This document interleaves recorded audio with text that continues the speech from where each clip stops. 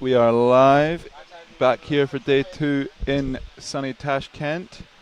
We have an absolute cracker of a day today lined up for you. We have the remaining 12 fixtures for our round robin style tournament, followed by the finals this afternoon.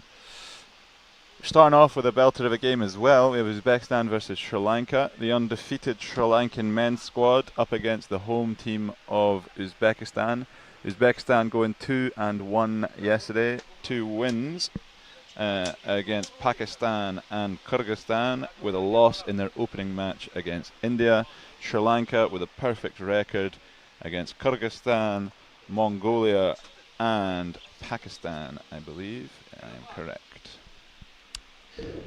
So, exciting day ahead, a lot to play for, both in the men's and the women's. Settle down, hopefully you enjoy today's stream. Watch some great rugby here from Tashkent. Brought to you thanks to our sponsors from the University of World Economy and Diplomacy in Tashkent, where on Friday afternoon a memorandum of understanding was signed between 12 nations from Central and South Asia to develop rugby across the multi-regional new organisation that is CASA Rugby. Also thanks to our other sponsors, Cordon, our sportswear sponsor, our match sponsor, Avid Sports, and of course the Uzbek Ministry of Sport, the Uzbek Ministry of Defence for hosting us here at the sports complex of the Ministry of Defence, and the Uzbek Commodity Exchange, and TBC Bank. Don't forget them. The players from Uzbekistan and Sri Lanka are in our little tunnel of sorts, about to come out from the far side of the pitch from where I'm sat. It's about 25, 26 degrees here in Tashkent, but it is going to get awfully hot today, another 10 degrees or so.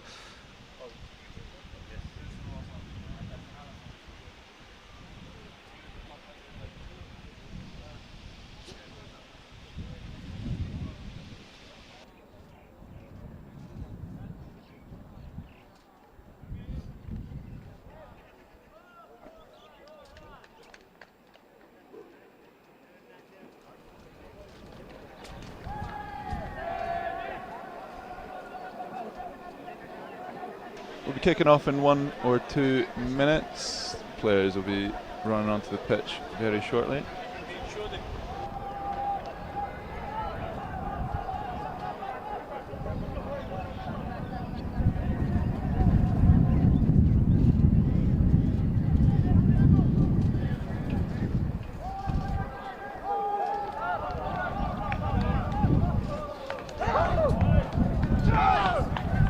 And here they come. Sri Lanka undefeated yesterday, 3 for 3.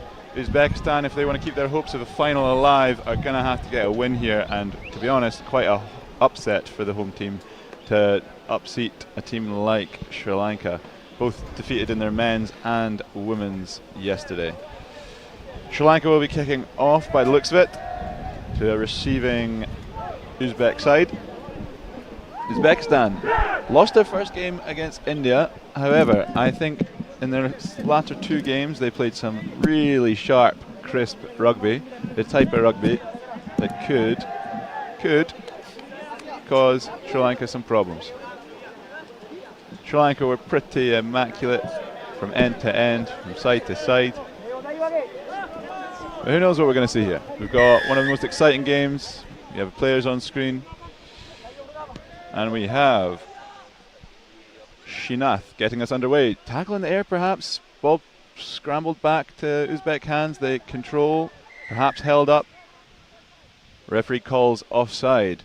Quick tap and go from Uzbekistan. They take it right to them over the halfway line. Ball's gone backwards. Over the 10-meter line, I should say. Good footwork in the centre, requiring 2 to bring him down. They sling left. Good handoff. Good contest over the ball. Clean again from Uzbekistan. They're getting some phases together here. Big sit down in the centre of the park. Dust flying. Bums on the ground. Oh, bit of a loose one. First mistake from Uzbekistan might be a sore one.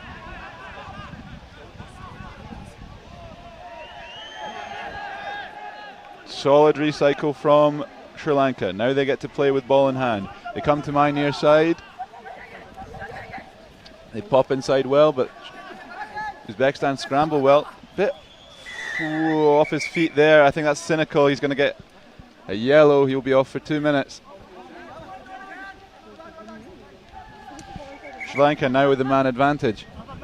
A couple minutes into this first opening game today.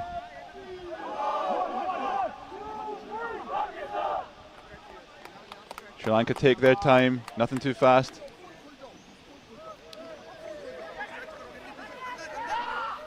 They have numbers on the left if they can get there. Uzbekistan scramble well. Sri Lanka have to recycle once more, bring it back to the centre. 2 versus 2 on the near side. A switch is coming. They have to switch in defence too. I think he's got him on the edge. Does he have him in the corner? He does. That's number 8, Gayan Pereira, to open the scoring here on our final Sunday of fixtures. The favourites, Sri Lanka, ahead by 5 with a tough conversion to come.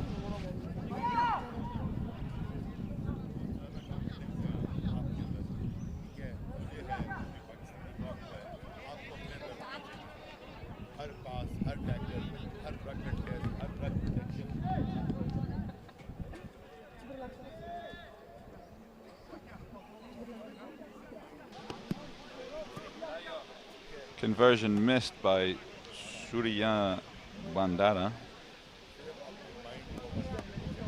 Comes back to the centre of the park to take his side to restart. Good try from Sri Lanka, taking advantage of the sin bin. But it's only a 5-point lead. Uzbekistan started off with some really nice play, gaining ground gradually, but couldn't quite unlock the defence. Good feet again in the centre of the park. Number 6, he's playing very well so far. That's Ulim. Very fast, evasive player. Uzbekistan avoid the big contact well. They look to recycle too.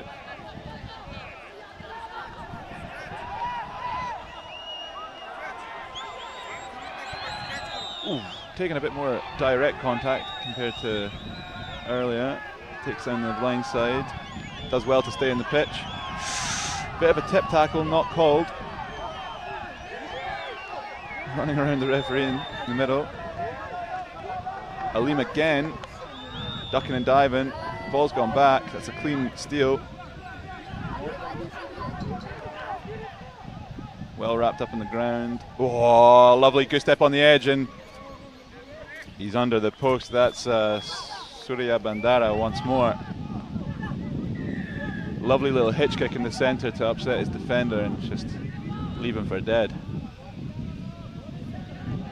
Again, all the ball has been in Uzbek hands. It's just been a quick bit of turnover. That was an interception there that almost instantly became a Sri Lankan try.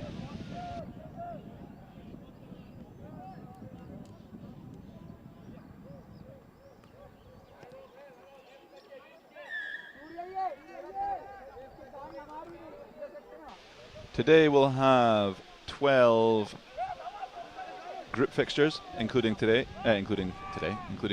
fixture.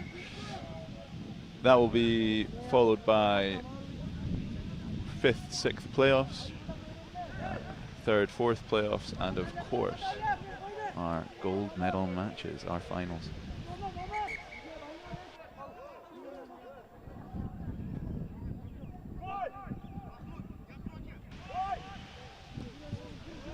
Surya Bandara restarts. Good flick back from Uzbekistan, but he's under a bit of pressure there. He has to try and kick past to his teammate. They've just about gathered in their own 22. And not releasing, or I'm not sure what the call was. Not releasing in defence, I think. Referee's going to have a word. Yellow, in fact. He's not going to have a word. He's going to show him a card and tell him 2 minutes. I think Uzbekistan must be back to 7 players now, and they've broken away instantly. Does he have the legs to get to the corner? Not quite. Brought down to the Sri Lankan 22. Have to resist a double counter ruck. Hands are on ball and not releasing from the Uzbek. That was a breakaway from... There is no number 14 on my team sheet. Oh, there is. Ruslan Ibragimov. Broke away there, but didn't quite have the legs. But another turnover in the centre for Uzbekistan. And a bit of a loose offload. But they've regathered and they bring it centrally. Aleem again missing tacklers. Bit of a... perhaps a forward pass there, but Uzbekistan have taken it into this corner. And they've taken it under the posts to bring this to what should be a 5-point game. The referee might have called a forward pass though. I think he has, and I think I agree. That pass along the 22, I believe, was forward. I don't think this one's going to count. I think Sri Lanka are going to have their clean sheet intact.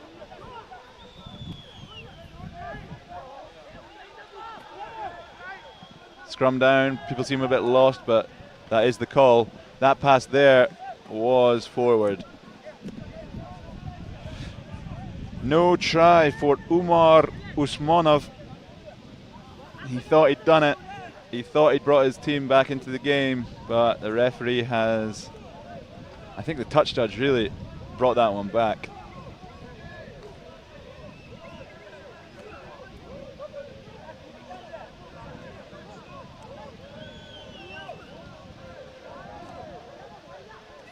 Scrum down, Sri Lanka on their own 22.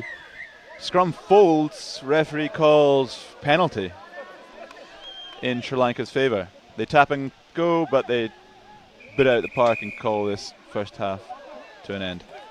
12-0 opening up our second day here in Tashkent.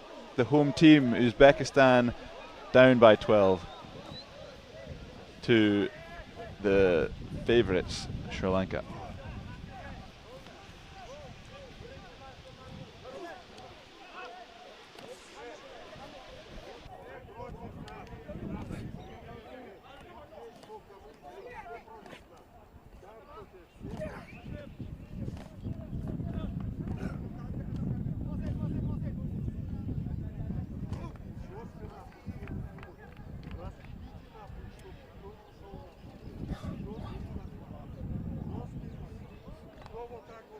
Two tries from Sri Lanka, the first from Gayan Pereira, the second from Shina Surya Bandara. Again, most of the ball being played in Uzbek hands, but when they did have it, the Sri Lankans managed to capitalise. A little interception for that second try you're seeing on your screen right now. A brief spell of ball in hand leading to a Uzbek sin bin, and subsequent Sri Lankan try opened the scoring. Number 10, Senat Mukhmetdinov from Uzbekistan will get us underway. He had an excellent kicking game yesterday, putting every team under pressure from the restart. Let's see if he can do it again, challenge this strong Sri Lankan side.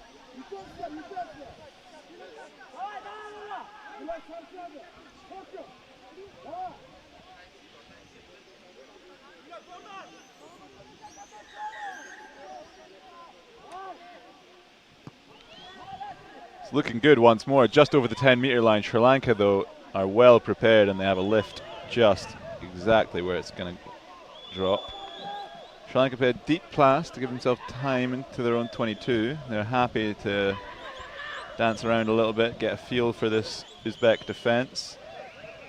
Bit of a loose pass, but they'll take that skip into the hands of the winger. And a nice little pop inside, Fiji style. Do well to recycle. They now got it into the Uzbek half.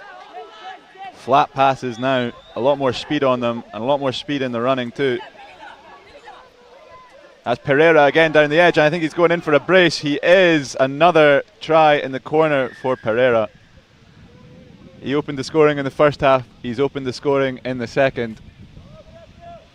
Gayan Pereira already getting his tally up today. Tough kick here to add the extra 2 once more, but this game is starting to get away from Uzbekistan.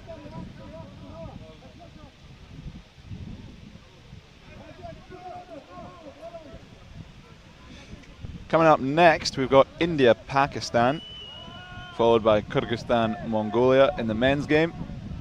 It's a good-looking kick. I think it's a bit right. The ref's not putting his flag up. I think it almost went over the post. Then we'll get into our women's fixtures today. There'll be 2 fixtures apiece for the men and women, followed by, as I say, our placing rounds. So 5th, 6th, 3rd, 4th, and of course gold medal final match. Kick-off or restart from Sri Lanka. Batted back. Should be a knock-on advantage, I think. Referee says play on. Sokolov drives through the heart of the defence. Uzbekistan do well to take it into the Uzbek half here. They start to play wide. They've got numbers on the left, but they choose not to use it.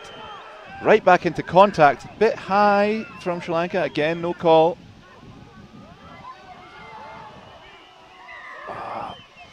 Uzbek brought to the ground, tries to fight back onto his feet. Referee says you are held, my friend. Penalty to Sri Lanka. They try to go quick.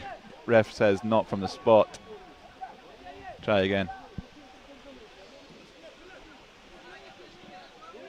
Strong running from Mohamedinov, the excellent kicker, but just tried a little too hard on the deck. Sri Lanka bursting down the left wing, and they're in again in the corner to make it 22-0. That is a brace for Surya Bandara. 2 tries for himself, 2 tries for Pereira, 4 tries for Sri Lanka.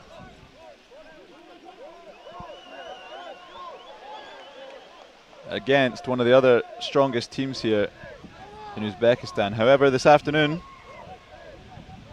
or in the next round of fixtures at least, Sri Lanka will be playing the only other undefeated squad in India. That is, if India in the next match can keep a perfect record. It's a good looking kick. Has he made that? No, just a bit right again.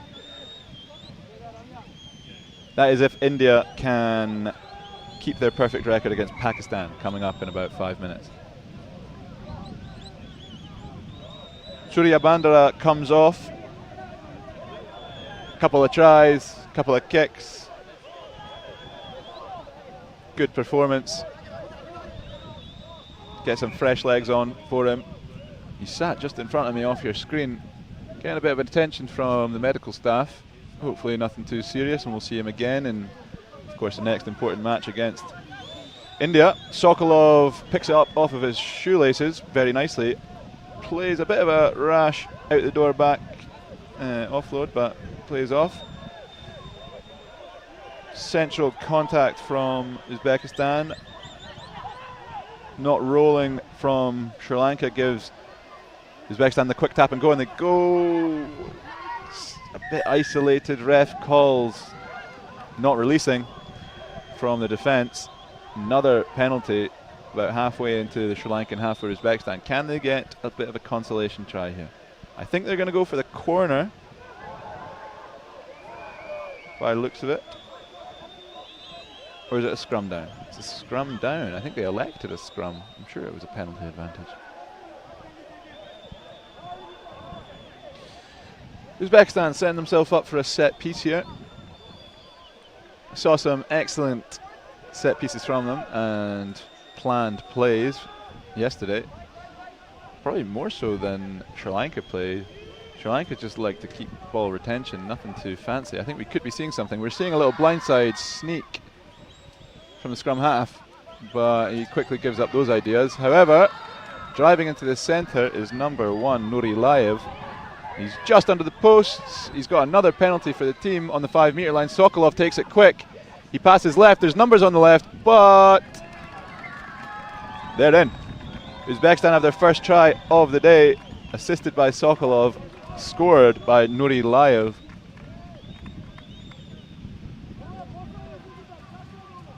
Uzbekistan have 7 points of their own.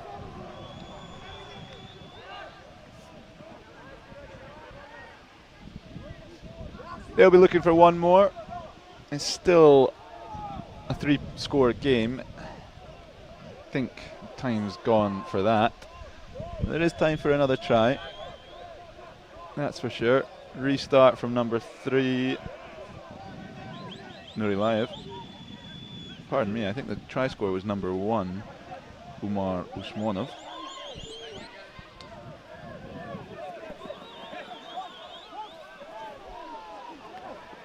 Strong running from Sri Lanka down the left wing, just about retained. Uzbekistan offside. They're committing an awful lot to the ruck as well. A lot are out of position. Ref doesn't call knockback 10, but doesn't matter. Sri Lanka have yet another down the side. That is number 10, Ramitha Hamisha. He scored quite a few yesterday, and he gets another one on day 2.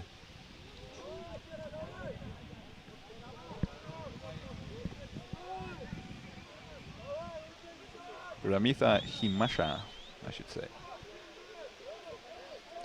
Conversion from number 7, Shuranga Tenakun, is good, and ref calls full time. Score says 29-5 on your screen. I think it was 29-7 to give Uzbekistan their credit. Don't think Sokolov missed that gimme conversion. I have a good player from yesterday, Janidu Dilshans, kind of limping in front of me. Strong runner who helped in that final try at the very end, but I think he's struggling. Medical team just slowly walking him across the park. Again, hopefully like some of the others, they're good to go for this big crunch match against India at approximately 12:20 Tashkent time.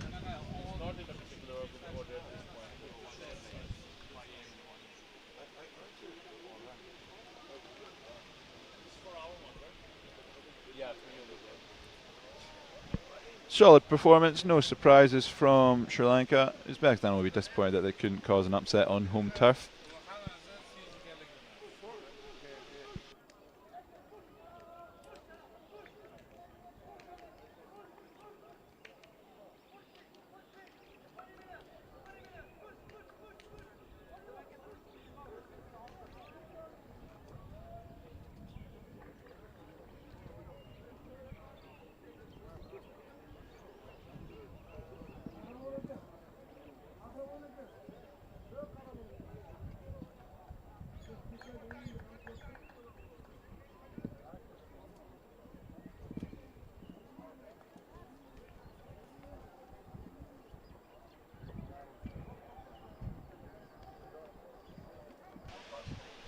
To confirm, it was 29-7 to give Uzbekistan their extra 2 points. They almost had it at the end of that first half. They thought they'd scored, the referee thought they'd scored until the touch judge brought it back for a forward pass. That would have made it 12-7 and would have blown that game right open. However, that called the game there. That was half time, and Sri Lanka came back going the other way with fire, and they scored very quickly. Sri Lanka have one more game before their most likely final. That is against India, as I say, at 12:20. Uzbekistan have one more game. That is against Mongolia at around 11:30. The time now being about 9:20. So, Sri Lanka have another 3 hours to rest up, relax, think about what went well, what didn't go so well. Perhaps start thinking about that final. It'll be around 4 p.m. or so. Uzbekistan will be disappointed. Their chances of reaching a home final probably slipping away. The women, however, still have a chance.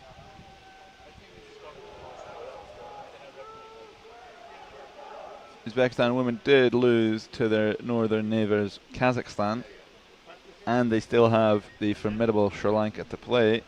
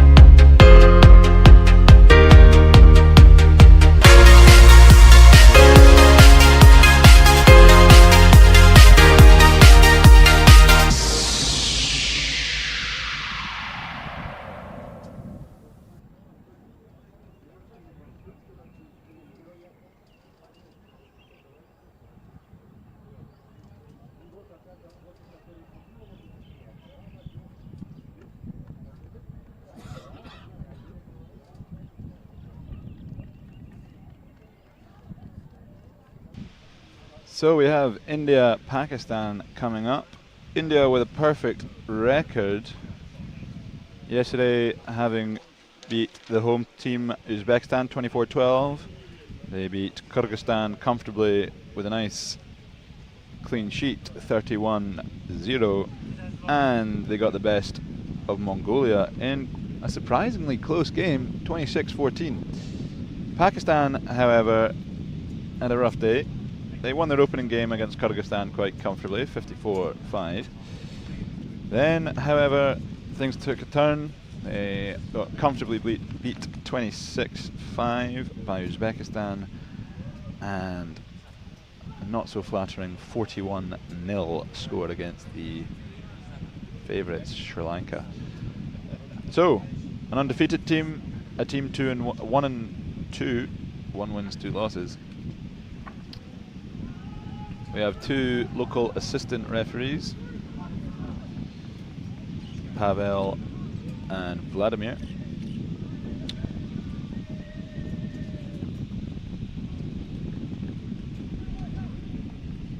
Our head referee is Kilum.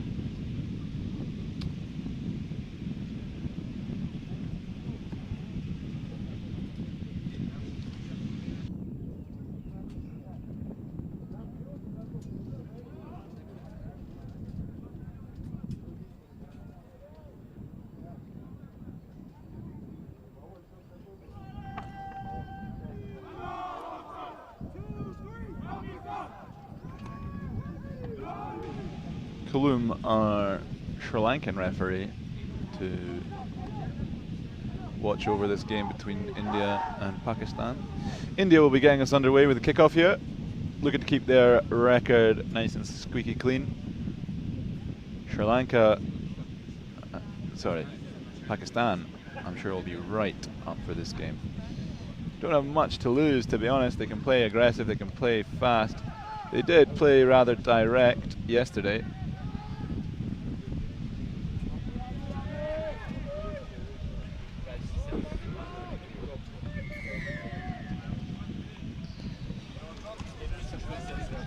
Good restart and a great retake in the air there from India. Instantly got the ball into the Pakistan half. A bit loose in the passes though. Akash Balmiki with a wonderful restart to get us underway here. India recycle well. They don't want to look for that contact. They want to find that space. They bring it from right to left. And it's a bit loose. They've dropped it unnecessarily in their own half, giving a big Pakistan front three an opportunity to scrum down here.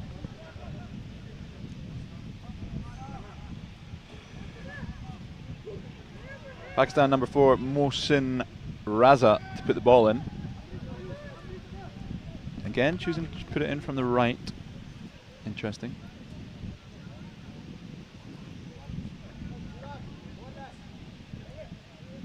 Scrum down just inside the opposition 10. Clean ball comes.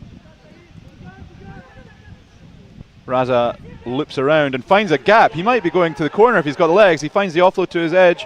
There's another pass there, and Bangash, the speedster number 7, is caught well. Ref says he's out before the offload inside. That'll be an India line out on their own 5-meter liner. So great little set piece play off of the scrum from Pakistan, almost breaking the line entirely.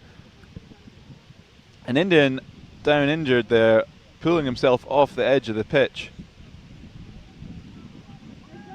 Can't quite see the number from here. Trainer's coming. He is off the pitch, but referee's still having mercy. Let be attended to, requiring a substitute.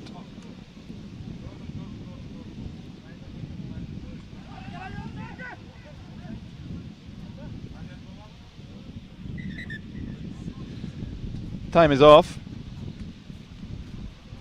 to attend to this injury.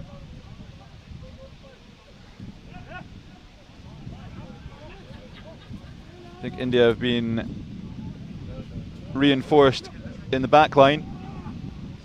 Good clean line out. They play the ball on their own line. They play the ball very close to the sticks. They're happy to run this out. Risky, loose ball. We have a speedster who might get away here all the way. He chooses not to. He chooses to recycle. He takes in 3 Pakistani defenders. India go blind, and that is number 11 burning down the wind, Kishore Maji. He scored a couple yesterday at least. He's got a 1v1. He's dragged down well inside the Pakistan 22. India are there to support, however. Pakistan are slow to get back. It's a 3-on-2 on the right side. A nice miss pass. And that puts number 8, Sumit Kumar Roy, into the corner to open the scores. Great counter-attack from end to end from India, only taking a couple of phases. Lovely miss pass to put Kumar Roy in the corner.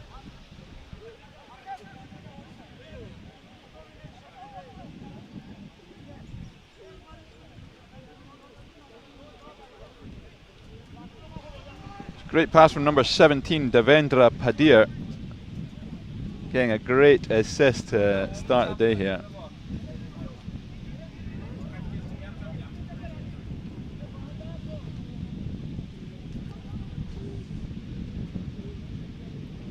Kick no good, remains 5-0.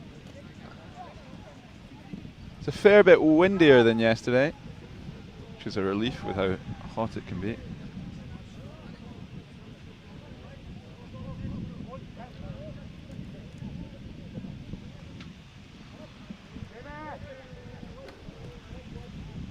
Akash Balmiki with the ball in hand. Excellent kickoff at the start of the game. He'll be hoping for a similar restart now. Bit lower, Couple knock-ons, I think. Ref says first knock-on off Pakistan. That'll do. In Balmiki's book, I think he'll take a scrum. Scrum down in Pakistan's half, almost on the 10-meter line. India ball.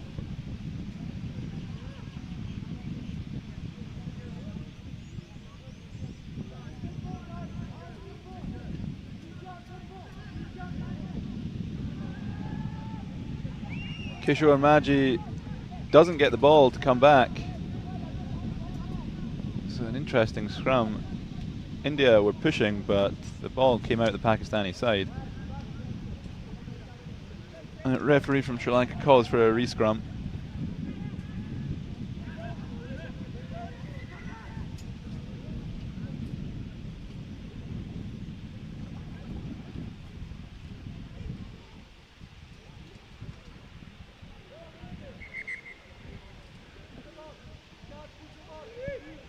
Kishore Maji, scrum half here, he initiated that end-to-end attack that resulted in a Kumar Roy try.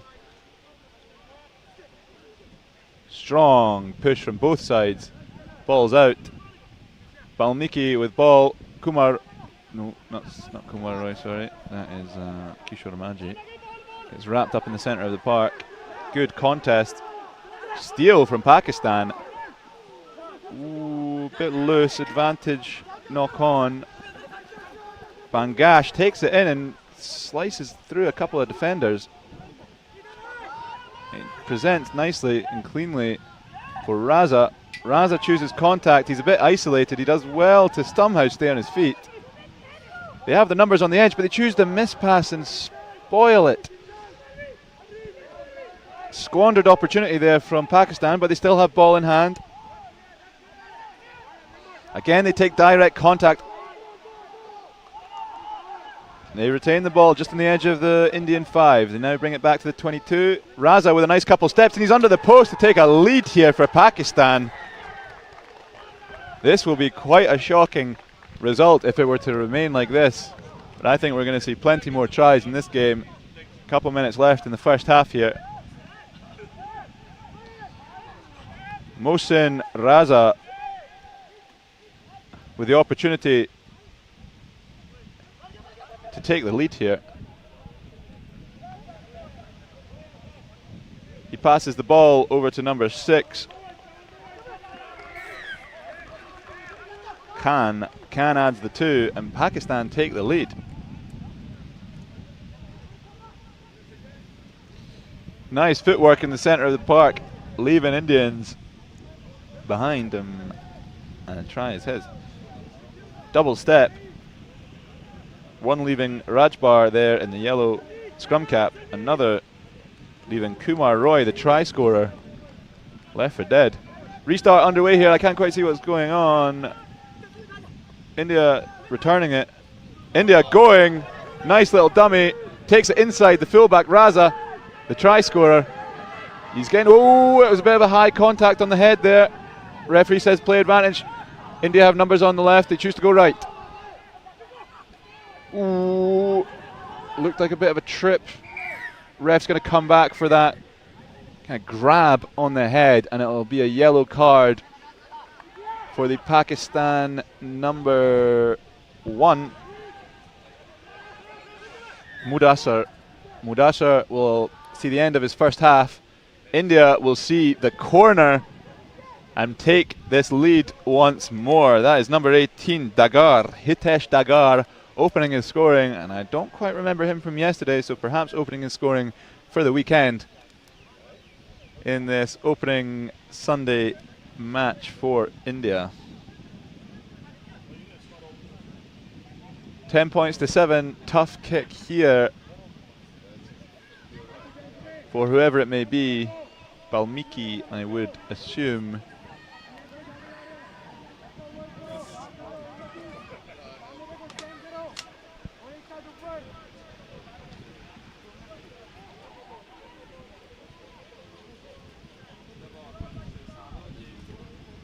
Don't think it's got the legs on it. It doesn't quite. It's a close game here. Second game of the morning, 10 points to 7 in India's favour.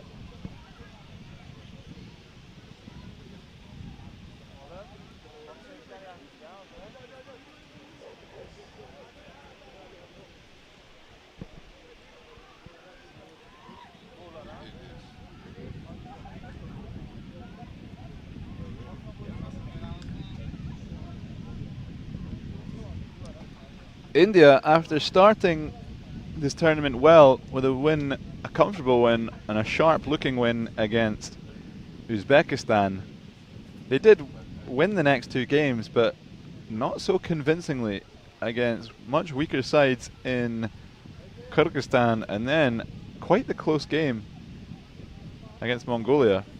Two sides that teams like Sri Lanka and Uzbekistan have been putting away with ease. Lovely opening try for Kumar Roy. Excellent choice for the miss pass to put him into the corner.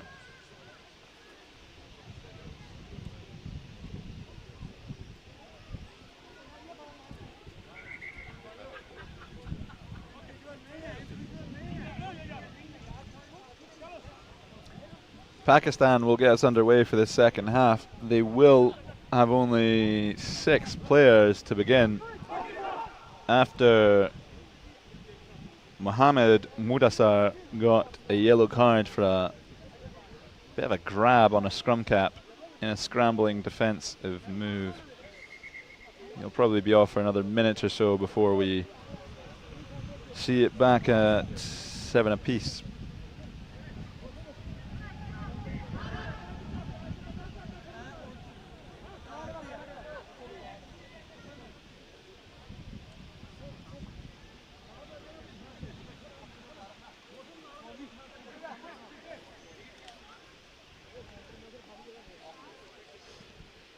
India in a receiving position,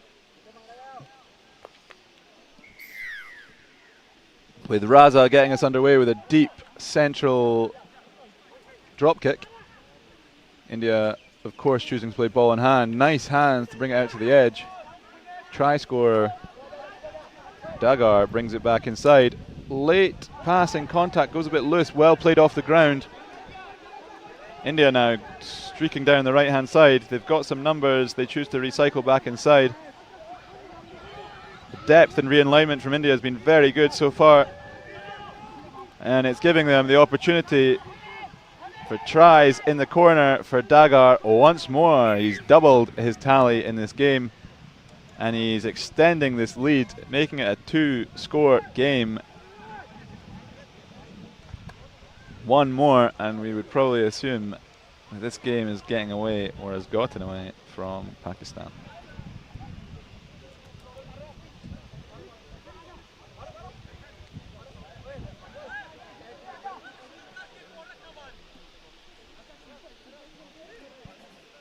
Difficult kick here for Kishore Maji. Decent attempt, just a little left.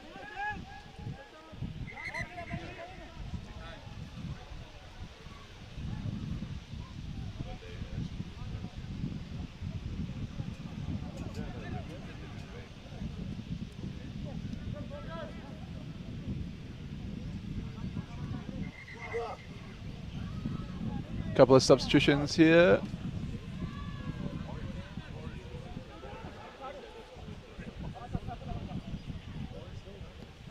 Restart from India. Contested well, tap back. Should be an India ball, it is. They bring it back into their own half. Loose passing, Dagar scoops it up, brings it back to the centre. Finds a bit of space, draws in a couple of players, but then a loose, rash pass brings them back into their own 40. Cheeky bit of feet from the yellow scrum cap. Rajbar found himself isolated. Bangash contests, nothing coming of it. India again playing it with in their own half, and again loose passing. Ball's hitting the deck a lot for India right now, but it's seeming to work. They've brought it into the opposition 40. Interesting little kick pass there. Perhaps he felt his arms were wrapped up, just dropped it onto the boot and played it across backwards. I want him to do that again.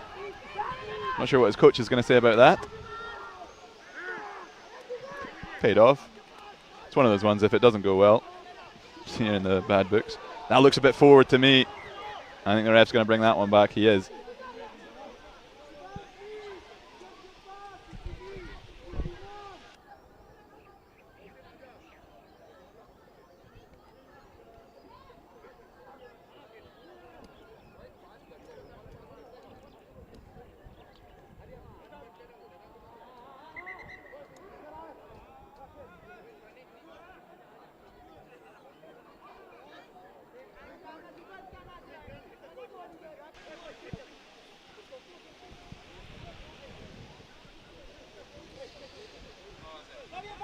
Pakistan player on the ground here, number 5, David Munda. Pardon me, that's the Indian 5.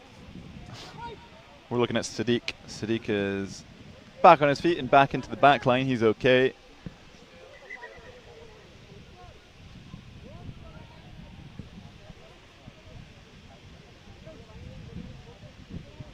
Scrum down, Pakistan ball after a forward pass on the breakaway from India. Pakistan here need a try to keep this game alive. Loose. Offload. Just about works. Oh, he's tripped himself up. But he's still broken the tackle.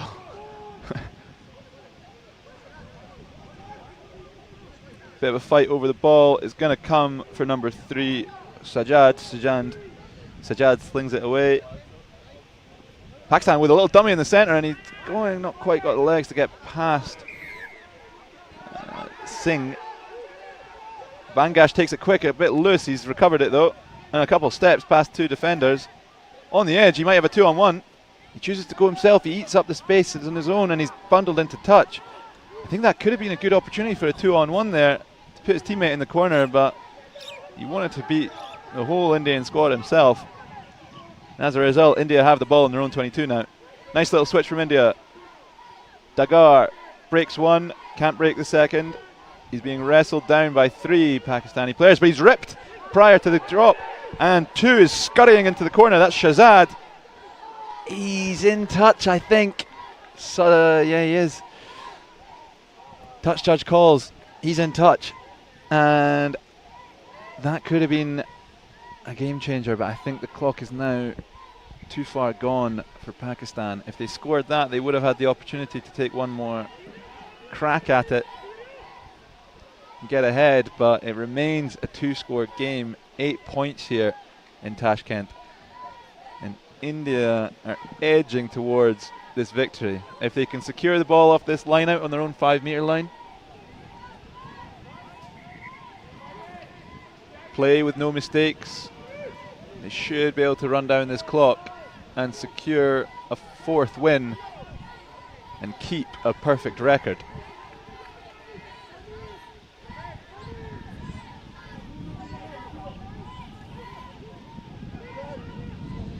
Slow throw-in coming. It's a bit loose. Pakistan have picked that up.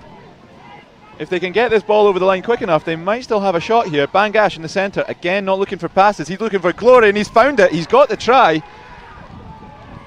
It's going to make it 15-12. Good individual work. They're going to need to speed it up here, though. I don't know how much time is on this clock.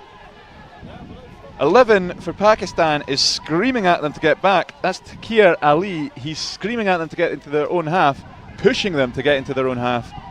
They need to hurry up here. The kick doesn't really matter. The kick doesn't really matter. Brings it into 1 point. Unless they were going to go for a drop kick tie, but that's boring. I'm going to go for the win.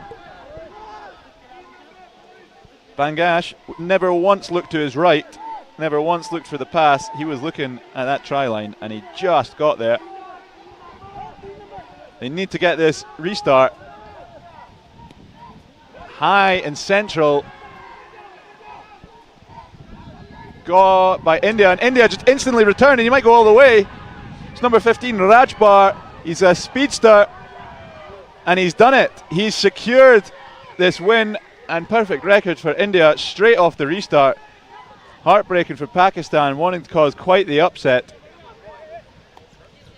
A kick here will again make it a 2-score game and end Pakistan's hopes. Although I have a suspicion the full-time whistle will be going after this conversion attempt. Pakistan brought themselves to the edge of glory,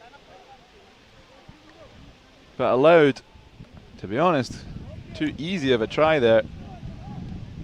Kick no good. It's a 6-point lead, but referee calls full time, and India are 4-0.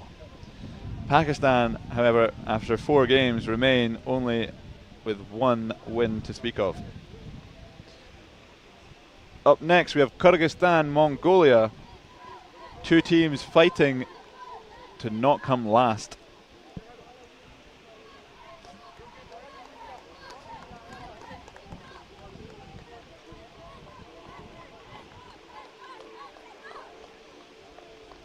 Kyrgyzstan had a pretty tough day at the office, losing to Sri Lanka by 49 points in their opening game, losing to Uzbekistan by 47 points in their second,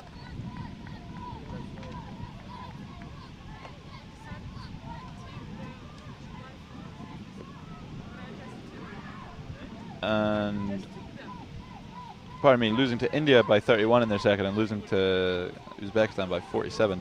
Only 1 try to their name, 5 points to speak of going into their 4th game here against Mongolia. Mongolia lost against Pakistan, they lost against Sri Lanka, and they lost against India.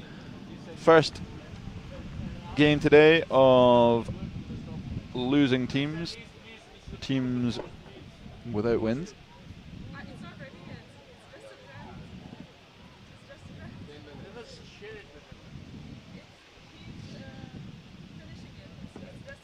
Players will be out in a couple of minutes. I'll leave you for a second. I'll be back in a moment. Don't go anywhere.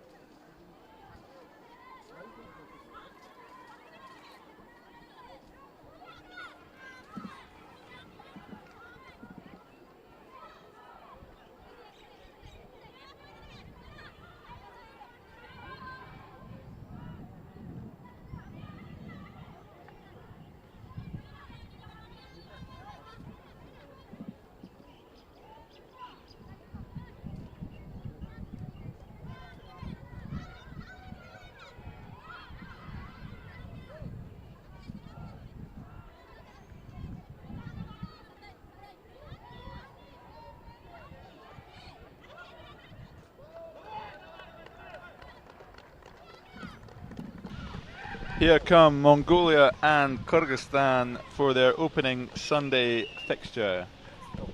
Both teams with losing records, 0 wins, 3 losses from yesterday's games.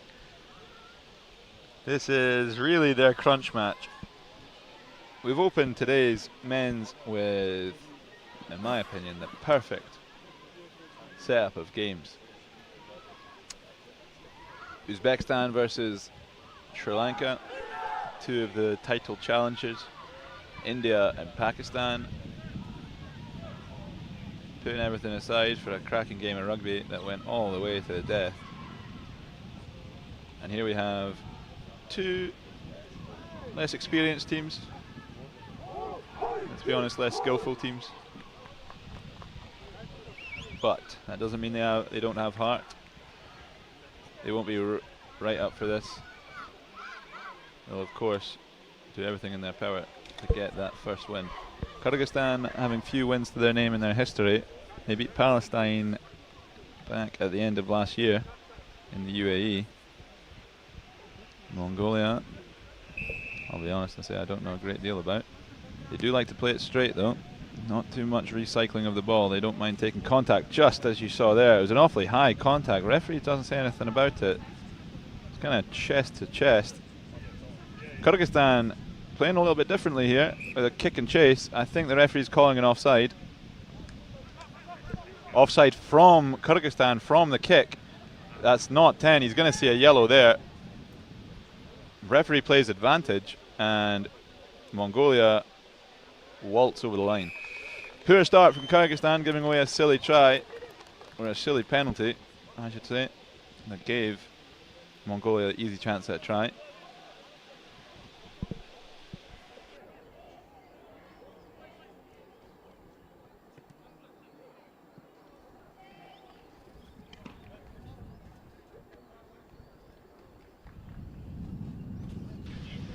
Conversion good by Enkbat.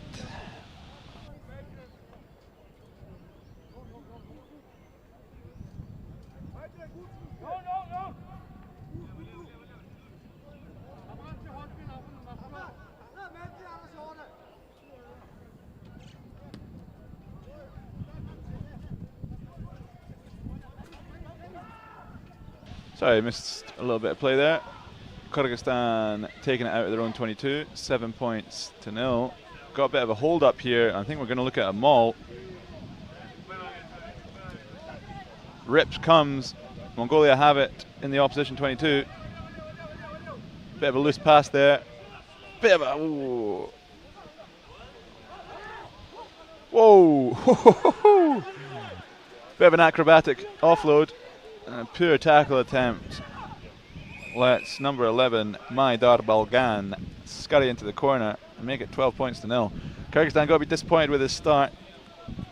Didn't really seem ready for what was about to happen.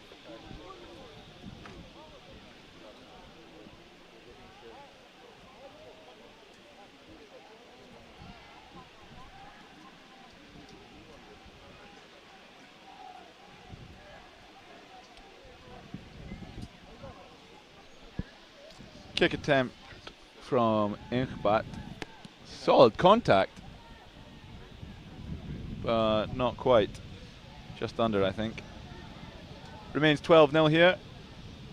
Interesting tackle and offload there. Tackle not really using his arms. Tackler not really using his arms, but well done by Altan Jorgal to get that ball away. Just there, fading from your screen.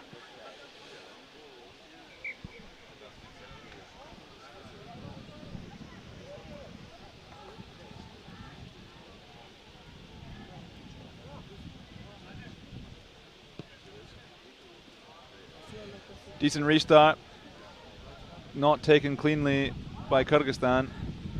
Recycled by Mongolia to the right wing. Good contact in the middle. Good offload off the deck. Bit high and scrappy from Kyrgyzstan in the contact zone. Bit offside, I think, too. Referee doesn't call it. Offloads consistently coming. I think the referee's calling that one forward. Scrum down Kyrgyzstan around 10 meters from their own try line.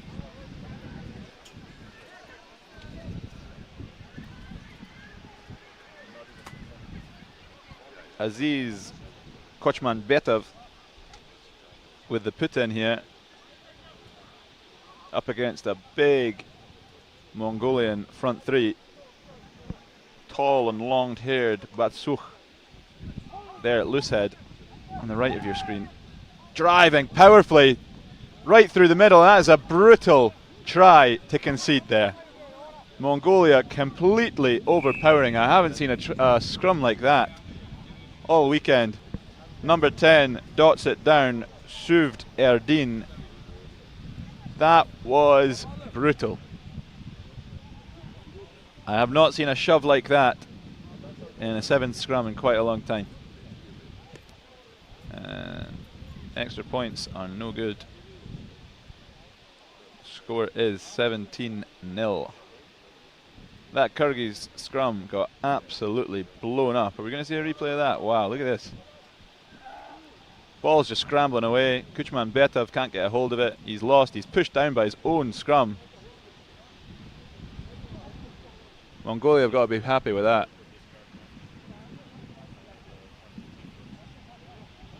Kuchmanbetov can't even get his own ball. Tries to save it, just kick it out into touch, but he's overpowered by the Mongolian front three.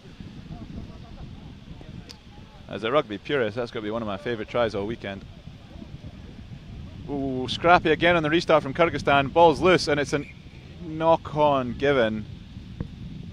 Mongolia thought they were in for their 4th try of the day already.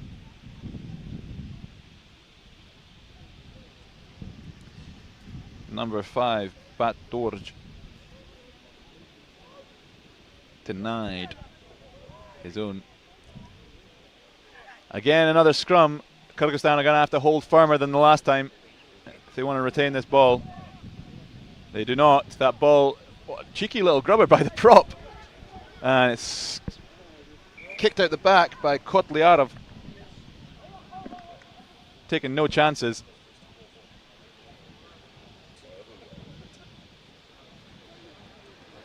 Scrum down Mongolia on the Kyrgyz 5-metre line. The last few scrums have been Kyrgyz, but dominated by Mongolia. I expect the same coming here. Mongolia not choosing to push too far. They'd rather have clean ball to give to their backs. They give it. Lovely little loop around. Oh, and he's dropped a golden opportunity to open his try account. He was denied. He's got a smile on his face, but he was denied a try previously by a slight knock-on, and there is quite an obvious knock-on from himself. Lovely set piece from Mongolia. Just the final bit of hands letting them down. But again, they've got an opposition scrum on the Kyrgyz 5-metre line. Mongolia are going to shove here a lot more than they do on their own scrums. They do not want to have such nice and clean and easy ball for Kuchmanbetov, and he's not going to have it.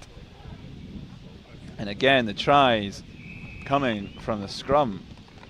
Not your classic game of sevens here. Mongolia choosing power.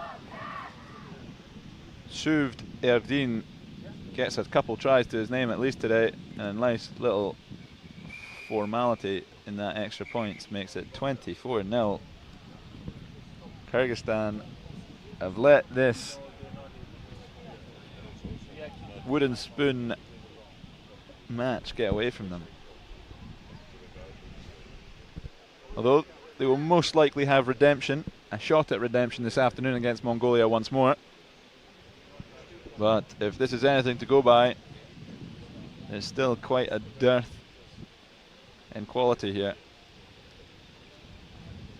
Or perhaps just in strength. The Mongolians here overpowering the Kyrgyz at every opportunity. Weak tackling at times. Kotliarov there just putting out an arm.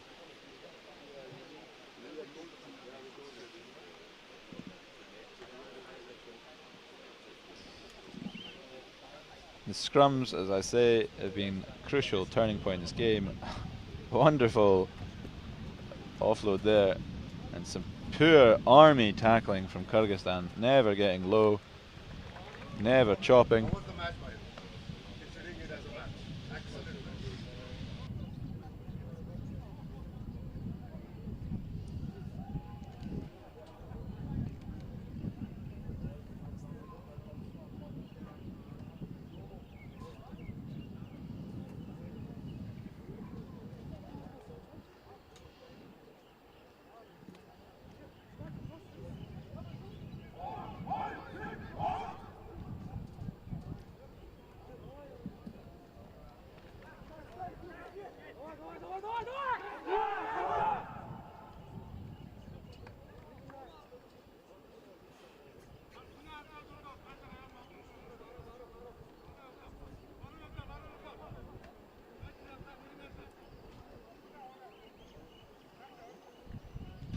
Kyrgyzstan's Kochmanbetov, I think, is going to get us back underway here.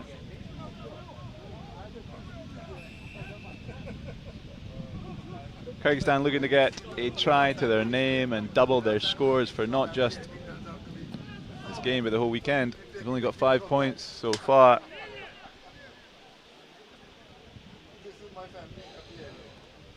Mongolia faking the switches, playing out their own 22. Solid tackle there, finally, from Kyrgyzstan. It's been very army previously. There's some better shots from Kyrgyzstan, almost taking the Mongolians into touch. They bring it back across the pitch quite laterally. Switches coming, options coming, central running. Oh, powerful Bosch by number 9. Is he going to go all the way? Does he have the legs and the speed? Dragged down by 18. Ball's not coming. He's not releasing on the ground. Referee's not calling it. He is now.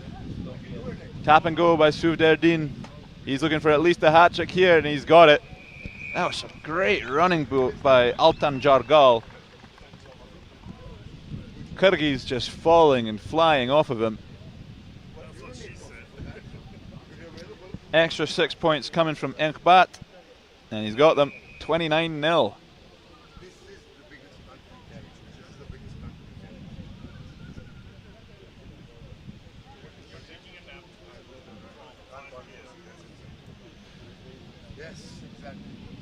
Mongolians most likely going to put on a bigger score than the likes of India on Kyrgyzstan.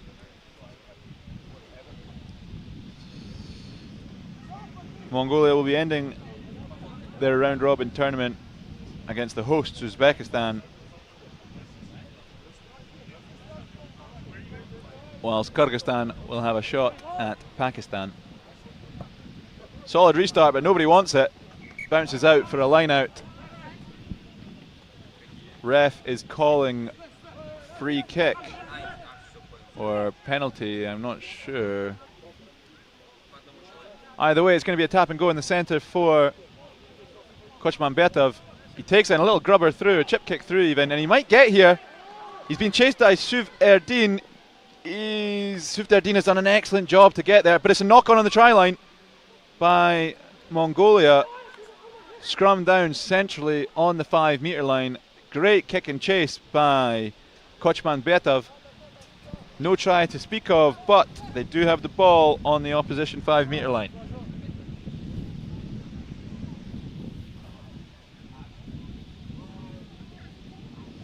Kochmanbetov with a push in. Can they secure their own scrum? It's been a weak scrum so far, and it looks like it's about to go flying back, and it does. The legs are just straight. There's no bend to it. There's a bit of a charge down. Referee's called offside. There shouldn't be an offside if it's a tipped kick, I don't believe. But play on. Kyrgyzstan's tap and go. Erlan Tamash. Sorry, I forgot your name, mate. Tashmamatov. Erlan Tashmamatov is close to the try line. Not quite getting there all the way. He's recycled out left, and he's got it now again. He bounces to the edge, and he's got it. Come on. Kyrgyzstan get their weekend sky. Some boys are celebrating around me. Get their weekend try count doubled. Erlan Tashmamatov. Oh, your name. Tashmamatov. Erlan Tashmamatov with the try. Strong run, strong fen against a tough Mongolian defence. Tashmamatov has got himself 5 points. Kick is low and wide, and it is 29-5. Deserved try for Kyrgyzstan. Here you have Tashmamatov. Strong fend, leaving the Mongolians in his wake.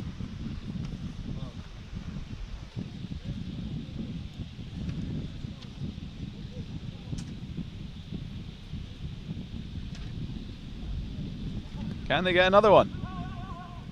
Good restart deep into the Mongolian half. Now they try a bit of boot to ball. Kotliarov misses the cleanup, leaves Suvderdin to offload it back in. Again, Kyrgyz tackling a bit too weak, a bit too easy. And that is Balgan streaking in for yet another Mongolian try.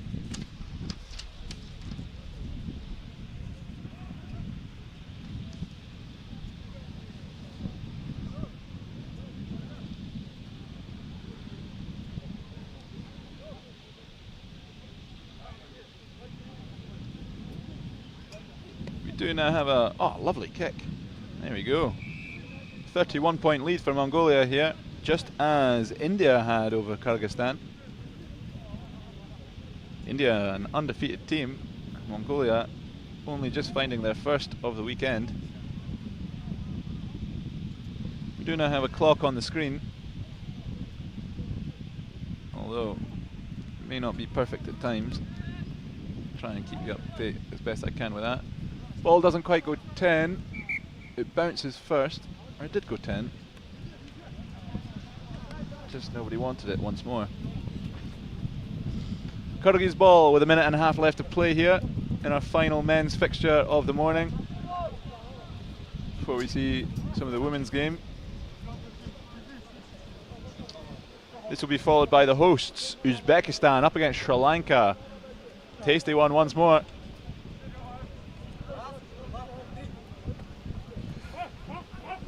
Fumbling, but well stolen line out by Mongolia. They spin it out right.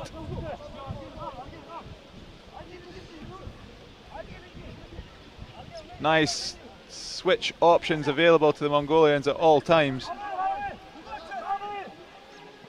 They're playing less direct.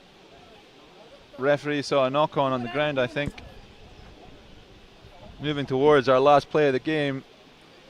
Scrum down Kyrgyzstan. Adil Chinibekov with the put in. Or not, he's been hooked. And can't quite see the substitutions from where I am. Oh, Kochmanbetov has returned.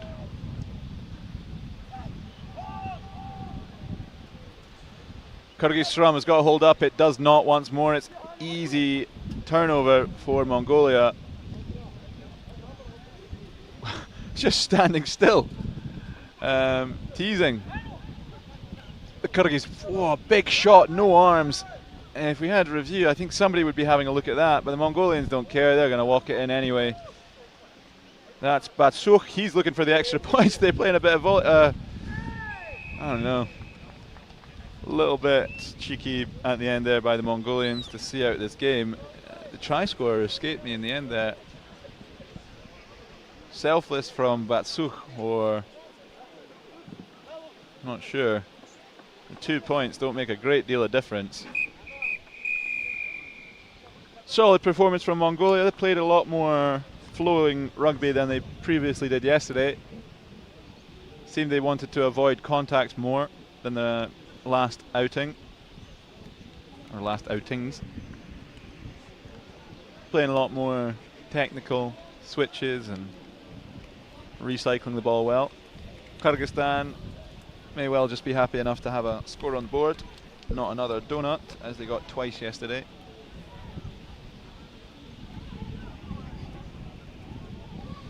That concludes our first round, or really fourth round of men's fixtures, leaving us with one more to come, with a lovely looking India versus Sri Lanka, two teams with four wins, no losses this afternoon, or around lunchtime anyway, followed by our finals and our placing matches. But first, we've got plenty to play for. Women's coming up. We have Uzbekistan versus Sri Lanka, India, Mongolia, Kazakhstan, Kyrgyzstan.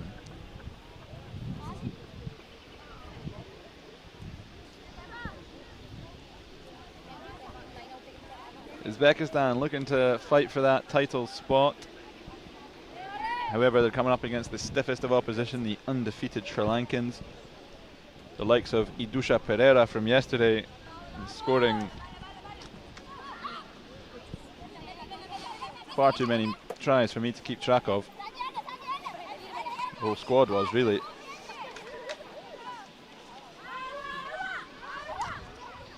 Uzbekistan have their own stars. Naurizbayeva put in a good performance, scoring an opening hat-trick in their upset win against India. We saw other fantastic tries from the likes of Oraz Metova scoring a 90-meter try against Kazakhstan in their back and forth match that ultimately Kazakhstan pipped at the very, very end in a 17-12 win.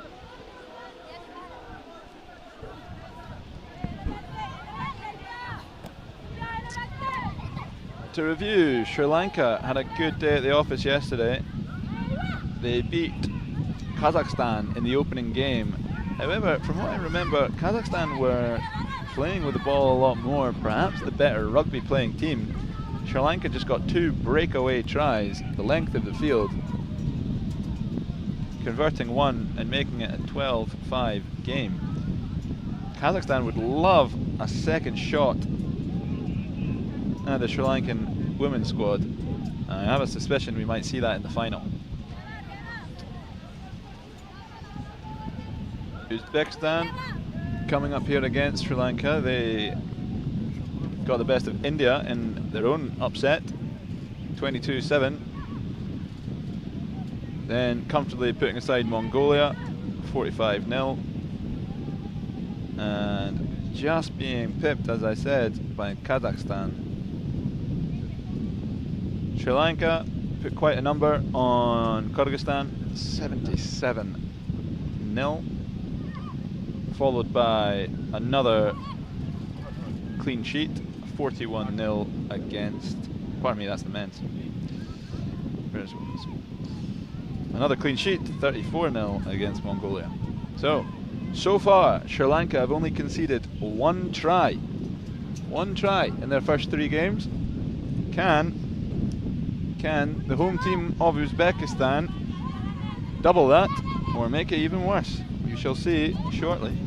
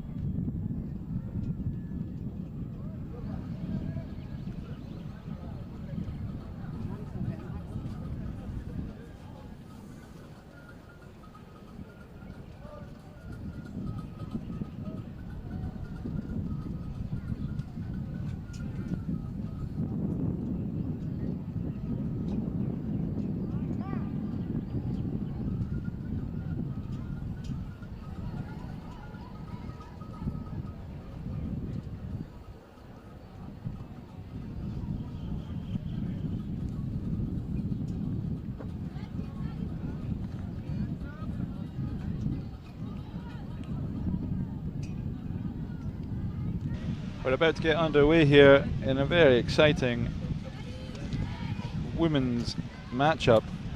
Uzbekistan and Sri Lanka. Uzbekistan with 1 loss, Sri Lanka with none. Both teams looking to be in this afternoon's final.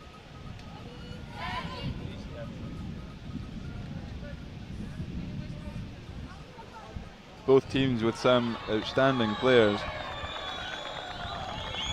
Here they come. Temperature's rising, it's breaking 30 degrees here this morning in Tashkent.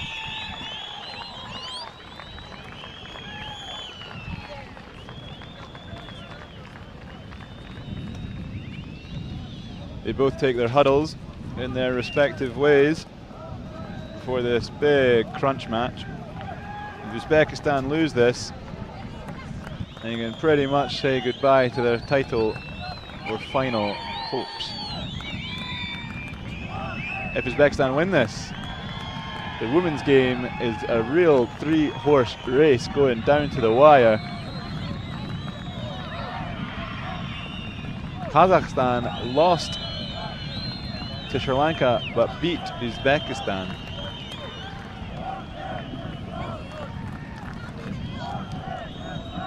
Uzbekistan are going to really strive for home glory.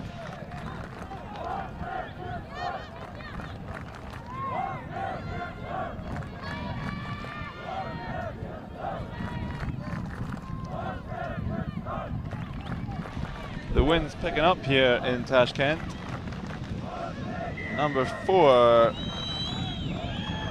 Rafsanjali, gets us underway with a deep and awkward, pardon me, deep and awkward restart, bringing Uzbekistan onto their own 10-meter line or so. Not that there is a line, but about 10 meters out. Solid defense, good steal attempt. She's not rolled away. Uzbekistan tap, go in their own 5, or in their own 22, I should say. Quick hands to the edge, wrapped up a little bit high, not coming. Good counter ruck, but off her feet, straight off her feet from Pereira, the prolific try scorer from yesterday. Here we have Naurizbaeva, strong carrier, opened up this tournament with a hat-trick against India. That's a soft knock-on to give away.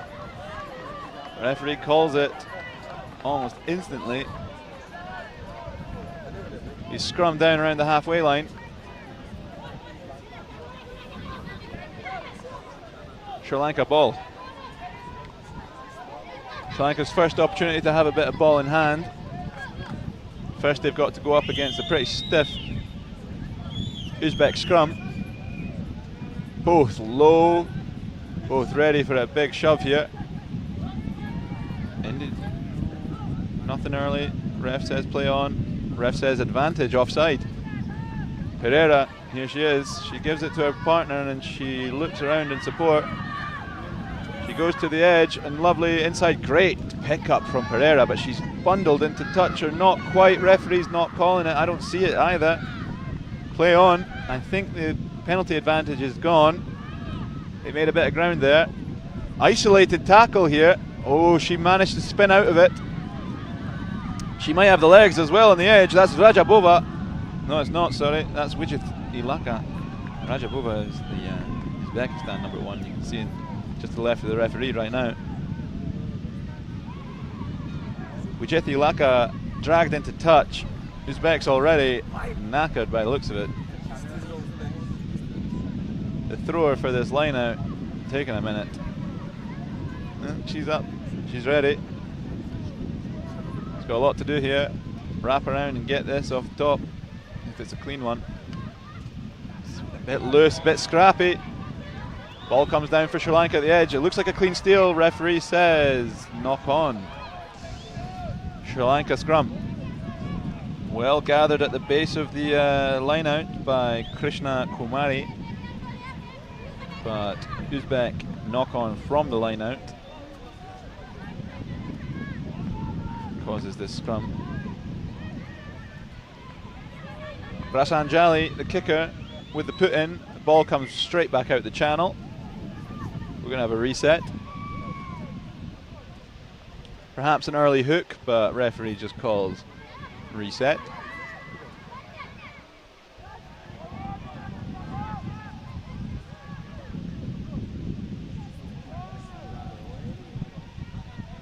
Offside from Uzbekistan, penalty coming.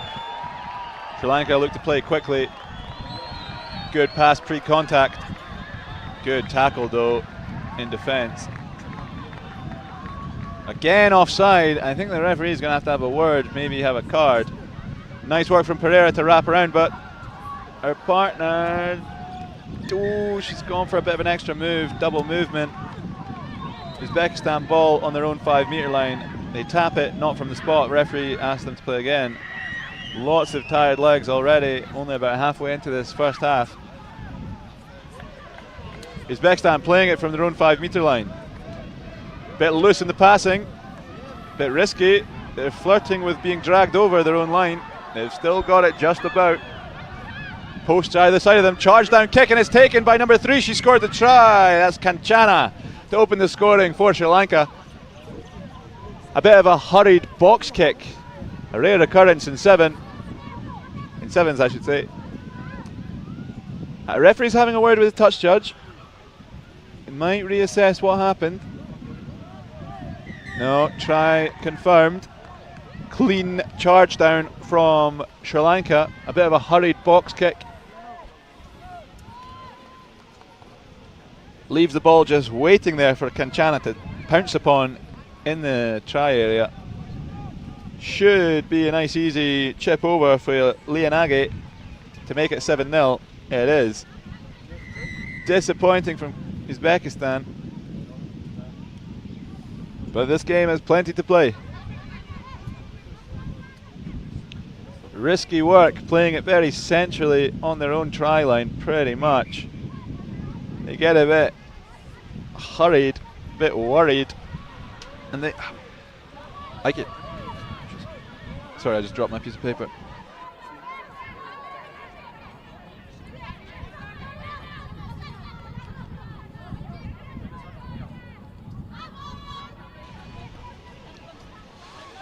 (7-0). Rasanjali to get us back underway.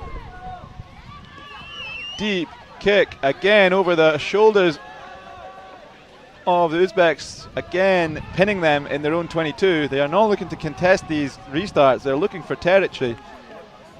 They trust their defence, and as they should. They've only conceded 5 points in their first 3 games, this women's Sri Lankan side.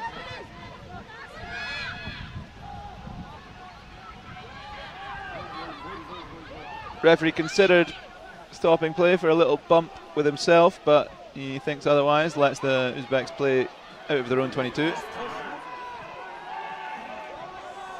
Forces the offload, it's well taken after a little juggle. Uzbekistan assess, they go short side for a 2-on-1. They've got the numbers on the inside. Good chop tackle. But Uzbekistan with the advantage and bringing it up to the halfway line. Ball in hand.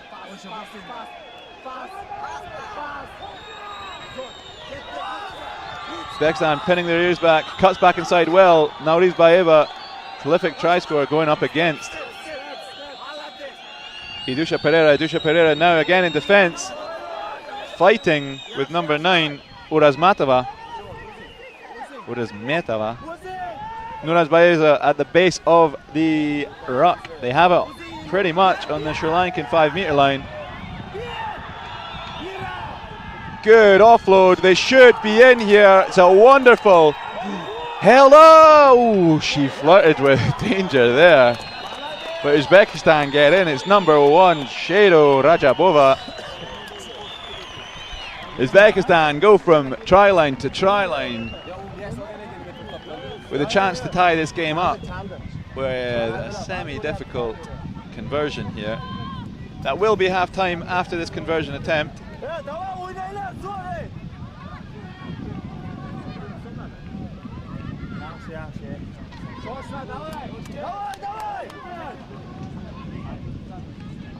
Powerful looking kick. It is a good kick as well. She's tied it up 7 apiece. Sri Lanka, having only conceded 5 points in their first 3 games, coming into this fixture against the home side, Uzbekistan, are going into the break 7 apiece, 7-7. Great work from number 12 there, Nargiza Jumabayeva, pre-contact. Great bit of offload, great bit of support. Another pass by Jumabayeva, sending Rajabova in. She almost got in a bit of trouble. She twisted and turned out the tackle and got her team 5 points. Well converted to tie this game up.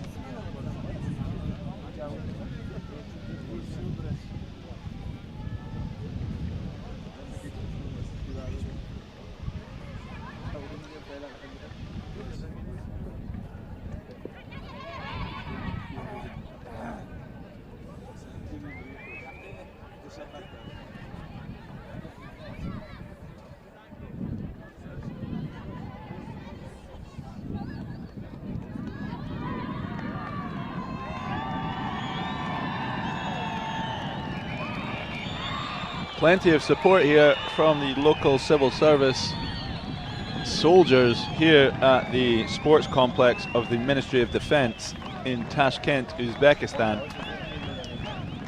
Civil servants, volunteer students, soldiers here to support and assist the setup and organization of this great tournament as it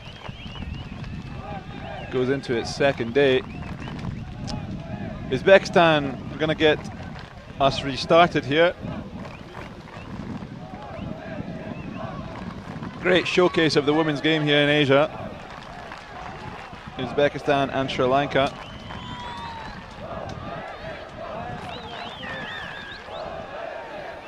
Next try here is going to be crucial as we get back underway. Number 7, Ainura Abzieva, gets us kicked off. It's loose and bobbling into the Sri Lankan 22. It's a loose and errant pass, but just about taken by Pereira. She cleans it up, but my word, that was a rash, pretty bad pass by Sri Lanka, almost giving Uzbekistan a walk-in try. Sri Lanka not stirred by it at all. They are, in fact, returning it the length of the pitch. Number 11 streaking away, Dilrukshi, and they have.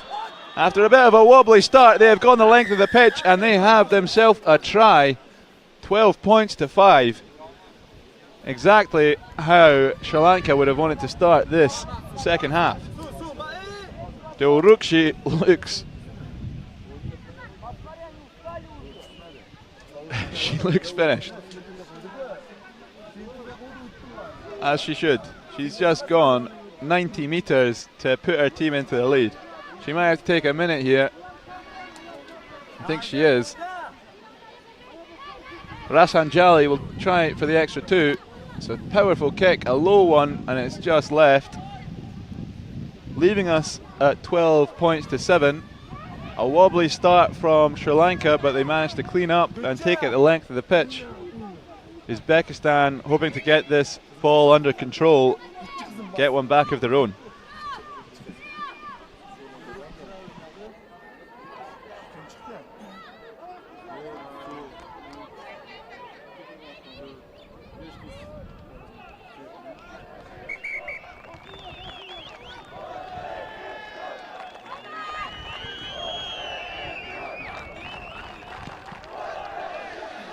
Deep kick going into the Uzbek end zone. If it goes all the way, I don't know what the ruling is. They just pick it up and play it though. There's just one ball in hand. Oh, lovely little backdoor pass pre-contact. Uzbekistan playing it. Although Idusha Pereira with the interception, referee says knock on in the interception attempt. I don't think Pereira agrees. She's shaking her head. I'm not sure if I agree either. Couple substitutions for Sri Lanka.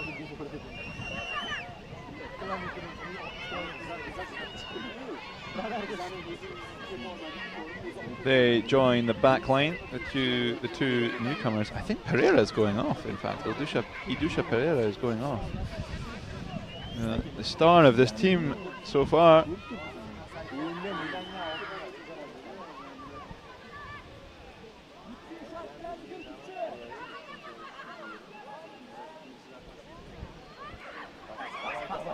Uzbekistan secure the ball from their own scrum. They take it in to about the 10-metre line of their own. They have another penalty. Not rolling away again. Quick tap and go off the ground for Uzbekistan. A bit of a loose pass, bounced nicely into their hands. Switch to keep the ball alive. Another little switch coming down the blind side. The 2-on-1 was on. High contact. Another advantage. We might be seeing a card here for Sri Lanka.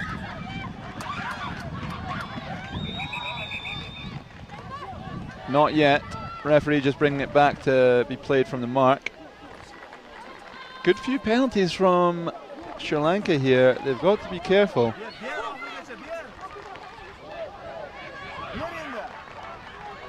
Uzbekistan spinning out well. Naurizbaeva cuts inside, leaving a couple in her wake. Hands off behind her, looks for the offload. It's not coming.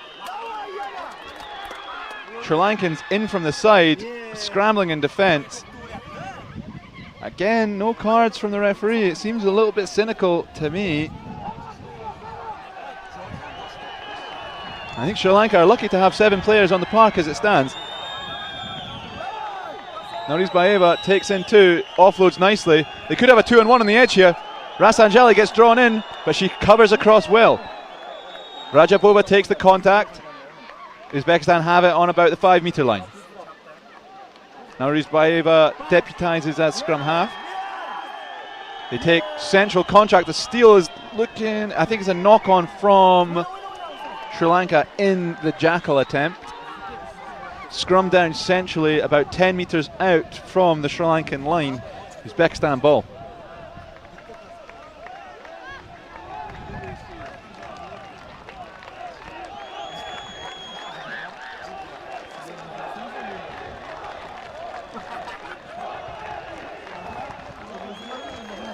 Chants of Uzbekistan ring out around this sports complex.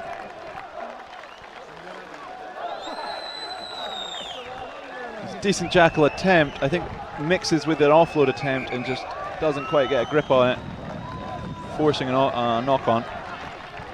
Scrum down, Uzbekistan. Clean ball. Slings it deep behind the first receiver. She's struggling to pick it up, and it's a knock-on on the deck. It's really poor mistake from Urazmetova and Abzeva, not connecting at all there on the base of their own scrum. The pass just goes nowhere other than backwards. Nobody's hands, no move to be spoken of, just a loose ball, and they can't even fix that problem. A minute and a half left or so here in Tashkent. The home side desperate to get their hands back on this ball. They had a golden opportunity, but they squandered it. Offside again at the scrum. Urazmetova doing that almost every time, giving away crucial penalties, and Sri Lanka coming back with pace. A solid pass right in front of her. Beautiful. Good hit though from Uzbekistan in the scrambling defence.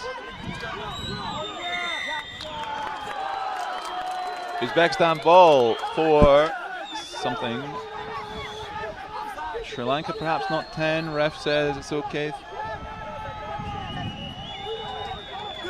Last minute here. Last hope for Uzbekistan. A converted try will mean a win for them here. Good cut inside. Leaves the Sri Lankan behind. Looks for the offload. Whoa, big clean out from Sri Lanka, from Uzbekistan. And number 2, that was a wonderful hit. Yuldasheva with a massive clean out. Not the most wrapping up going on, but referee says play on. Good hit, good, lovely offload. Solid contact. Is she away? Uruzbaeva gets a try back for Uzbekistan. Now, we have a huge conversion attempt about to take place. This conversion attempt is make or break for Uzbekistan. A draw will probably not suffice.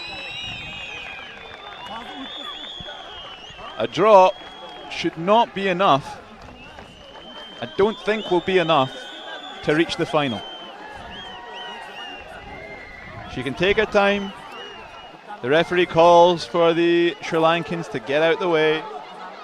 I have another Sri Lankan. No, doesn't matter. Big kick. If this goes, 3 points to Uzbekistan. Oh, it's a solid effort. It's shy. It's shy. Refs marching back to the centre circle. I think we've still got time to play here. I thought that would be the whistle gone. The time on your screen is perhaps not perfect.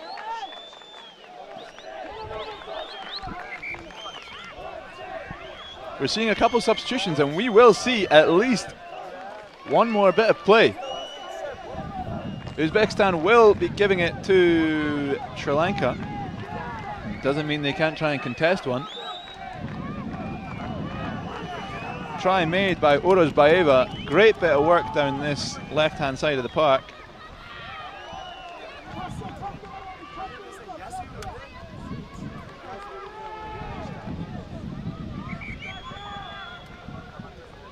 Probably the last play of the game here. Abzieva gets us underway with a deep kick to the centre. Long passes out to Idusha Pereira. She looks for the switch, she finds it. Narrow attack here from Sri Lanka. They're back to where they started, if not further. Now Orozbaeva pushing them back. Apologies if it's quite windy or crackly. It's really picking up here. Idusha Pereira looking to get away, but she's only losing ground. Big counter ruck, but off her feet. Wow, I don't know if that was quite legal. Scrappy ball. Idusha Pereira offside. I think should be the call. It should be an Uzbekistan penalty on the 5 metre line. Referee is asking them to slow down. I don't know why.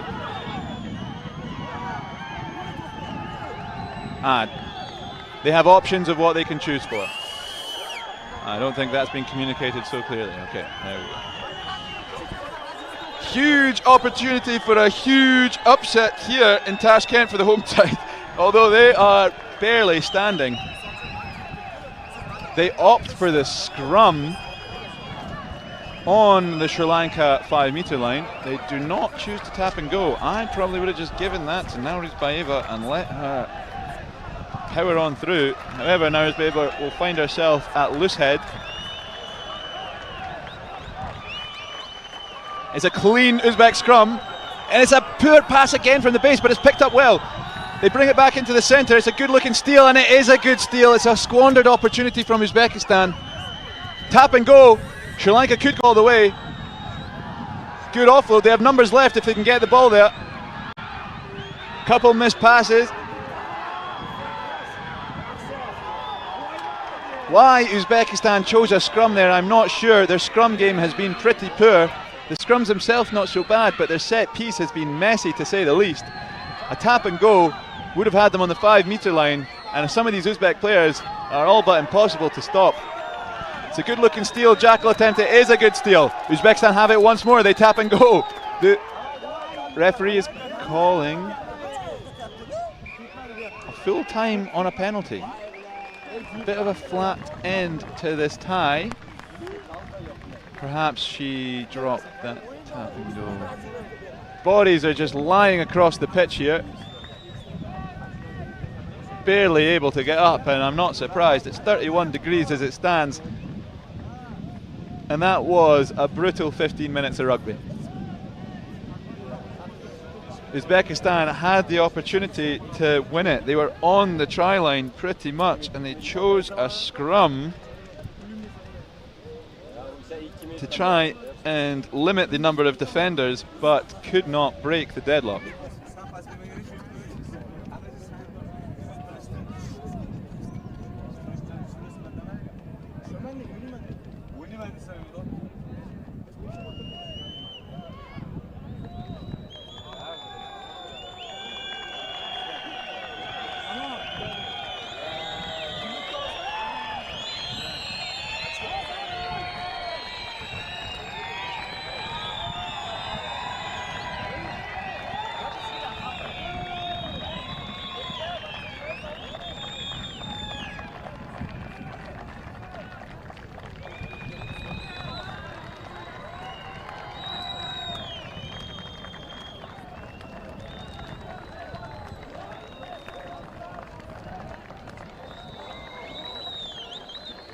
Quickly moving into our next game, India versus Mongolia.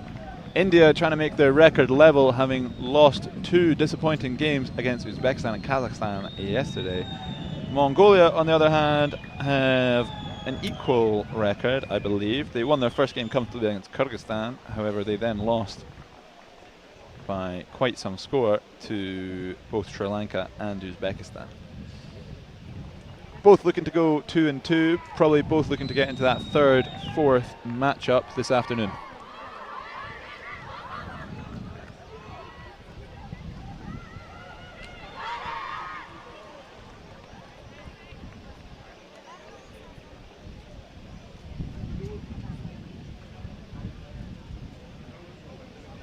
India look like they're going to get us underway here.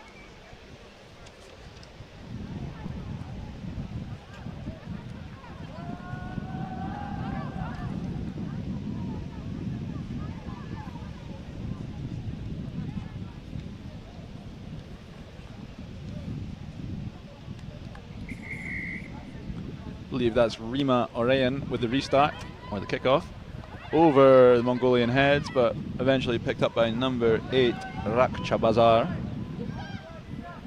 Little tap in the pass, referee says play it on, no advantage to speak of.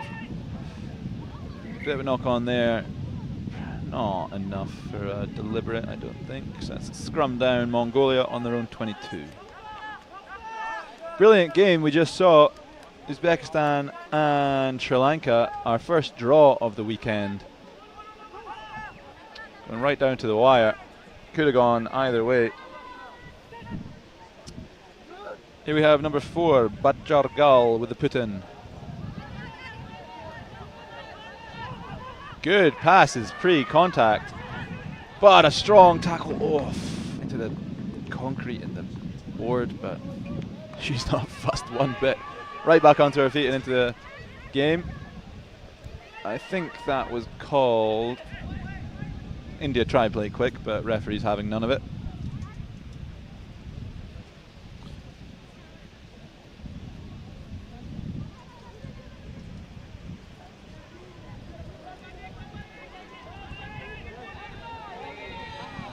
Long line out, well taken. Chanel Crizel at the end, at the tail of the line out.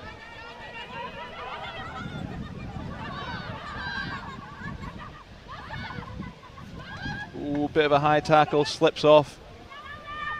Offloads inside, offload off the deck, and number 6, Suman Orayan, is in for the score. Referee's probably going to have a quick word with the touch judge, I think, about a high tackle. Probably nothing more than a warning. He's going to have a word.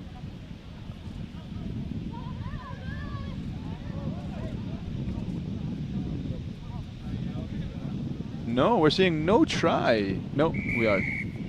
We're seeing a try. Wait, I'm confused. Who's fault? Okay. India's try has been overturned for their own penalty. I believe there must have been some sort of Indian mistake, forward pass or a knock-on.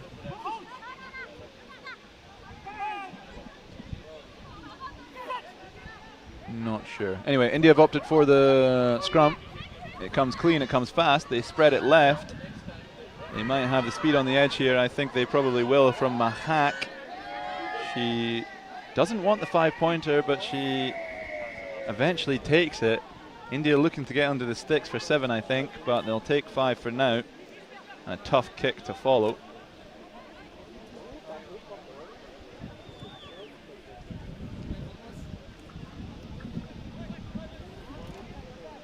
Good running from the winger, Mahak, number 2 there. A little bit cheeky.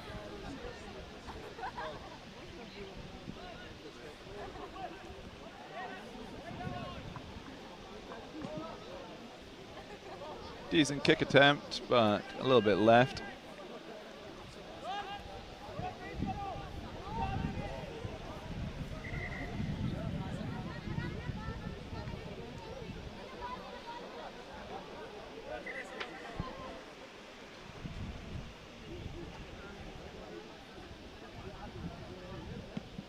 Number 9 is Hansda. It is not Rima Orion. Mongolia breaking away, getting close to the halfway line. Referee says not rolling away. Penalty. Mongolia. They're looking to get one of their own. Tackled pretty strong and a knock on comes. Not 10 though, referee says. Another 10 metres, they bring it to the halfway line.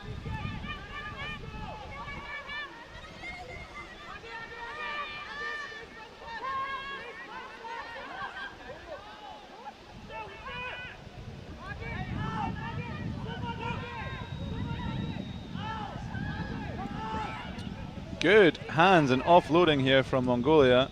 Solid presentation. Again. I need to review my hand signals. I think that might be hands in the ruck. I'm not sure. Loose bit of a wild pass over the top of the first receiver. What is that for? Scrum down.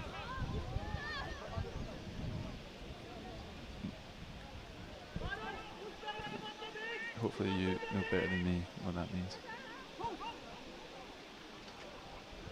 Knock on, I suppose. But.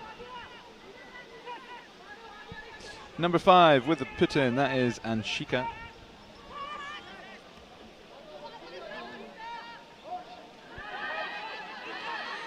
Powerful running again from Mahak. She's going in for her brace. Right under the posts. Get the ball in her hands and she will probably score.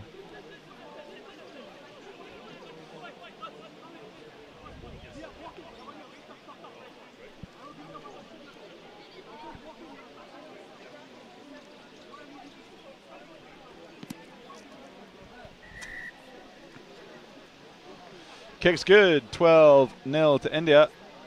Mahak, powerful, strong runner, force to be reckoned with. And India are looking closer and closer to that third, fourth playoff match. And saving some face from coming into this tournament as one of the favourites. But having underperformed yesterday against Uzbekistan and Kazakhstan, losing against both.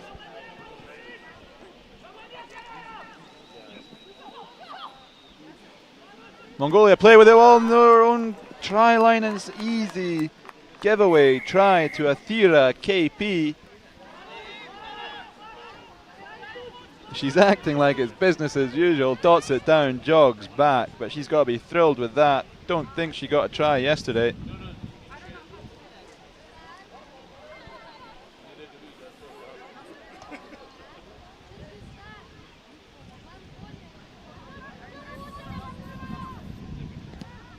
Good kick from Hansda.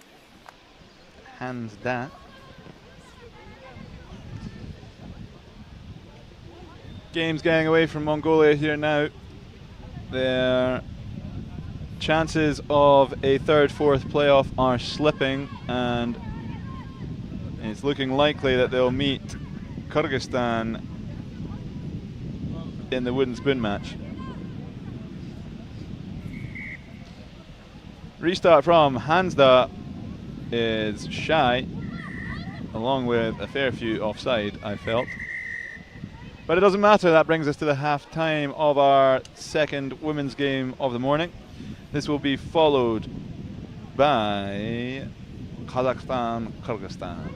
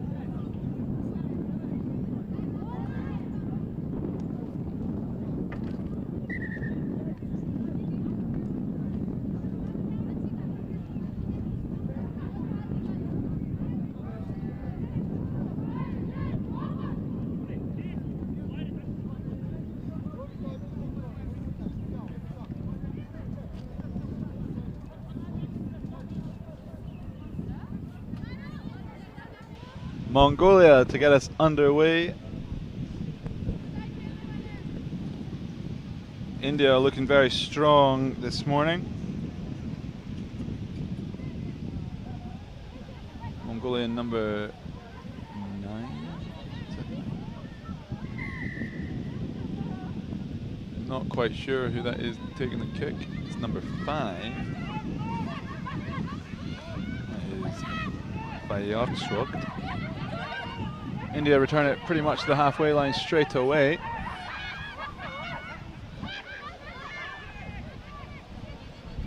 Good hands from Hansda.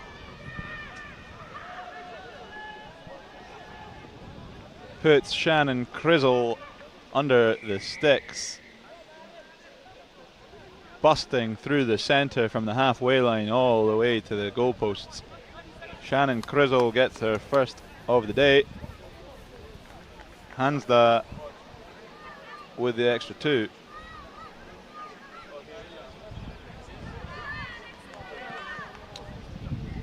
Formality for Hansda extends the lead to 26-0. Chanel Crizzle, powerful and fast, all the way to the end.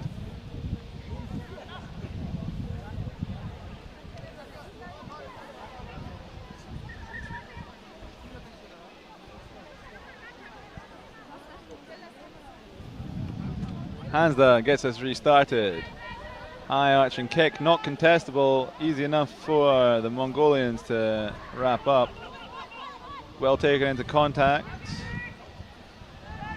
Loose ball off the base of the ruck, but flirting with a forward pass. Ref says play on. The big number 3, Bayan Monk, takes it in, but not releasing from Bayan Monk. Hansda gets us restarted. Mongolians not 10. Ref says play on. Ref will give it a knock-on advantage now, I think. No, he's given a card. Card for Bayartsog. Got herself a couple of tries yesterday against Kyrgyzstan, but we'll pretty much be seeing the end of her day today, at least against India. I think that's cynical. Not cynical, actually. I think that's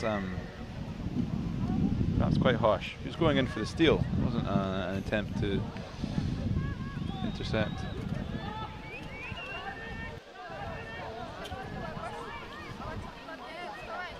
Either way, Bayartsog is off for 2 minutes. India bring about a couple of changes.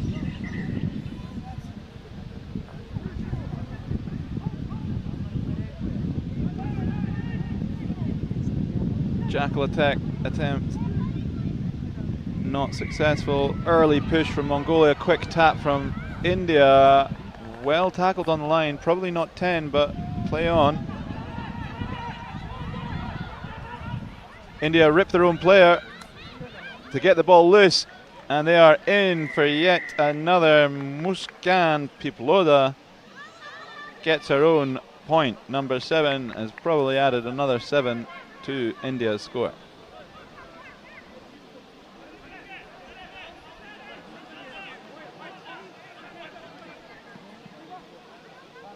She has. That is well converted.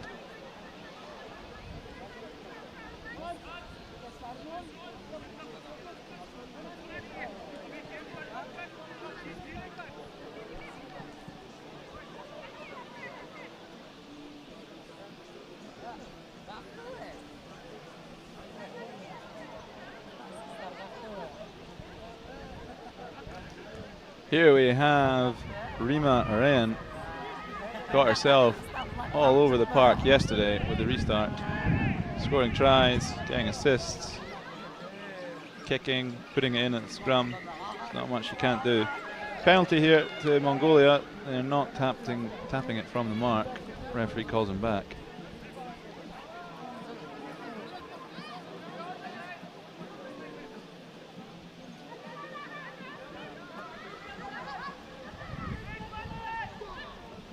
Mongolia come crashing down the centre. number 2, Selenge Banzai. Loose ball at the base of the ruck. Referee says offside, still Mongolian ball.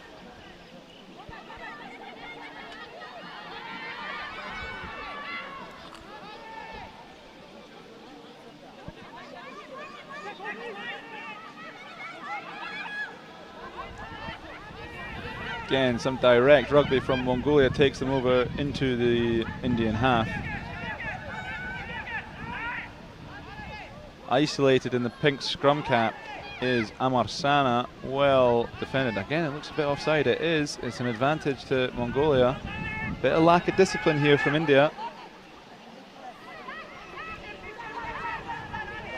Looping pass off the deck. I think we're going to come back for an advantage. No. Advantage had been played. It's India ball into the Mongolian half. Well sealed off by Orion. Now they look to spin it wide. They draw in nicely. Well defended though. And she might have even got herself a rip in contact here. Referee says holding on.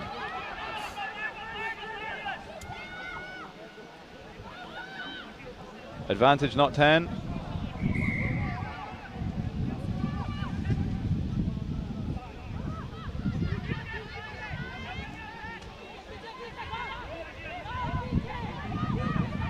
Back and forth here, but we're in position now to get the ball on the go.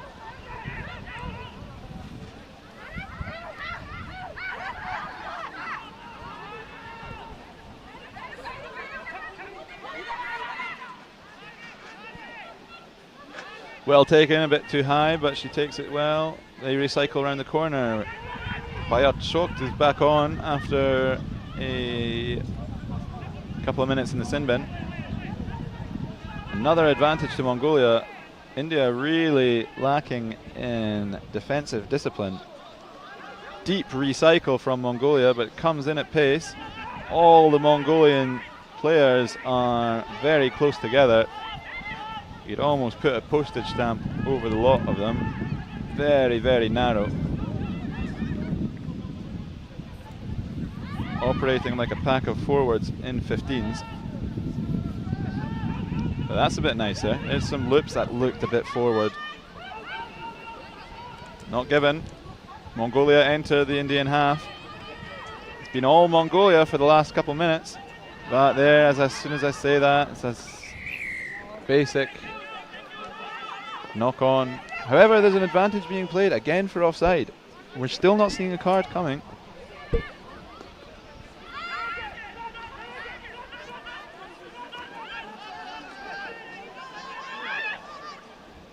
Good line there, good bit of footwork too. Great work from Banzai, eliminating a couple Indian players. Bayat Shokt goes for the short crash. Again, another penalty. I don't know how many we're going to need to see before a yellow. Bayat Shokt driving towards the Indian defence. Offloads in contact. The Mongolians are about the 5 metre line. Pass over. Oh, Amarsana! Golden opportunity for an opening Mongolian try. Knocks it on the line, and I think we're seeing full time.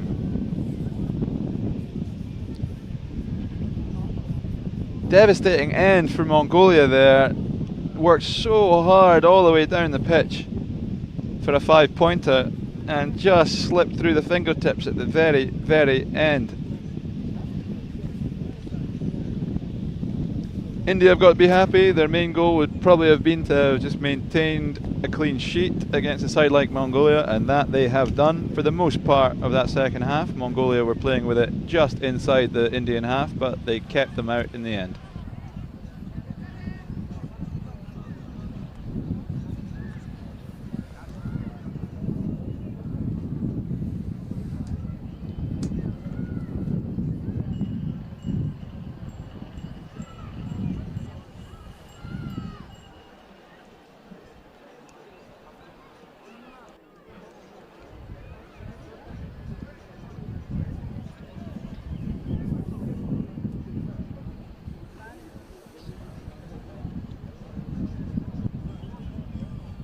only teams left to play are the Central Asian Ks, Kyrgyzstan, Kazakhstan women's.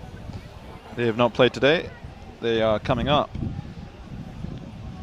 If I'm to be honest, I think Kazakhstan will probably run up quite a score here against the largely inexperienced and young Kyrgyz team. Just going back to that instance in the India game, we were confused as to why a try wasn't given to India but brought back for an Indian penalty. It seemed there in one of the replays that it had been knocked on just as she was stretching over to score that try. Anyway, going back to it, Kyrgyzstan versus Kazakhstan. Kazakhstan with a last-minute win against Uzbekistan yesterday. Great game of rugby, my favourite game of rugby so far in this tournament. Maybe eclipsed by Uzbekistan, Sri Lanka a couple of games ago in the women's. However, the Kyrgyz women's squad, they're still learning. They might offer some sort of challenge to Kazakhstan, but I think the Kazakhs will probably run up quite a score here. Lots of good players within their squad.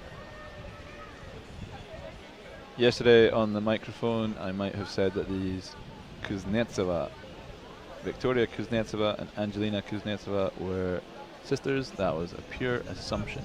They are not sisters. There is, however, a Kuznetsova in the Kyrgyz team, Kristina Kuznetsova.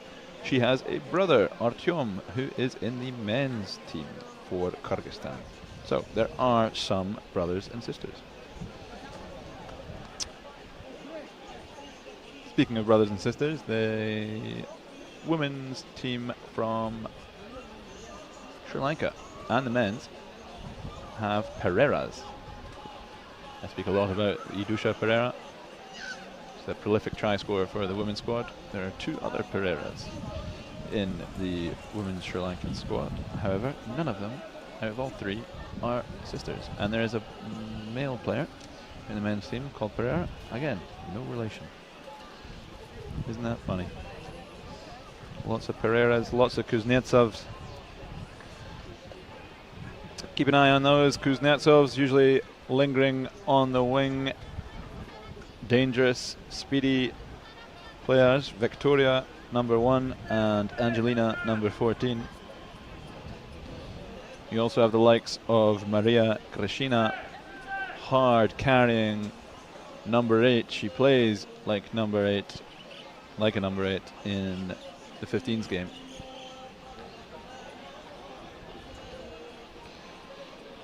Others that I noted yesterday, Lolita Buteris, scrum half type, sets the pace very well for this Kazakh team, a pace that I think Kyrgyz are going to struggle with in this upcoming 24th match of ours.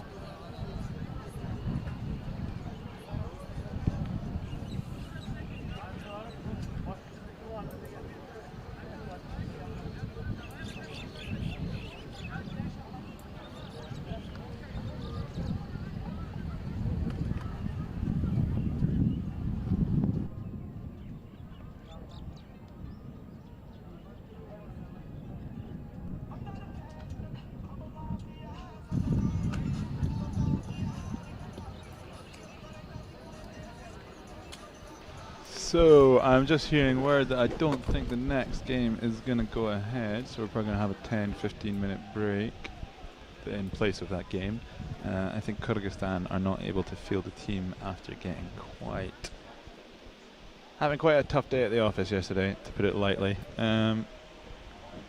Lots of young girls, lots of inexperience. It makes rugby at times dangerous if you don't know exactly what you're doing, and they're coming up against very difficult opponents, very skillful and powerful opponents. But I'm sure they would have appreciated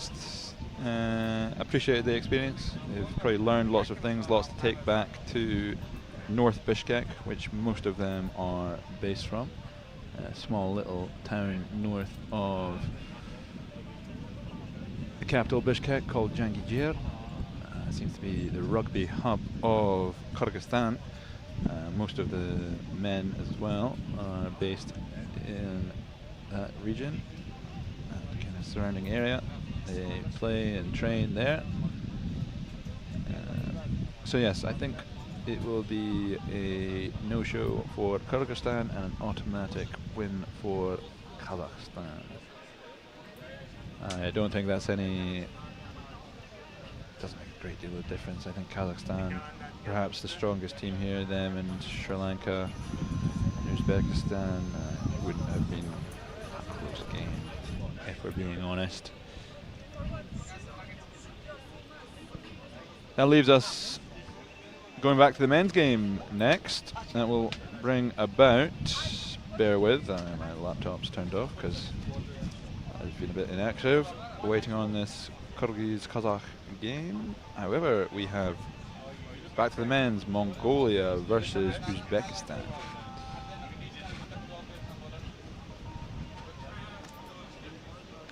Uzbekistan, if they win this, they should confirm a position in the third, fourth playoff. Mongolia have a chance at third, fourth if they get a win here. It's probably quite unlikely against a well-drilled Uzbek side. One who required Sri Lanka to play really well to get over the line.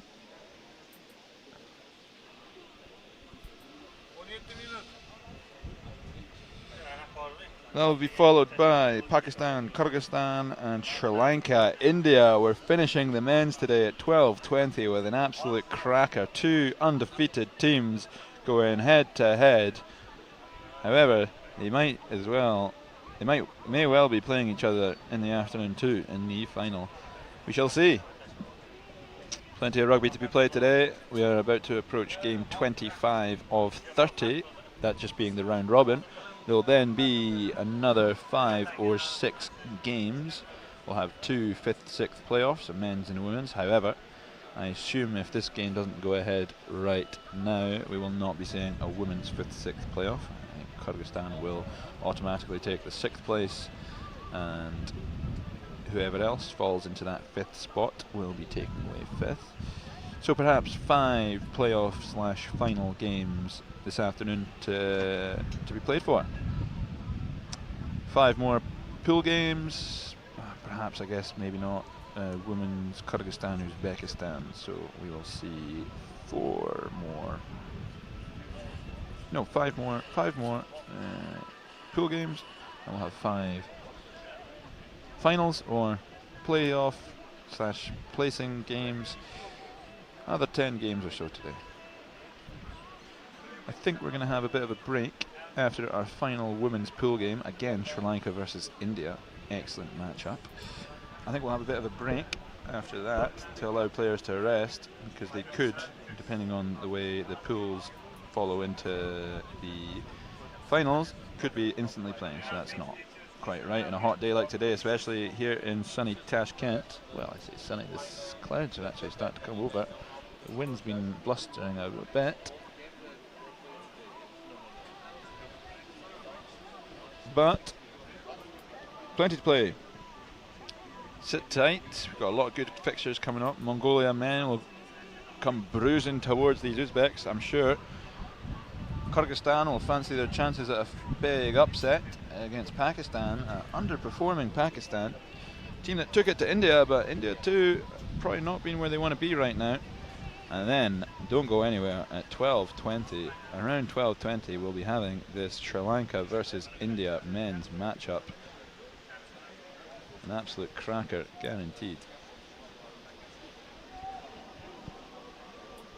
Followed by, again, Sri Lanka versus India in the women's to conclude our pool games today. Very excited for that. South Asia, so far, I'd say just edging it, but that's not what CAS is about. CAS is about these two regions coming together with a shared vision, shared plan and experience of mutual benefit. I think we're seeing that here today. Even with the likes of Kyrgyzstan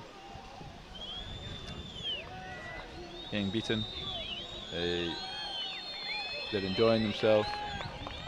They're always up for it. And they'll be up for the next tournament as well whenever that CASA event comes through. Sit tight.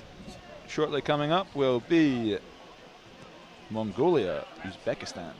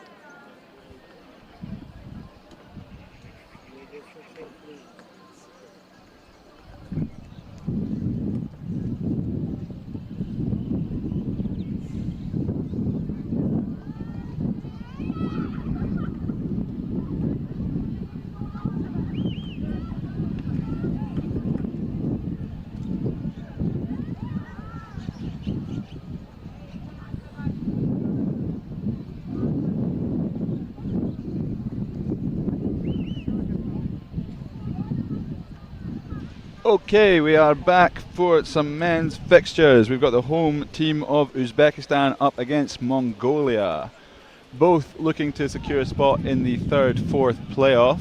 It's going to be a tough battle for Mongolia to get there. Uzbekistan are all but guaranteed it after having won 2 games in their first day. They lost, however, today. They are currently 2-2, 2 wins, 2 losses. They lost against Sri Lanka this morning.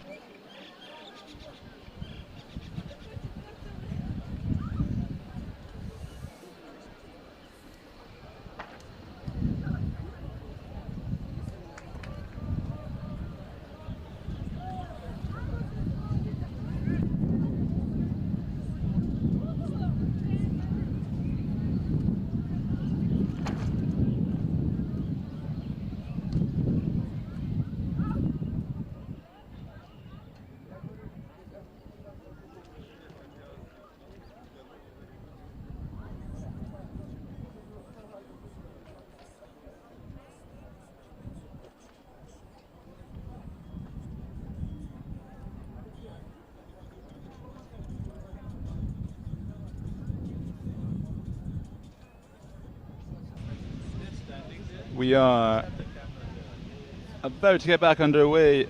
Uzbekistan versus Mongolia. We had a little bit longer of a break than usual because Kyrgyzstan women have pulled out of this weekend's tournaments due to a few too many injuries. We will keep to our schedule as normal, so we have another women's games, Kyrgyzstan women's game scheduled for later. We will follow that game as normal, but we'll just allow everyone to have a 15-20 minute break just so we keep everything on track, and we have some dignitaries coming this afternoon just so everything moves smoothly. We don't want to disrupt it at all. Looks like Mongolia will be getting us underway here in our final round of men's fixtures.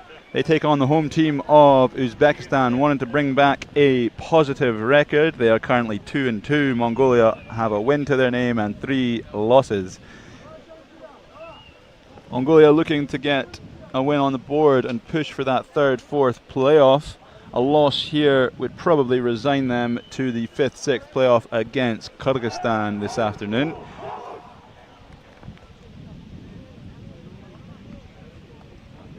Kyrgyzstan up next against Pakistan, followed by one of the most exciting matches today, Sri Lanka, India, the two only undefeated teams going head-to-head at 12:20.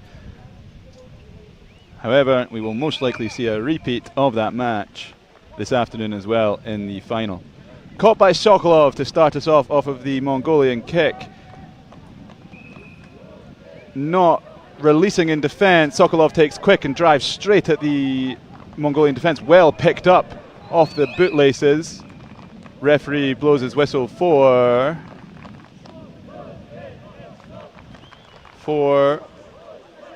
I'm not sure, but it's a Mongolian crossing. It was crossing.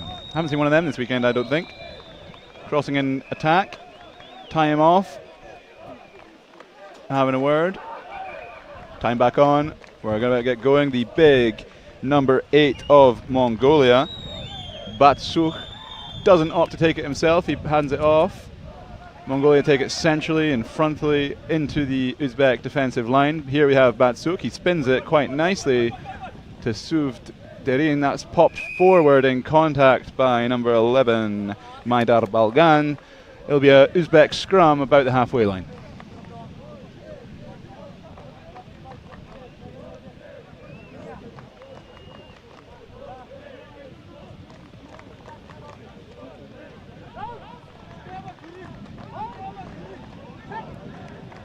Put in by Sokolov. Solid scrum by Mongolia. We saw them in the last game dominate the Kyrgyz scrum, but a nice double switch move from Uzbekistan. They keep the ball alive in contact. It's a little bit scrappy, but they have numbers on the left if they can use them. Well up by Mongolia. Well released in the contact. We now have some space on the wing for number 5, Kolikulov. He pops it off the deck. 13 breaks away down the center of the Uzbek defense. Breaks a couple tackles. Eventually they take contact. Uzbek's offside, and I think we're going to see the first and opening try of the day by Nurilayev. He dives over in front of the home fans to make the score 5-0 Uzbekistan. Good play, safe hands from Uzbekistan. Originally a scrum around the halfway line. They went right, they went left, they went right, and they got that try after some patient attacking work. They jogged back to the halfway line looking for more.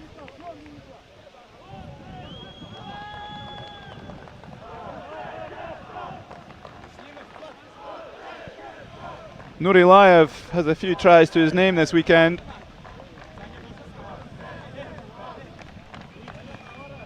Ball moved back to the halfway line. Sunat Mukhamaddinov is about to hoist this one in the air, as he's done so very well this weekend. Uzbekistan looking to contest at every opportunity. The left boot of Mukhamaddinov hoists it high. A little too long for the contest, but the pressure's on. He's on the touchline. Mongolia play well to keep it alive. Whoa, and he's scooping it up into the center of the park.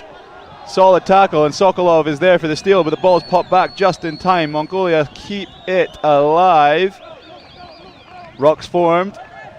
Mongolia play a little switch in the center of the park. Again, quite direct. Outdoor, backdoor pass, but knocked on by... it's a yellow card for Uzbekistan. Intentional knock-on from Ilya Sokolov. He'll come back at the end of this half. I'm sure we still have time. You can just see here, he looks to get on, I think it's the next bit of play, but he looked to get the intercept. Just got some fingers to it and knocked on. Scrum down, Mongolia. Mongolia only got the one win, but they have, in my opinion, the most impressive scrum at this tournament. No surprises there, I don't think. Really powerful. They completely destroyed a big Kyrgyz pack in the last fixture. They're coming here at some speed. It looks pretty high, that contact, nothing given. Ball's popped out to the left. He cuts back in, siding in. He's faced up by about 2 or 3. It's kicked off the base of the scrum. It's a bit scrappy. Sorry, off the base of the ruck. Offside given before the knock-on. That's a tap and go from number 7, Porevniam. They spin it right, and they're going to break through here. He's not got there. I think that's going to be a double movement. It is. Referee's calling it. He's not released the ball clearly enough. Uzbekistan tap and go from their own goal line. They've got numbers if they can play it. They could go all the way. It's an unnecessary, really unnecessary backdoor pass. He's got 2 hands free. I don't know why he's not just popping that. They're home and dry for an extra try there, but they want to play this flash pass unnecessarily. Points remain 7-0 Uzbekistan. It really could have been 12 or 14 there. They could have gone coast to coast, but Sonny Bill being a bad influence once again. I'm joking, Sonny Bill. I love you. Great player. Everyone's favourite. Played the Union, played the league, played sevens. But even him, he had the basics down to a T first. Mongolia tap and go. Bit of a loose bouncing pass into the centre. They get a one-on-one on the edge. He's going for the corner, and I think he's got there. Mongolia have a try. Number 11, Maidar Balgan, gets the try in the corner. 7 points to 5. It'll be a mighty conversion if they're to tie this game up. But Uzbekistan are probably going to be disappointed to let up a try against a team like Mongolia.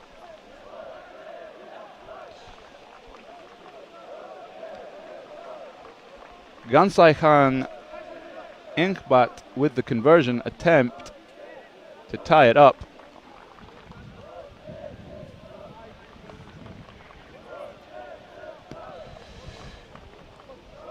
Caught the ball pretty central, never got the height. But good try by Maidar Balgan, in the corner, dots it down for a 5-pointer. Inkbat will return this ball to Uzbekistan.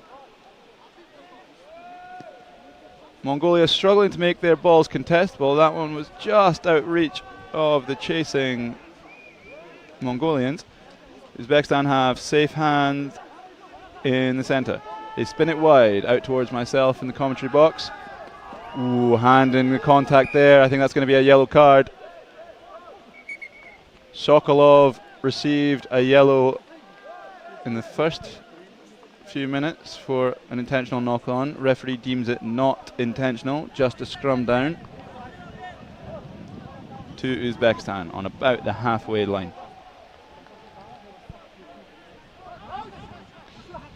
Sokolov with the put-in. Plays it blind. And away, streaking away, is number 8. He's got a man out on the left, but it's well stripped in the tackle on the 22. Mongolia spin out the tackle themselves, and they've got a man out wide if they can play this. Maidar Balgan puts ball to foot, and he's chasing down the Uzbeks into their own 22. Uzbekistan well recovered and well back in time to clear out and secure that ball. They'll look to go again themselves. Advantage for an offside from the central Mongolian defenders. Nurilayev hurtling away, being hounded down with a strong fend off Bat Ochir to double his score with a yet another Nurilayev try. Nurilayev going about 70 or 80 metres there.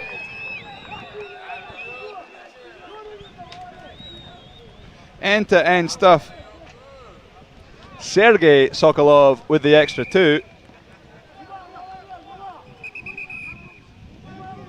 Him and Ilya Sokolov scampered down the left side off of the scrum. Mongolia then returned it all the way into the Uzbek 22, only for Nurilayev to go the length of the puck the other way to double Uzbekistan's score. 14-5 at the break.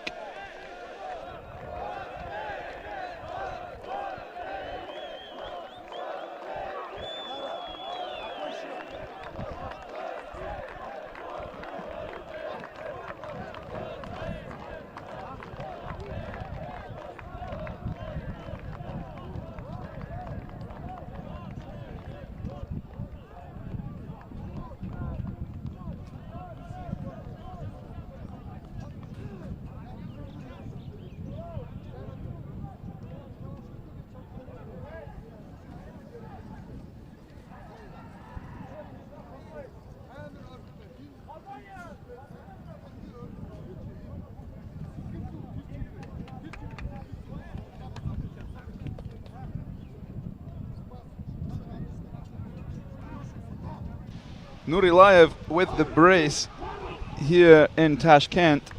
14 points to 5. Uzbekistan are securing their spot in the 3rd-4th playoff as it stands. They will be most likely facing Pakistan if Pakistan can put a number on Kyrgyzstan in our, in our second match. Well, next match. Sergei Sokolov with the extra points to make it 14-5, and we have Sanat Mukhamaddinov to get us restarted with that wonderful left boot of his. He's going to hoist this one up in the sky again with a contestable restart to see out the last 7 minutes of Uzbekistan and Mongolia's round-robin tournament. It goes high, perhaps a little bit too long for the contest, but the pressure's on and the big hit's coming. He slips off the first tackle, and Mongolia take it up towards the 10-metre line. Referee blows his whistle for off their feet, and Mongolia spin out to the left wing. Oh, wonderful attempt at an offload over the top. Batochir is bundled into touch, however. 3 Uzbeks hurling him into touch. Uzbeks want to play it quick, but the referee's called the mark. We'll have a Uzbek line out about 30 metres off of their own try line.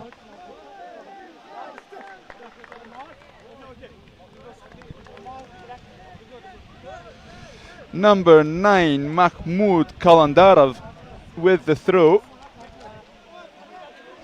He'll be looking to scamper around and get this ball off the top if it's clean. Uzbekistan's set pieces have been pretty good so far. Once again, it's nice and clean. Ball's coming. Good ball out in front for the winger to come on at pace. That's number 2. He's going all the way. That's Murodjon Machonov with a bit of flair and celebration at the end. Murodjon Machonov with the try that more or less secures the deal for Uzbekistan and secures that place in the 3rd-4th playoff this afternoon. Mukhamaddinov with the extra points makes it 21-5 in Uzbekistan's favour.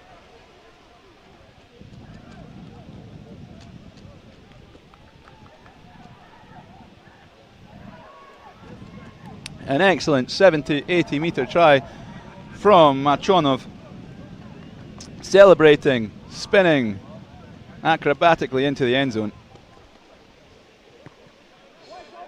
Mukhamaddinov with a high kick knocked on into touch. They should have the option here.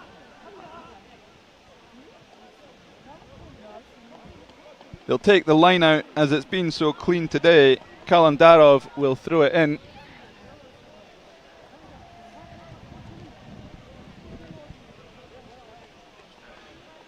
Knock on scrum. Referee is saying scrum. Not sure if they were given the option there.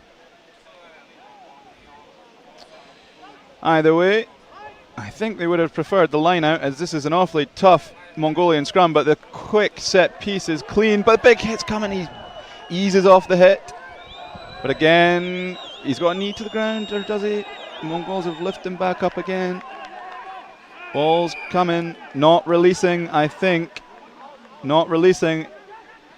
Mukhamaddinov takes it quick. They have numbers on the left. Nuraliev with lovely feet, and puts his teammate number 5, Sabirjon Kolikulov, in for an extra 5 points. Nurilayev, not just a try scorer, a try maker with that lovely bit of footwork and late pass, putting Kolikulov in for his first try of the game. I know, but the small ones are better because you can locate.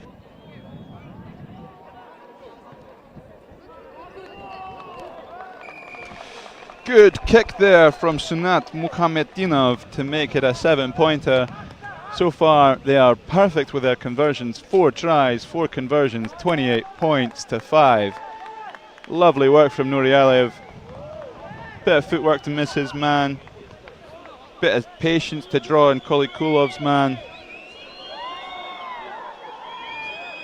And then another lovely high arching kick to restart us by Mukhamaddinov. Tapped back by Uzbekistan. Play on, referee says. A bit of confusion on the park. Uzbek ball. Kalandarov with a dummy and a spin and a bit of everything, but then driven back aggressively by the Mongol defence, and they counter-attack that ruck. But down the short side, Uzbekistan go! And I think that's Sergei Sokolov to get his own try. It is Sergei Sokolov with his first try of the game, and he might try and add his own extra points here too. There's an Uzbek in the centre of the park down, is receiving some attention. Not quite sure who it is. Sergei Sokolov for the extra 2. It's good. 35 points, 5 tries, 5 conversions. Lovely work going down the short side there by Jahangir Abdulkadirov. Gets his first assist of the game. Sergei Sokolov gets his first try. Still just waiting on a bit of medical attention. He's getting to his feet now.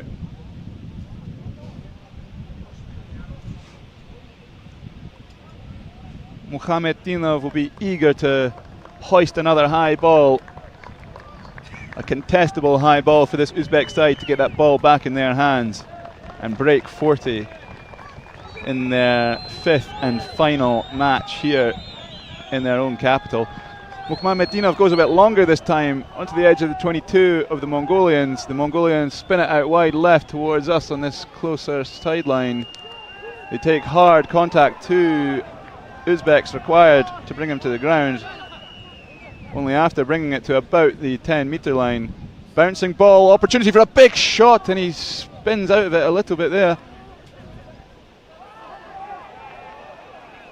No wrap in the tackle from the Uzbek player. Just bouncing the Mongolian back a little bit.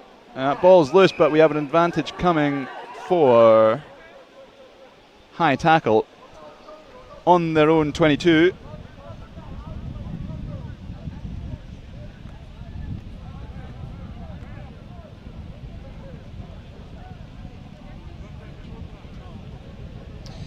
Tap and go, the choice on their own 22.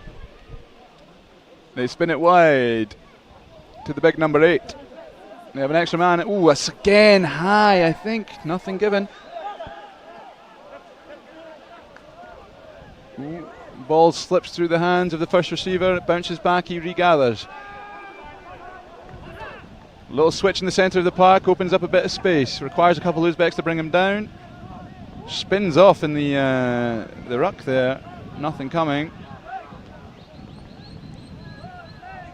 Mongolia hugging the touchline for the first time I've seen this weekend. Not as direct as previously played. Maybe looking for the exit here. We haven't seen many kicks from Mongolia, but with good chases on. A 1 versus 1 way back in the Uzbek half. And a bit of a no-wrap tackle. And again, he's fighting to his feet. It's a bit controversial. I don't know what's going on. High tackle given, and it's going to be a sin bin and probably the end of the match for number 11, Maidar Balgan, the try scorer. We'll see the end of his round-robin tournament. It was well fought by Uzbekistan to keep that one-on-one alive and allow for support to join him. The speed on the edge here is met. Uzbekistan now playing a bit more Mongolian in style, a bit more frontal, but he's hurled into touch, and the referee blows the final whistle. Uzbekistan got to be happy with that. A 35 points to 5 victory. Every try had a conversion, even if they were quite difficult, from the likes of Sergei Sokolov and Senat Mukhamaddinov. Mongolia have got to be happy to get a try on the board against a stiff Uzbek defensive performance. that will all but confirm their positions in this afternoon's playoff matches. Mongolia will be resigned to the 5th, 6th match, whilst Uzbekistan should be going in as the 3rd seed into the 3rd, 4th playoff. Most likely going to be facing Pakistan unless Kyrgyzstan can cause quite the upset in our next match.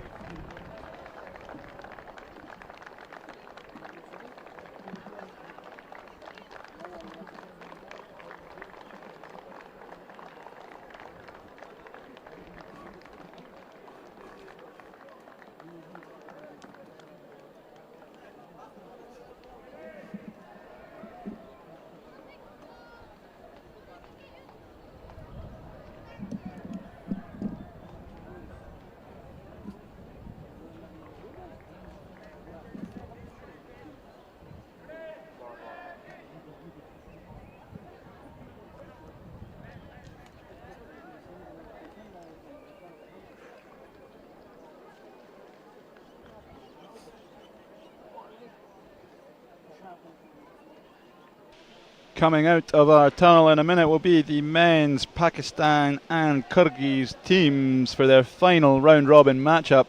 Kyrgyzstan looking to get their first win of the weekend. Pakistan looking to double theirs, having only won 1 of 4.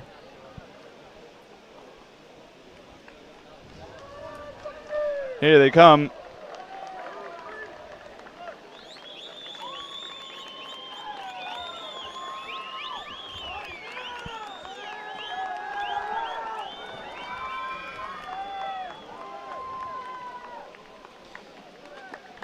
Pakistan getting the better of Mongolia in their first game this weekend, however falling short of Uzbekistan and Sri Lanka yesterday. Then this morning they almost got India, but India secured that win at the death, extending their points to just over 7 and making it a done deal. Kyrgyzstan, however, have struggled so far this weekend. Again, quite a large and inexperienced group. A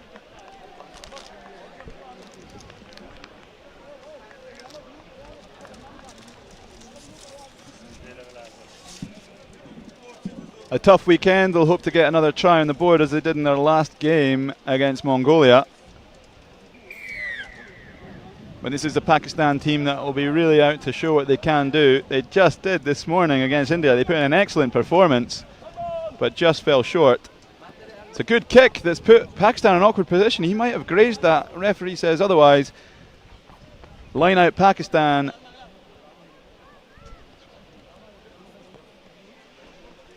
Line out Pakistan. Number 4, Mohsin Raza will throw in here.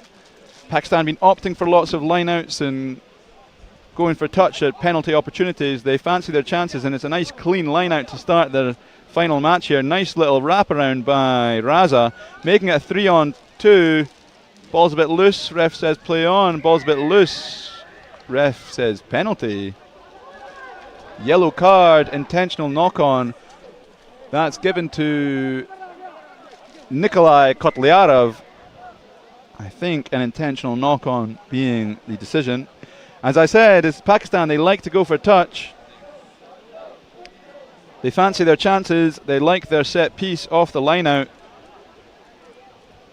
The last one resulting in a Kyrgyz yellow card. This one maybe going to result in a 50-meter try.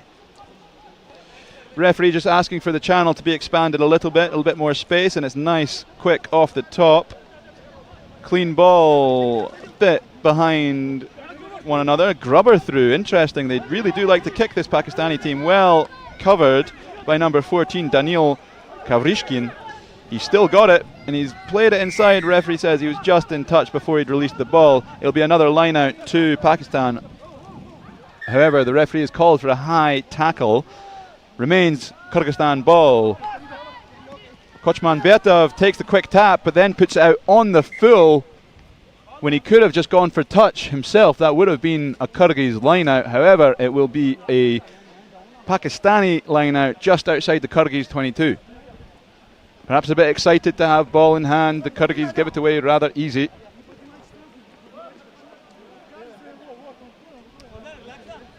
He's just taken a second. They could have gone for touch themselves and retained that ball. However, Aziz will throw us back in here. Sorry, Raza will throw us back in here.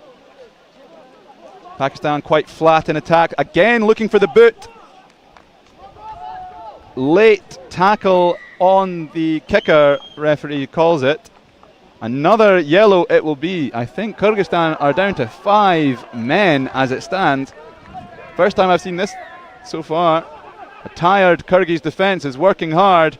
Balkash jumping into contact. Squanders a perfect opportunity to take the lead. Bangash again not looking for his teammates when it was an easy opportunity. Once again going for glory and squandering a perfectly good opportunity for Pakistan to score on a 5-man Kyrgyzstan. Pakistan take it quick and they return back. A nice miss pass, skips out Bangash. And number 5 is jogging into the corner. That is Muhammad Akib Siddiq. Takes it under the post, and it will be a surefire 7 points for Pakistan. Their first of the day against this 5-man Kyrgyzstan. Nikolai Kotlyarov comes back onto the pitch after his 2 minutes in the sin bin.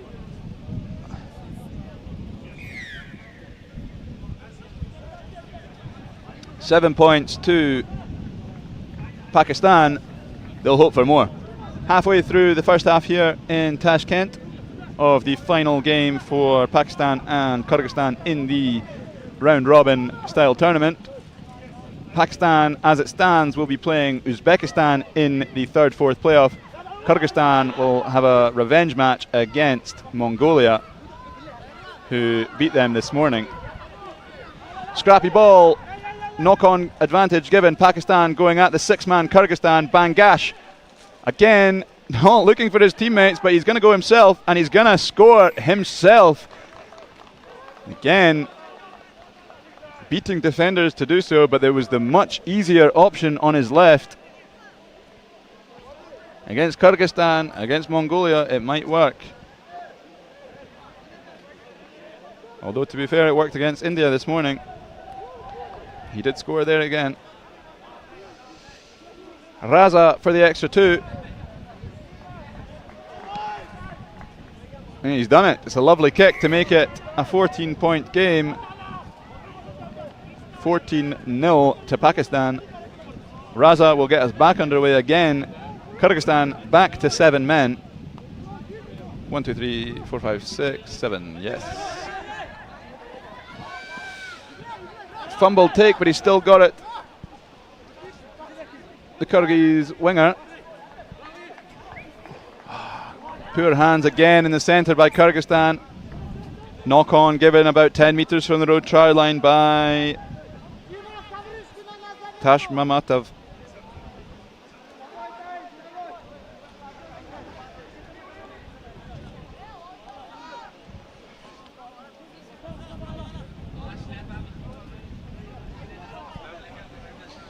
scrum down Pakistan, 10 metres from the Kyrgyz try line. Kyrgyzstan's scrum was absolutely destroyed in the last game against Mongolia. Every Kyrgyz scrum, I think, was turned over to Mongolia by a brutal pushing force of theirs. Pakistan go to the blind side and have a 2-on-1 on the edge, and number 5 will go in for the second try of the game. That is Sadiq.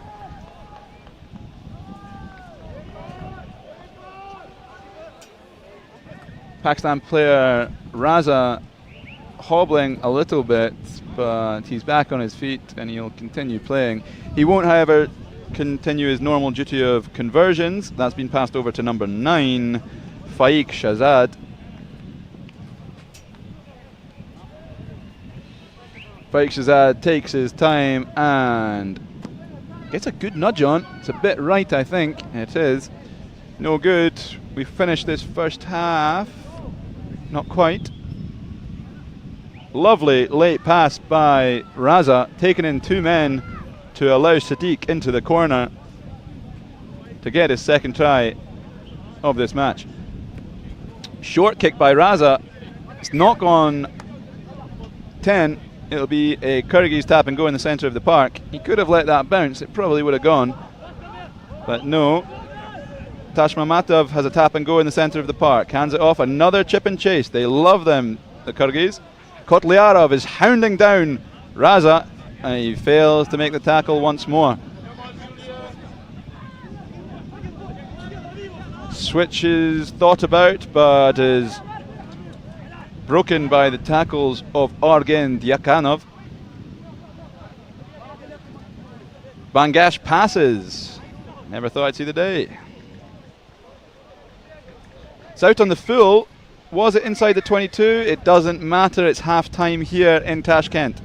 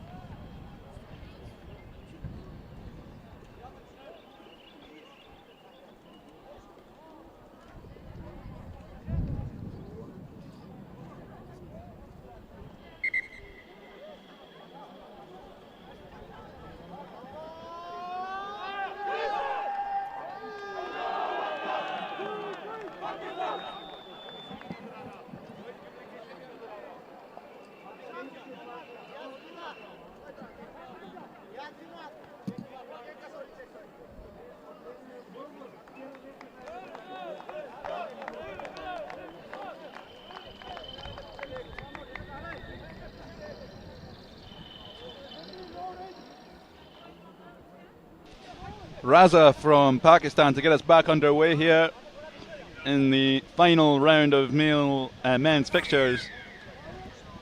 As it stands, Pakistan will be playing Uzbekistan in the 3rd-4th playoff. Fake kick from Kyrgyzstan. They choose to run it out. Kotliarov spins it wide to 23 Zalunov. Referee sees Bangash off of his feet. Kotliarov taps and goes. He's got some speed if he gets the space. It's a solid tackle by Sadiq. Then a knock-on from Bangash. It's going to be the first knock-on from Kyrgyzstan. Scrum down on the halfway line, Pakistan.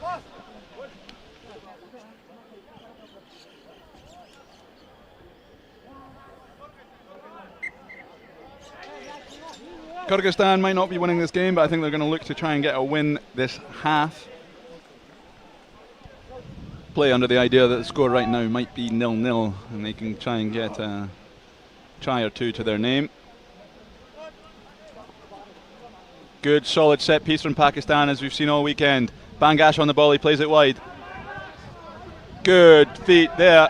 He's got the speed on the edge. And number 9, that is Faiq Shahzad. Burning down the wing from the assist given to him by Bangash, selflessly passing the ball.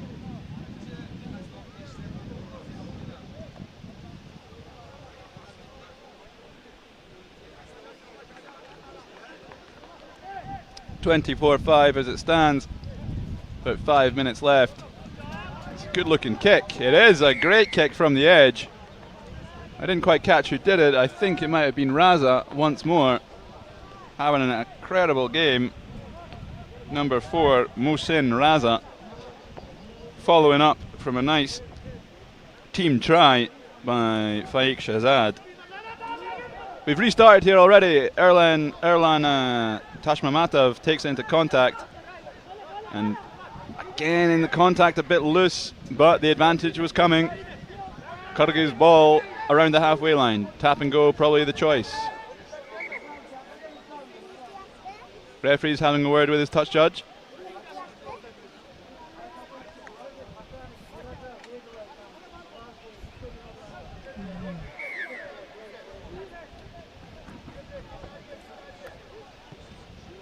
Tashmamatov launches one into the side, gains about 15 meters. Kyrgyzstan line out in Pakistani territory.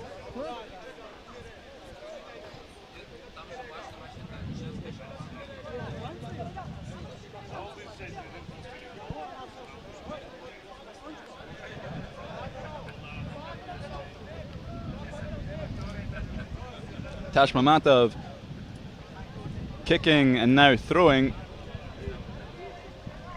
It's a clean long ball to the end. Kochman Betov collects. It's a loose ball off the base of the ruck, well collected by Kotliarov, and it's going to be an offside. Kyrgyzstan moving deeper into Pakistani territory. There's numbers on the left if they use it. They choose not to, they go right. Kotliarov escapes the first hit. They have a 3-on-2. Bangash wraps up.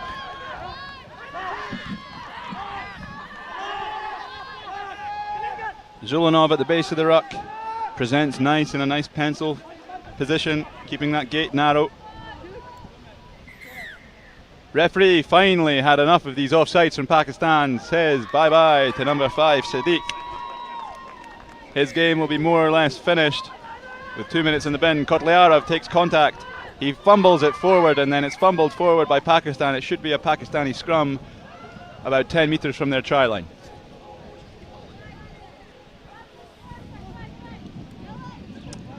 Few too many handling mistakes from Kyrgyzstan, slimming their chances of getting a consolation try.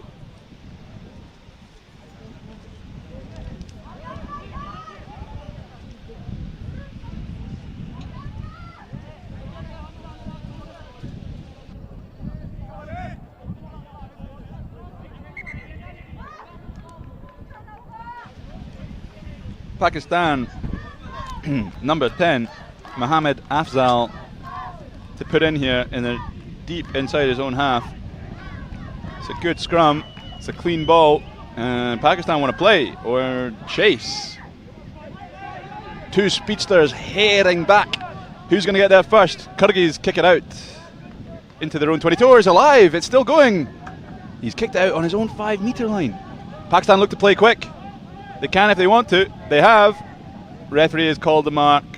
It'll be a line out on the 5 meter line.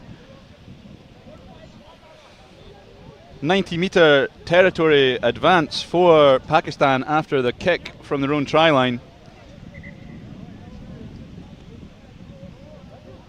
Afzal puts in the scrum and now he will throw at the line out.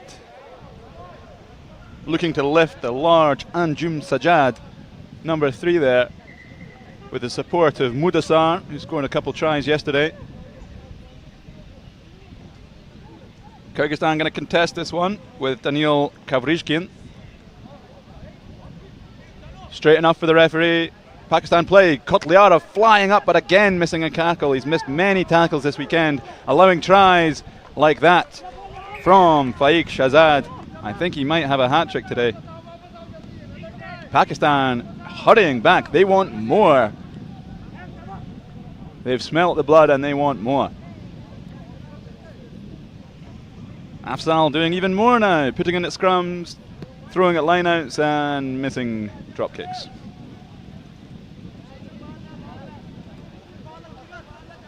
Great ball in stride for Shahzad, to jog in. Lovely pass there. Not quite sure who that was from, but it was a lovely ball just right in front of Shahzad for him to take on. Ball's been kicked off. Pardon me. Can't quite see where it's gone. Oh, it's bouncing off the referee. Scrum down to Pakistan. Referee accidentally in the way of play. Pakistan must have retained their own kickoff. Just as yesterday, from where I'm sat, I cannot see the left side of the pitch, so for the most part, I am commentating on what you see. Good setup of cameras around this ground. Trying to give you as much of an idea of the game as possible.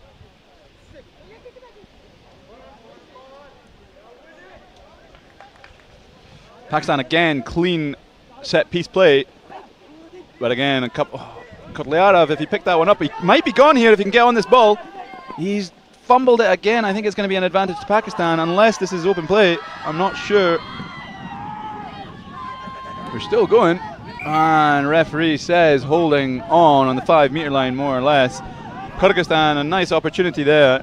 Breaking away was Kotliarov after his own football style kick from the deck, but he couldn't quite grasp it, and Pakistan scamper back in defence, and Afzal will kick for touch, looking to play set piece once more. It's a decent looking kick, and he's advanced that a good 30-40 metres. Just shy of the 10 metre line is the line out.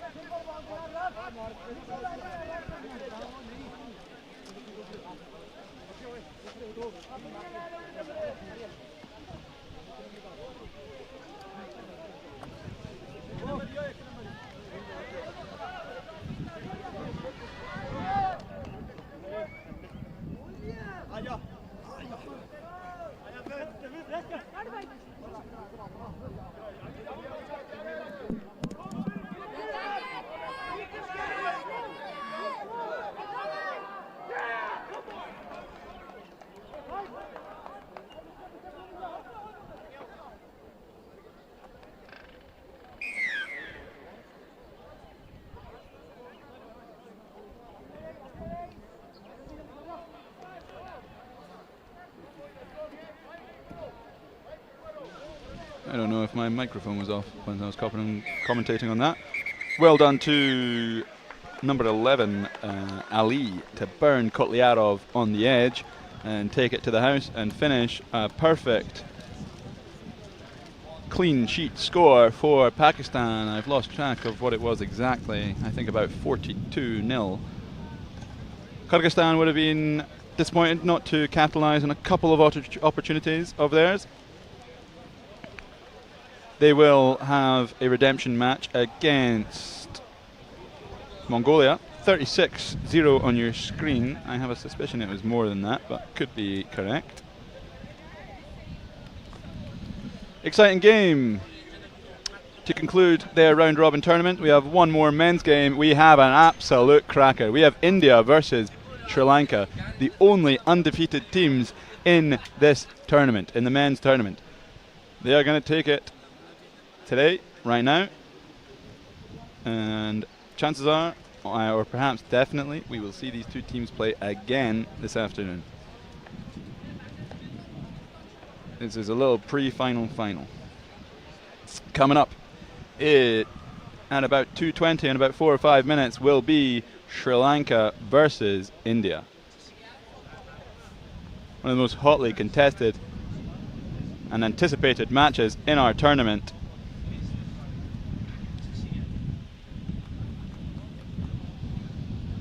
I'll be back. Don't you go anywhere.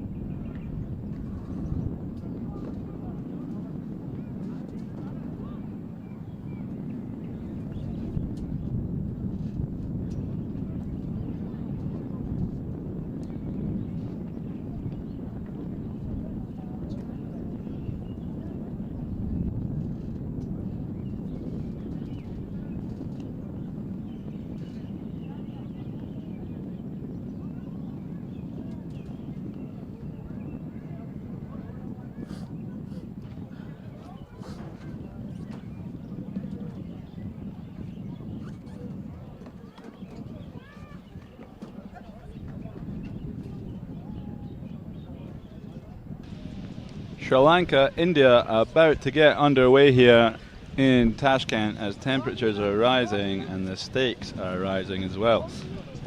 Although it might be quite inconsequential in terms of standing, this is most likely going to be a little taster for what we'll see this afternoon in the much more consequential final.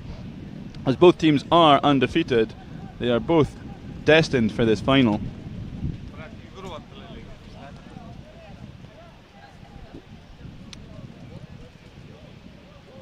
Here they come onto the pitch. A couple of local referees, Ruslan and Vladimir, as the assistant judges, and all the way from Kenya by way of the UAE, we have Lawrence refereeing.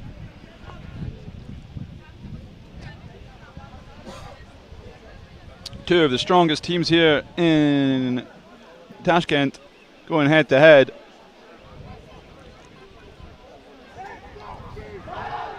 As I say, perhaps not the most consequential in terms of standing,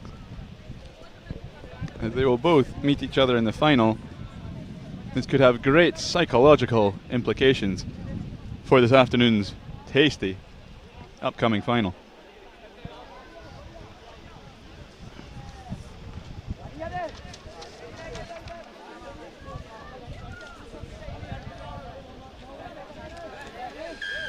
Number one of Sri Lanka, Surya Bandara, gets us underway. India take it in nicely, and a big shot coming straight to set the tone for this match. India dropped onto their own 5-meter line, but they're happy to play with it there nonetheless. Step in and weave in is a cheeky little grubber in a very dangerous position, gives the ball away, and Sri Lanka are surely going to score to open up this game right away. Kavindu Pereira with the opening try after a very questionable grubber attempt on his own try line. And I'm not sure which Indian player that was.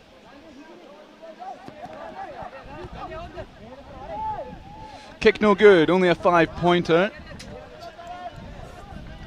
Interesting decision from number 8 there, Sumit Kumar Roy. Strong player, he scored plenty of try this weekend. However, he's gifted one to Sri Lanka in this crunch final men's match. Surya Bandara will get us back underway with a high contestable kick. It's just missed. Gathered by India. They have an advantage for a knock-on. It might have already gone. Kumar Roy plays a bullet of a pass to the edge to the very jinky 15 Rajbar, who recycles well, and India again playing their own 22. However, probably been advised, do not try a kick this time. Again, they've dropped it though. They've given the ball over just outside the 22. Sri Lanka quickly playing, however, off their feet in the ruck. Penalty to India. They tap and go. Back into their own 22 they play. Kumar Roy on the edge. Burns the speed, but he's intercepted, or his offload's intercepted. And it's great work by Surya Bandara. He offloads off the deck, and they launch it away. They really don't want to take any sort of contact, these Sri Lankans. They're looking to keep that ball alive as much as possible. It's the first ruck I've seen of theirs in a long time, and it was a very quick one, allowing Dilshan to get under the posts to double their score here from 5 to 10 with a formality of a conversion to make it 12.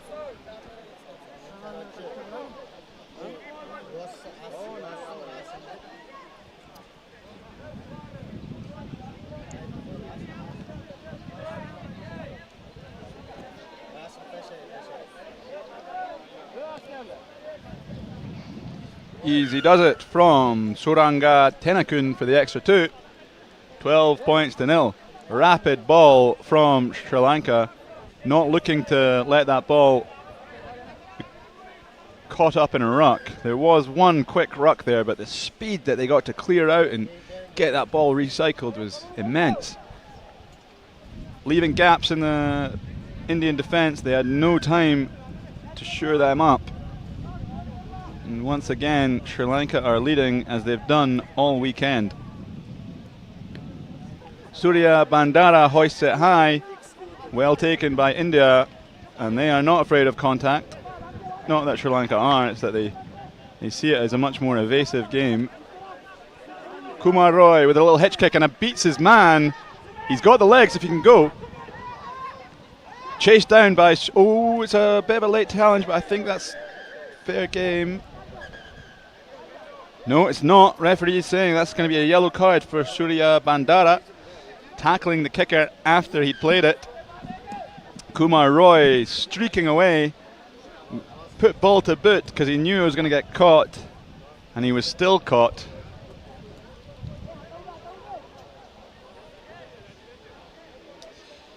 Sri Lanka down to 6 men.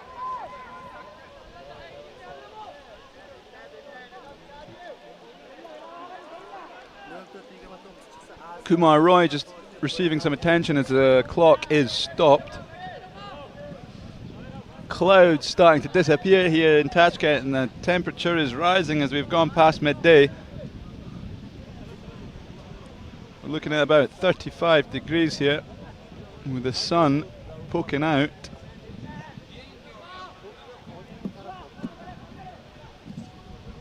Once Kumar Roy is up and playing or up and off, we'll see a penalty to India.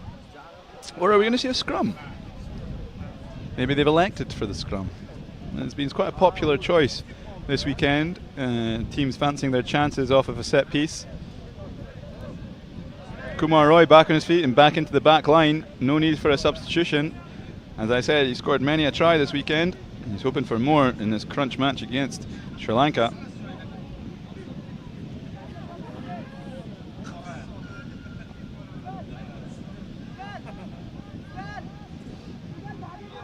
India will put in with Kishore Maji, another prolific try scorer this weekend. Kishore Maji steps his man, releases late enough. Kumar Roy was just injured. He takes a big hit, but he offloads well. They're metre from the try line now. It's a good looking jackal from Sri Lanka. Ball's there. It 8 stummies and scores. Sumit Kumar Roy. Oh, of course it's Kumar Roy, number 8. After going down injured, he's back on his feet and he's back to doing what he does best, and that's scoring tries. India right back in this game. 12 points to 5.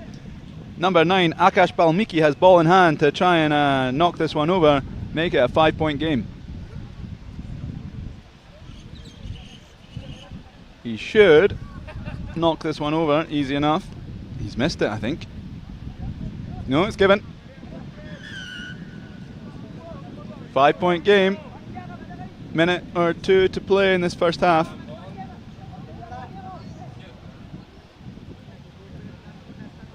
India making the most of playing a 6-man team. Great offload off the deck by Kumar Roy. Gets back into the contact zone well. Good clear out by number 9 Balmiki. And Kumar Roy just teases in the tackle, slips by number 5 Dange. All injured players now off the park. Balmiki can get us back underway. With a minute and a half in this first half and final men's game of the round robin tournament. It's going to carry 10. It's good. And India might be streaking away here if they can get support. Not rolling, I don't think. I am correct. Quick play. Kishore Maji tackled, but the Sri Lankan number 6, Kavindu Pereira, was not 10, and he will see the bin. I'm not sure if they have another one in the bin already. I think he's back on. I'm only seeing 5 Sri Lankans. I think they might have 5 players as it stands. If so, if this is a clean scrum, we should really be seeing a try from India. Otherwise, that is a squandered opportunity. The ball's there. This should be a try. They've chose to go one way where it's a 1-on-3. They go back the other where they should have numbers.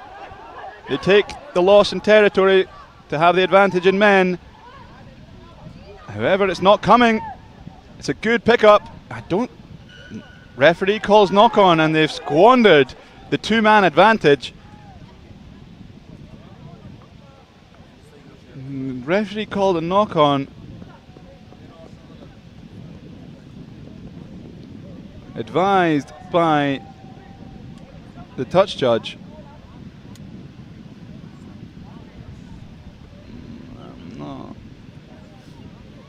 Make your own mind up about that one.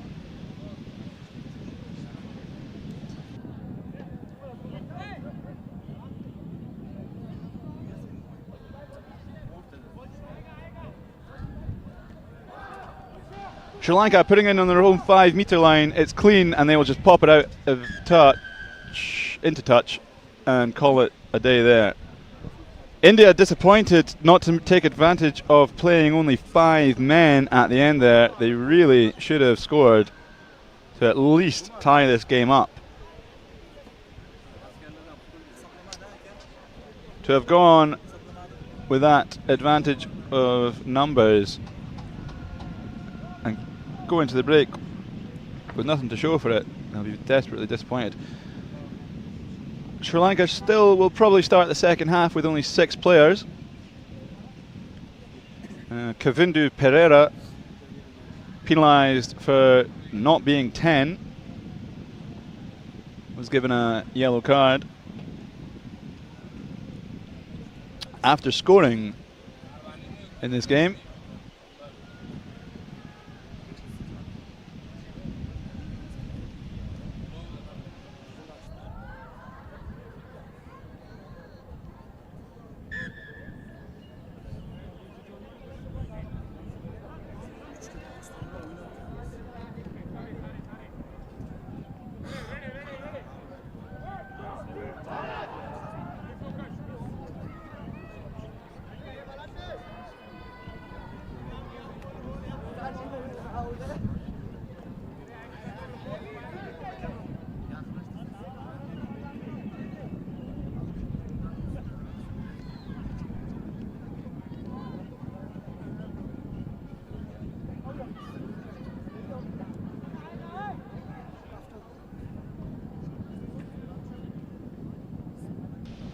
India to get us underway in this second half.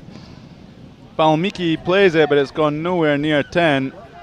That'll be a Sri Lanka tap and go in the centre of the park. They'll be looking to make this a 2-score game.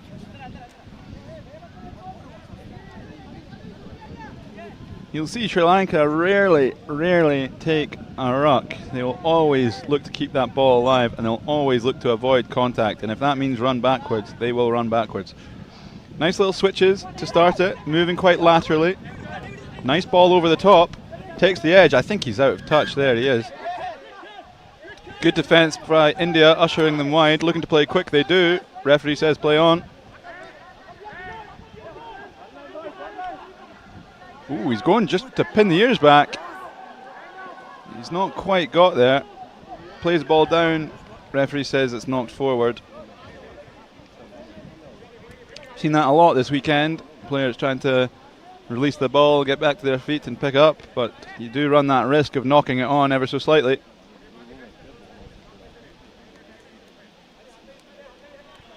It'll be a Sri Lanka put in on their own 10-meter line.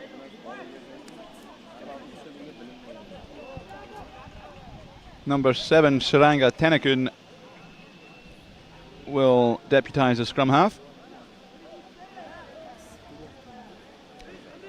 Plays it right behind the scrum to his first receiver. They play to the edge. They take contact, but the offload's there. Yes, lovely feet. Inside ball. That's a fantastic try. It looks like Himasha once again. Lovely work on the edge, and that is Ramitha Himasha, scoring many tries this weekend, and that's some great work on this left wing to extend this lead to what should be 12 points once more. There it is.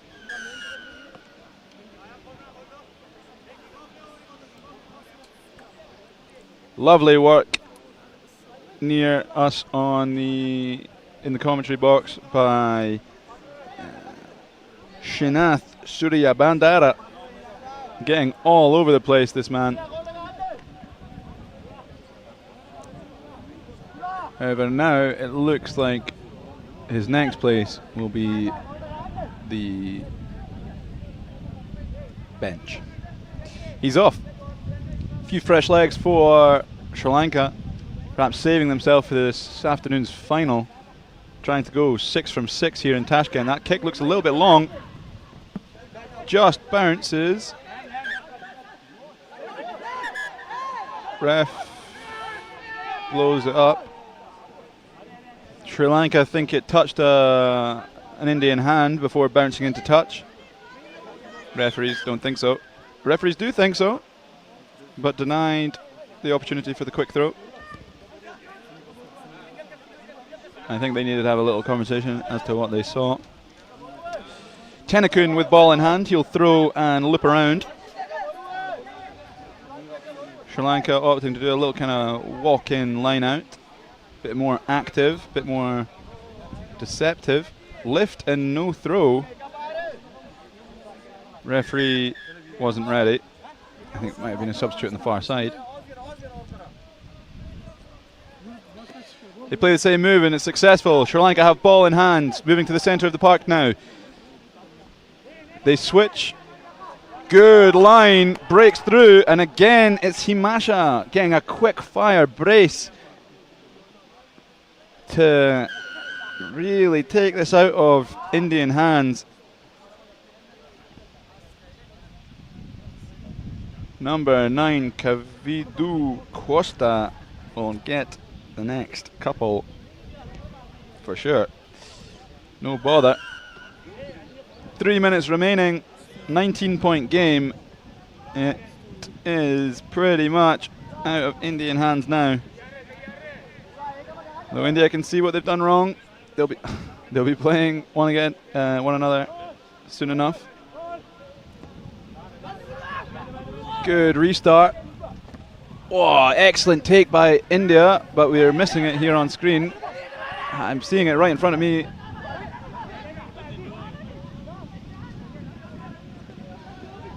Sorry, you missed a amazing restart there by India. Fantastic take.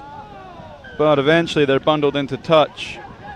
Not before Sri Lankan penalty, so India remain with the ball. They quick tap and they go. India looking to cut this lead right down.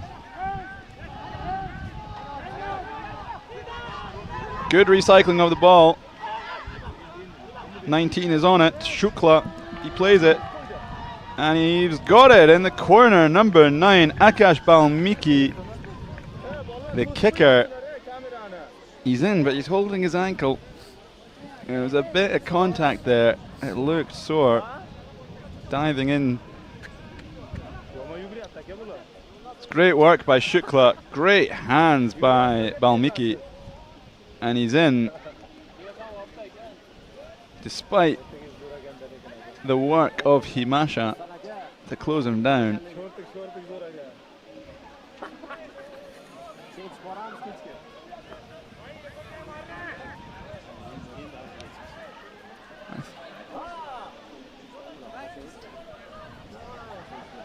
Might be over after this kick.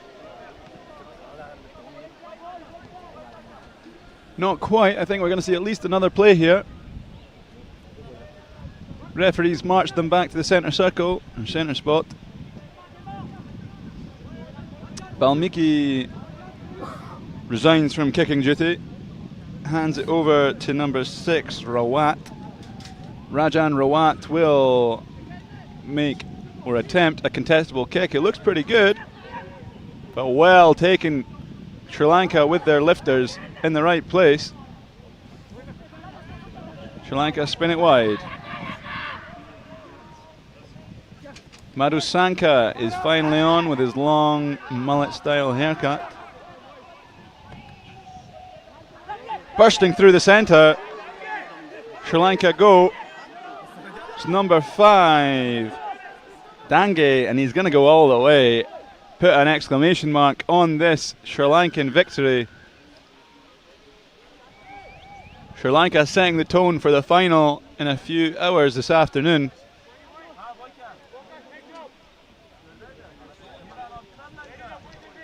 We should be ending by a 21-point lead, although Mutunayake sneaking it inside the right upright to get a 3 converted try-point lead. That's game. Sri Lanka 33, India 12.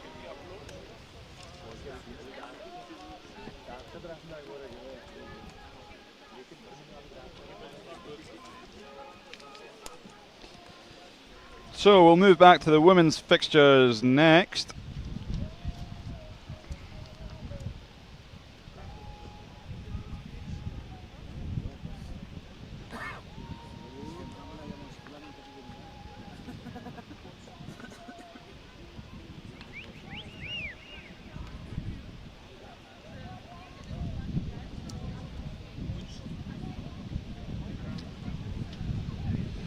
Opening try there from Pereira after some questionable kicking from Kumar Roy.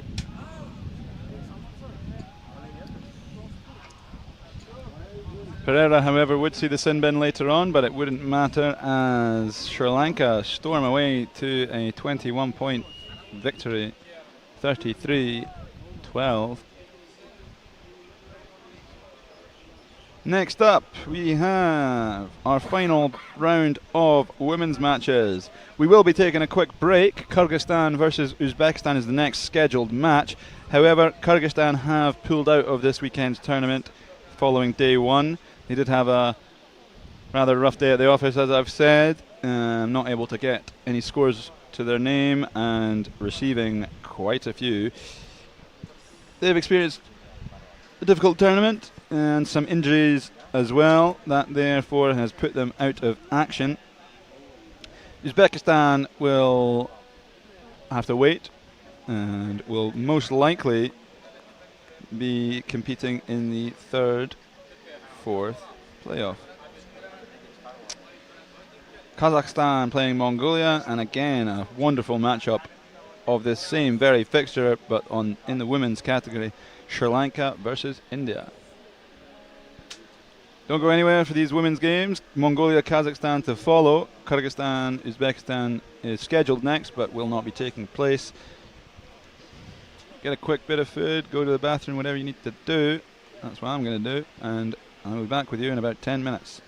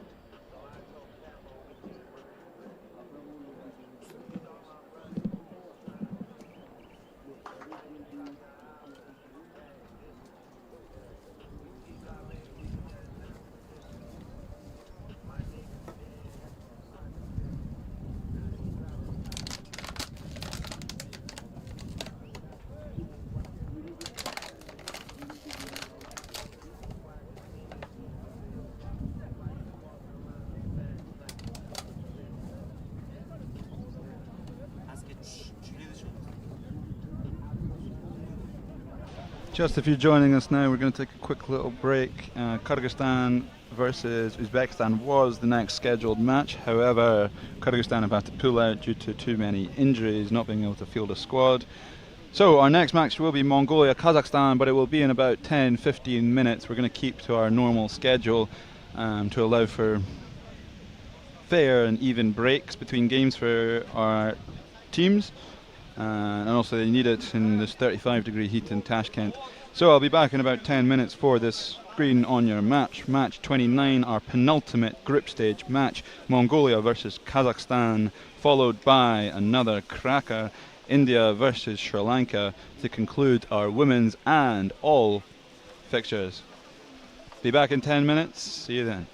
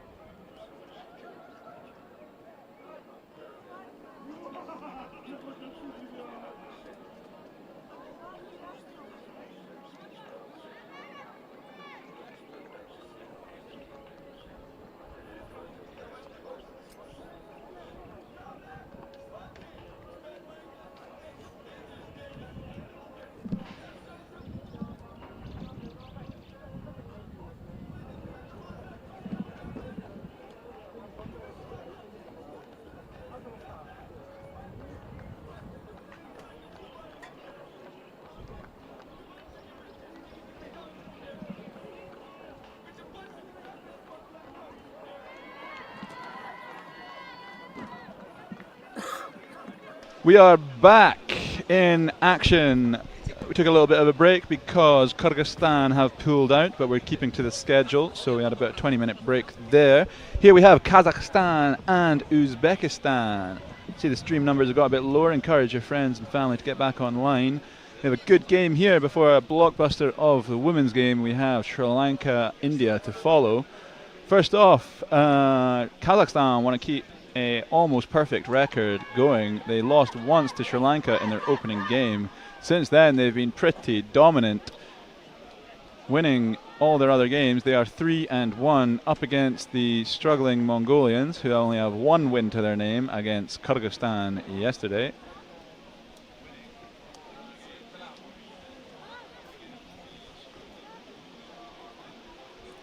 Mongolia almost got themselves a try at the end of their last outing, however just dropped it on the try line after some really hard work. That was against India. They lost about 33-0, but it really should have been 33-5 or 7. Kazakhstan will get us started, overloading on the left-hand side. Doesn't look like Mongolia are too responsive to that, and they might try and get this retake and ship it out left. Well, they'll have a numbers advantage. We'll see how this kick goes from number 13. Let me get my team sheet out. Second last game here. We have this game followed by India, Sri Lanka in the women's. Then we're going to take an hour-long break before our finals. Kazakhstan instantly starting off with the ball, but a slight knock-on at the base of the ruck turns it over to Uzbekistan.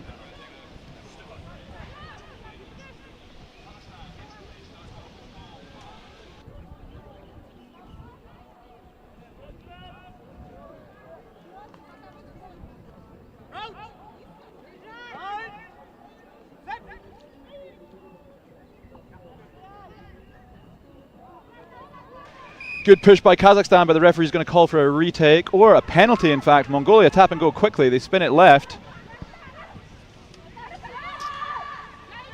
They find the edge and tip it back inside. Held up by Kazakhstan, they're still fighting, got to go work the ground, it's done. Amarsana deputising the scrum half. Good overload on the left hand side, they can make most of it. They cannot, referee's going to call knock on. Just into Kazakh territory, they give the ball over. Kazakhstan put in about a minute played here in the first half of our penultimate round robin game. Lolita Buteris with the put in.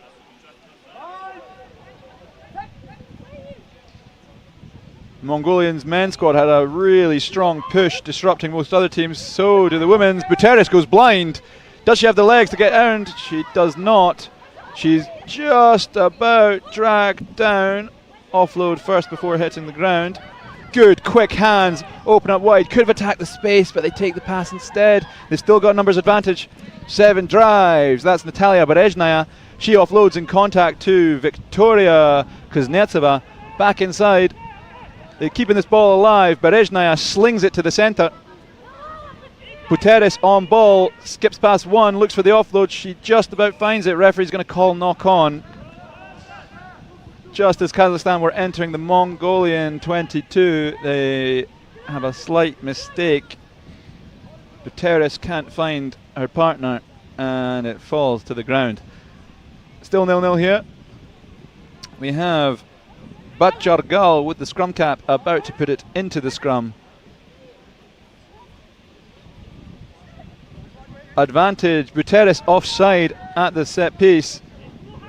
High tackle as well, by the looks of it, might be a new advantage. Mongolia playing some really nice rugby here. Wrapped up by Berezhnaya around the 40-metre line. Advantage now gone as they've driven it about 20 metres from the line. I think it's a new advantage for offside. Batjargal plays it from the base of the ruck. One pass contact, strip comes, no advantage. Penalty, tap and go here from number 5, Bayat Shokt. She advances towards the halfway line. Bit of a high seatbelt tackle, nothing given, as we're on the cusp of the halfway line. Referee has blown his whistle, holding on. Good jackal there from number 2, Diana Dastankizli. Lolita Bateris with ball in hand. She puts it to the deck to safely tap and go. She goes left. They have a 3-on-3 here. Berezhnaya steps and goes. She's powering through. It's not Berezhnaya, it's actually Victoria Kuznetsova, and she will go under the sticks to open the scoring here. 5-0 Kazakhstan. Good bit of footwork and a good drive there from Victoria Kuznetsova. She's awfully tired after that 50-metre dash.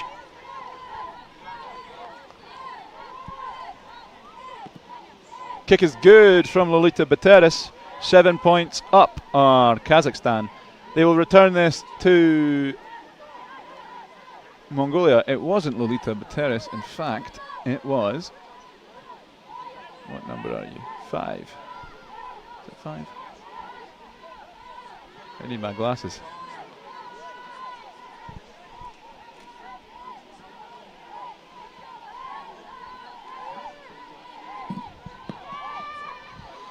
Still can't quite tell. We've restarted here again. We're watching replays, but Mongolia have recovered well. It's hard to read these numbers on the Kazakh strips. The white numbering on the light blue and yellow shirts.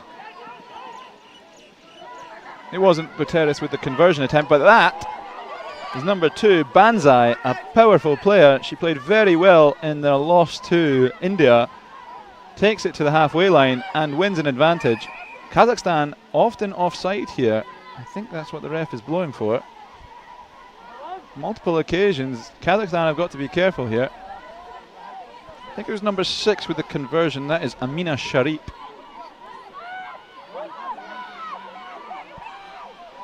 She converted the try from Victoria Kuznetsova. Mongolia just passing before contact. Spinning it now to the centre.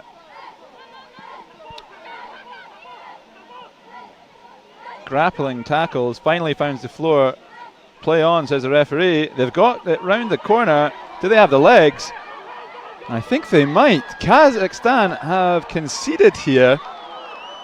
Very careful with that touchline. She's got it.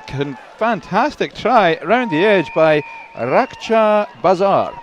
Number 7 from Mongolia. They are fighting here to cause quite the upset. Kazakhstan should be in the final, but a loss here could really disrupt things.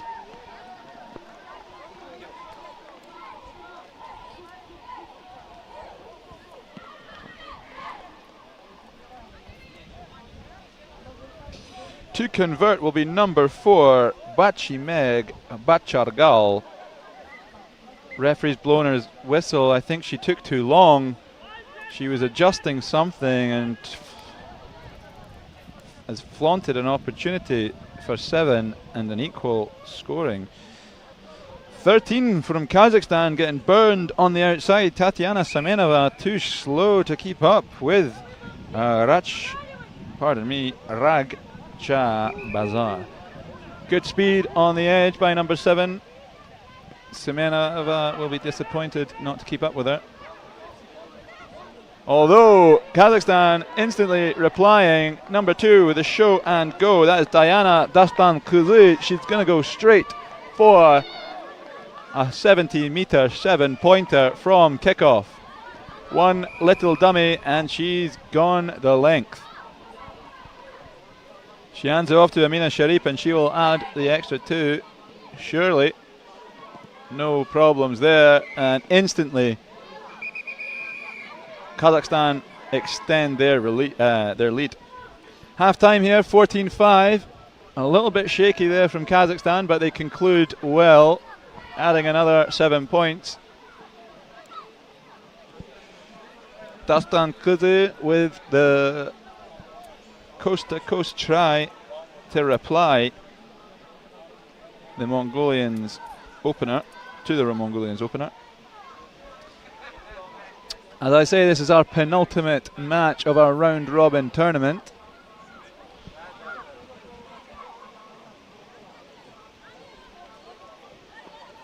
Following this, we'll have a cracker in Sri Lanka versus India.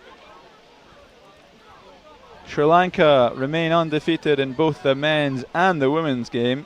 India, however, disappointingly lost their first 2 games against a strong Kazakh and Uzbek sides. Great try to open the game here by Victoria Kuznetsova. Strong handoff and even stronger legs to just keep driving through, and under the post she went.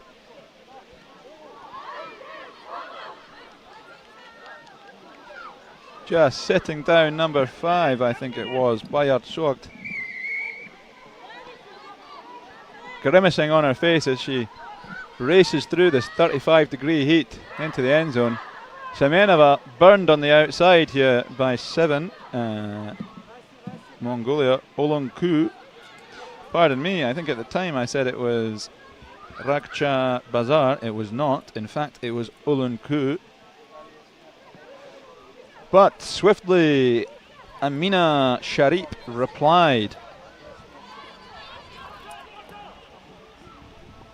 Was that number 2? I don't think that is Amina Sharip. I think that's... sorry, it was Diana Dastan-Kuzi. I said that in the main broadcast. Anyway, Bachargal from Mongolia gets us back underway. It's fielded well by Lolita Bateris in the centre of the park. She fakes left, fakes right, and down the centre she goes. She's still going. She gets it away to, I think, one of the Kuznetsovas who's driving away. It's not. It's a Berezhnaya. And Berezhnaya, Natalia, will go under the sticks to add another try and more or less secure this win for Kazakhstan. Great work by Lolita Bateris to scamper in between the central Mongolian defence and find space for her partner Berezhnaya out wide on the right. Easy chip over the posts to conclude, and it's 21-5.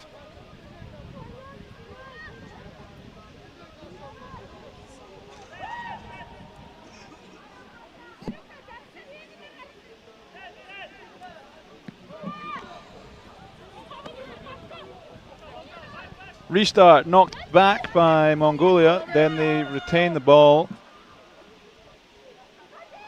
Bachargal drives centrally, draws in some players. Big looping skip pass to the wide winger.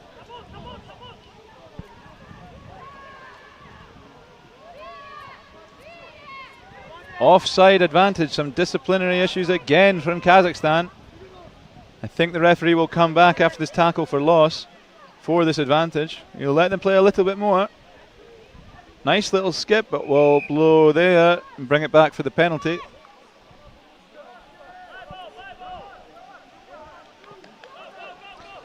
Penalty marked at the 10-metre line of their own half. Mongolia tap and go. Nice quick pass to Banzai, who's quickly chopped down and presents well enough that Bartsak can get a hold of it. She finds her winger and try scorer Olonku. Ball's there, nobody's... referee does blow his whistle. I felt like for a second people were sleeping. Don't think it was releasing on the deck there. Successful jackal, I believe, from Kazakhstan. Buteris gets us underway with a low pass to Dastan-Kuzi. She picks up well off her toes and the Kazakhs spin it out wide, but then they fail the switch and I think the Mongolians have got on top of it. Referee blows his whistle for not releasing or not rolling. Tap and go. The Mongolians up the centre. Almost at the 22. Big hit coming. Shot on her. Rib tickler there. It was a solid shot, I think, from Berezhnaya, Natalia. But advantage not coming. I think another offside, but yet not a card to be seen. Kazakhs disrupting in defence. Banzai comes flying in for the loose ball. Referee says play on. It's a 1v1 on the edge. Olonku draws in 2 and gets some extra yards to go. Small pass to Banzai, the powerful, short, scrum-capped player. She forces that presentation back and they've still got it. Penalty coming. Take a few steps back and they tap and go. Mongolia still in this game. They are at 3 scores behind. Straight off her feet, not called. It's open. It's a porous Kazakh defence, allows Bayatchok to scurry around and get it under the posts for what should be a 7-pointer. If Mongolia hurry up here, they still have time, although there seems to be a lack of urgency. The last kick, they ran out of time.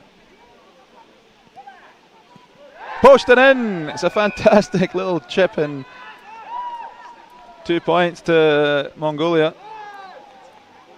Well done to Bayatchok, just moving the ball laterally, faking it. And I think it was Amina Sharif, just didn't know where to go, caught in no man's land.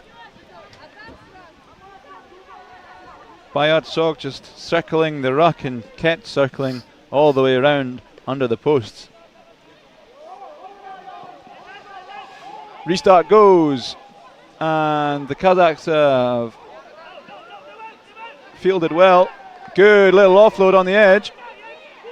We're looking at Milana, no. I think it's Angelina Kuznetsova has broken free and dots down to once again reply to a Mongolian try with an almost instant Kazakh try of their own.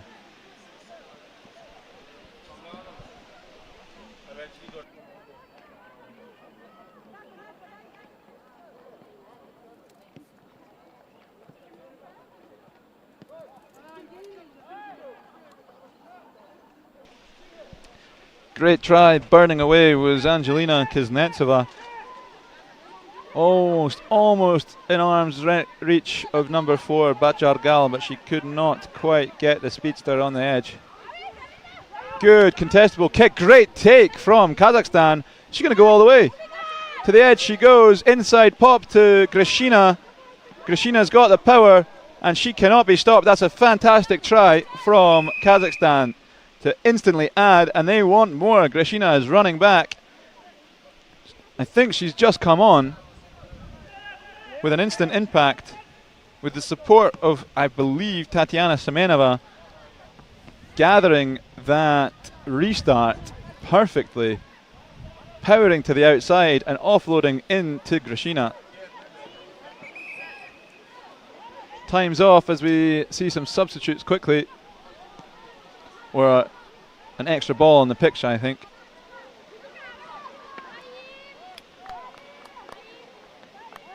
Still not quite off. There we are. Ref says time on, and the ball is hoisted well into the sky. They didn't want it. I think that's a knock-on advantage. It is. Amar Sana couldn't quite get under it. And Lolita Buteris snaps that ball up to play a quick set piece here. Kazakhstan looking to extend their lead even further. Ball's there. Buteris scurries to the right. She pops. Again, it's gone over the top. She regathers her own pass. She's still going, Lolita Buteris. She finds an inside pop, and it's a lovely, lovely line by Oksana Shadrina. And she gets herself under the post to add another 5-pointer with number 3, Diana Kazibekova, surely adding the extra 2. I didn't quite see on the screen here. That's a full-time whistle, 36 or 38-12. Kazakhstan will probably be disappointed by letting up a couple tries there, although they did rack up a decent score of their own. Don't go anywhere. Our final group stage match is Sri Lanka versus India in the women's. Sri Lanka undefeated, and India looking to finally get a positive record after losing their first 2 games, winning their third and fourth. Right now 2-2, but they're up against the undefeated Sri Lankans. They'll be kicking off in 5 minutes or so. Don't go anywhere.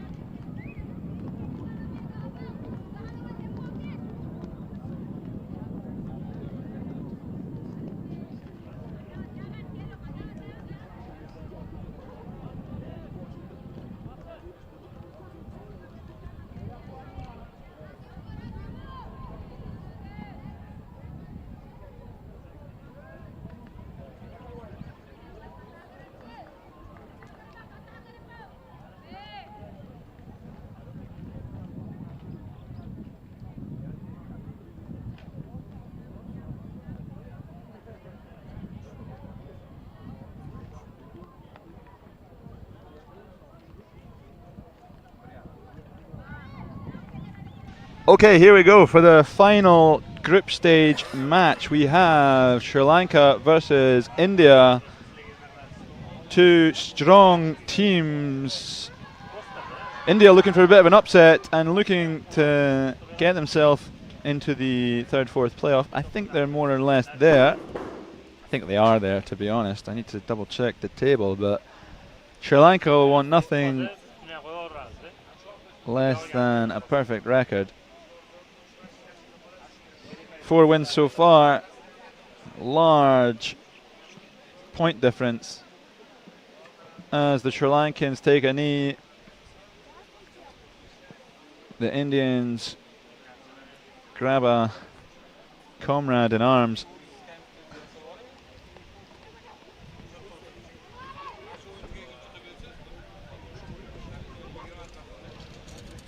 Here we go. About to get underway this final match of the group stage. We will be taking about an hour-long break after this, then beginning our playoff matches. We'll have a men's 5th, 6th playoff, not a women's, because the Kyrgyz women's team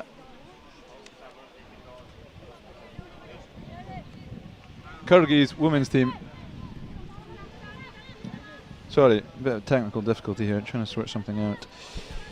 I think everything's good. Stream, I hope, is up and running just as India get us up and running here. Bit of a miscommunication to start the game. Local referee Vladimir instantly puts his arm out. Sri Lanka got to be disappointed with that for a beginning. Scrum down, India halfway into the Sri Lankan half. Big push coming from both sides. So much for waiting for the ball by the looks of it. Offside advantage. India looking to take the lead straight away. Mahak, I think that is pinning her ears back to the corner and beats the speedster in Indisha Pereira. And that is a try to take India into the lead instantly here at the Sports Complex of the Ministry of Defence of Uzbekistan. Fantastic start from the Indians. Bit of a shock there. Sri Lanka, miscommunication, giving the ball away, straight away. Can't even take the restart. And here, I think it's Orion, number 4. Or is it number 9? It might be number 9, Hansda. But Mahak with the speed to the corner. No catching her this weekend. If you give her the space, she will take it.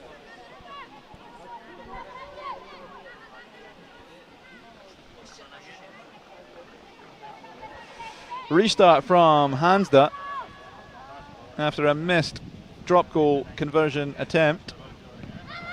It's a decent restart. This time, again, Sri Lanka can't get a grip. And luckily, it goes backwards this time into a third teammate's hands. Sri Lanka really got to clean this stuff up, the basics of a kickoff. India go for the intercept, but they do so to leave Indisha Pereira open, and there's no catching her once you let her get going.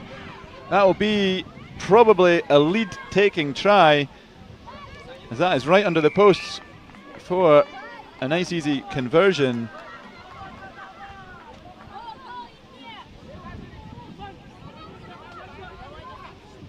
Indisha Pereira once again blistering away to take the lead. I think India just got to be more disciplined there, going for the headline making intercept, jumping out of line and leaving quite the gap for Indisha Pereira to just blitz on through, as she's done all weekend. Sri Lanka taking the 2-point lead and will restart by probably hoisting a contestable ball here by Rasan Jali.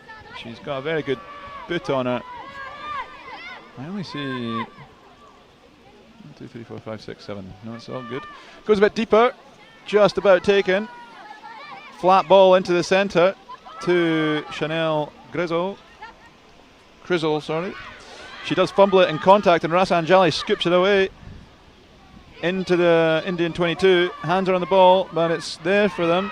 They have a 2-on-1, but she's eating up all the space, just bringing the defender with her. And Idusha Pereira can do it alone. Number 11, Athira KP, ate up all of Pereira's space by just moving laterally, not fixing the defender, but even once she did give it to Pereira, Pereira can make a try out of nothing, as she's just done once again. Athira KP with the assist.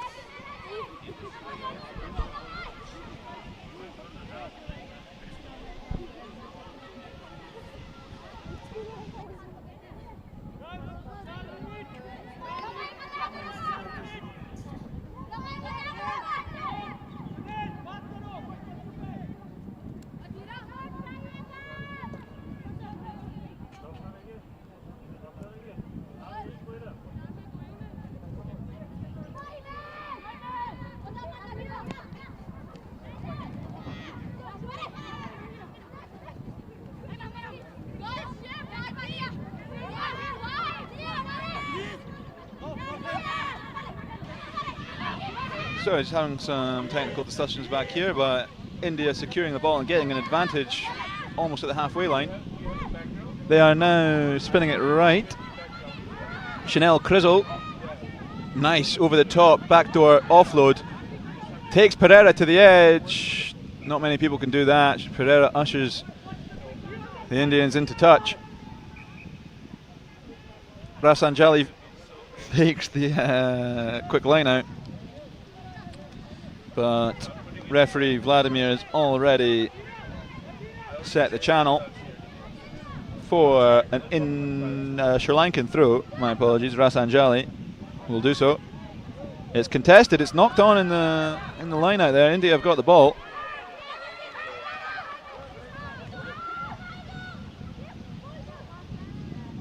Well spun away out of contact. Number 6 there, Arayan, Suman Arayan.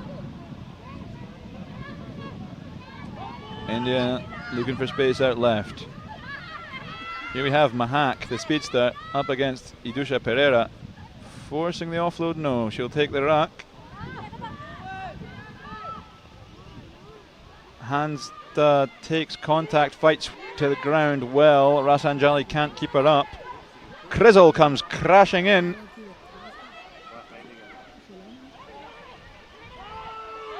And player advantage on the edge, and they've got the try. Number 6, Suman Orayan dives in. A little bit wide. It's going to be a difficult kick for Hansda to tie this game up. Suman Orayan just getting some medical attention after diving in for that try. Or perhaps just cooling attention. It is 35 degrees here in Tashkent. Hansda, big kick here. Think the halftime whistle will blow after this attempt. They'll want to go in.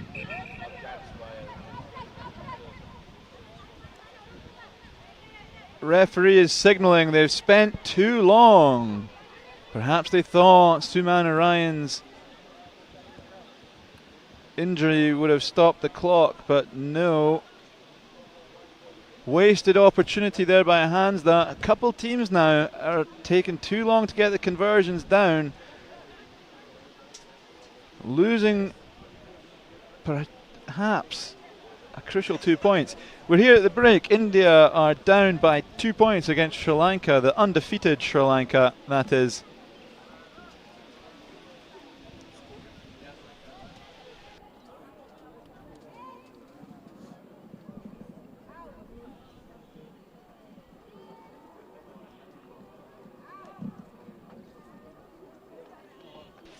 I think I might have misspoken earlier saying Sri Lanka have a perfect record. They don't, in fact. Their last game was out against Uzbekistan, which they drew 12-all.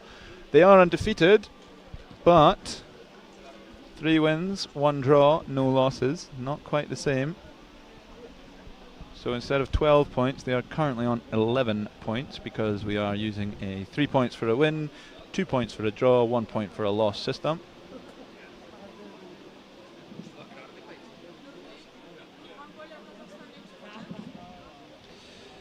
Good late but perfectly timed pass really from number 1 Arati Murumu for the assist there on Suman Ryan.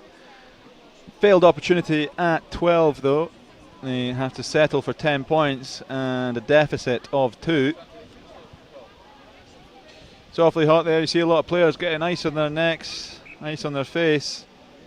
It's 35 degrees here in Tashkent and the sun is pretty unrelenting. It's starting to poke out of the clouds that are sparsely spread across the sky.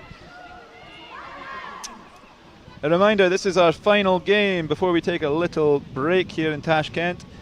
We will have about an hour-long break before our 5th, 6th playoff, our 3rd, 4th playoff and finals. About an hour we will rest. You can watch some highlights. We'll probably leave some fixture list timings up on screen. But don't go anywhere now. We've got another 7 minutes of fantastic women's rugby to conclude our group stages. This is the 30th and final match of our men and women's round robin. Rasanjali gets us underway. It's fumbled by the Indians just as the game started with a Sri Lankan fumble. The Indians start the second half with a fumble off the restart of their own. Rasanjali collects the ball and she'll put in this scrum just inside Indian territory.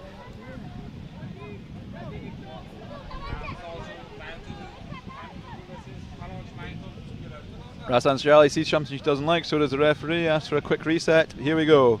No time wasted. Early push, yeah, I thought so, from Sri Lanka. Rasanjali thinks it's hers, it's not.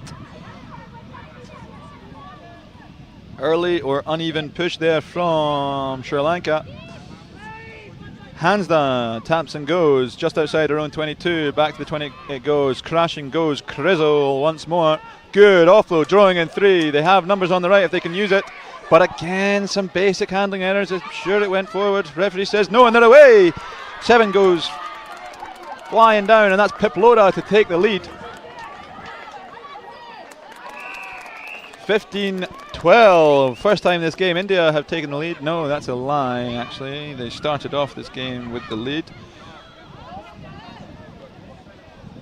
Mahak, number 2, the speedster, opened up the scoring to give India the lead. But here they return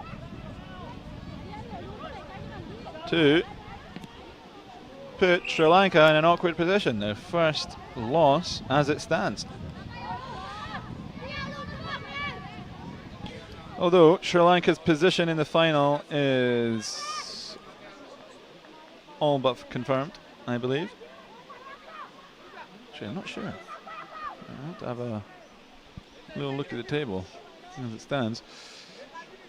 We'll have that with you before we go. We'll confirm the playoff fixtures at the end of this game before we take a 40-minute to hour-long break.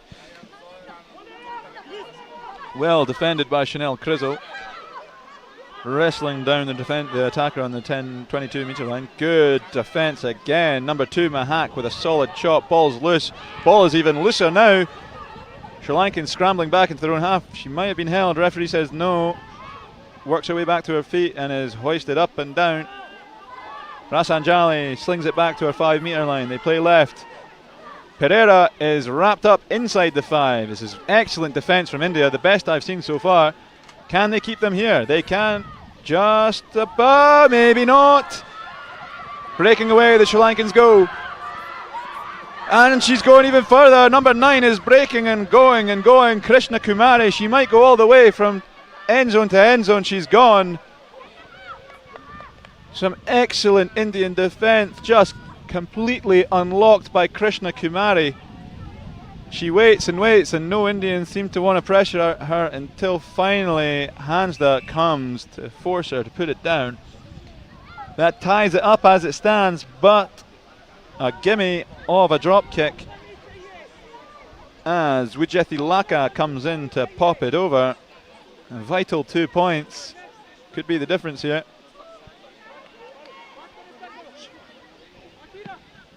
Straight down the middle it goes, and 19-17 is the score.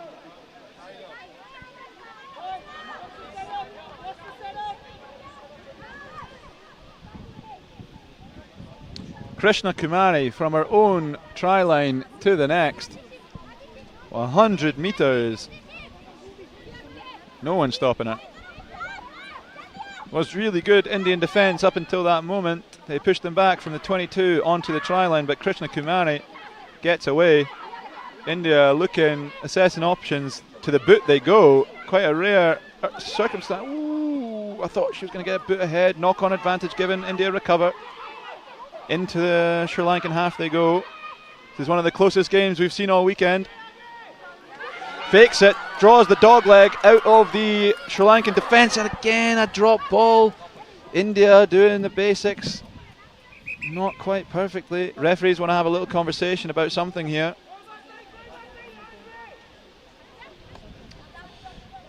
Referees from across Asia here. Lawrence from the UAE on the touchline, and Vladimir from Tashkent. Knock on from India, the result of their quick discussion. Sri Lanka Putin it will be. They hand it over to number 12, Dissanayaka. Wijethi Laka, the hooker, who also can kick pretty well. Low, powerful scrums from both of these sides. No early push this time. They spin it out. Tight lines from Sri Lanka, held up well by the Indians. Slow ball coming. Good hands. A little bit too far behind. They pick up well and they go again. Good feet in the centre by the Sri Lankans.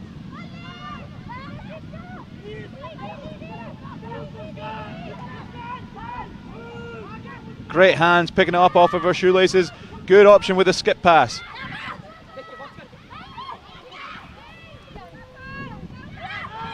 Sri Lanka recycling well. They have space in the middle if they can find it. They take contact instead.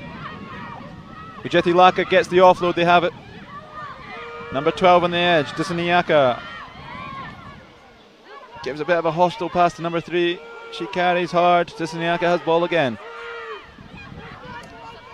Into the Indian half they go. Referee calls offside. Penalty to Sri Lanka. Scrum called. Perhaps trying to kill a bit of time here. Referee informs how long is left. I can only assume a minute or two.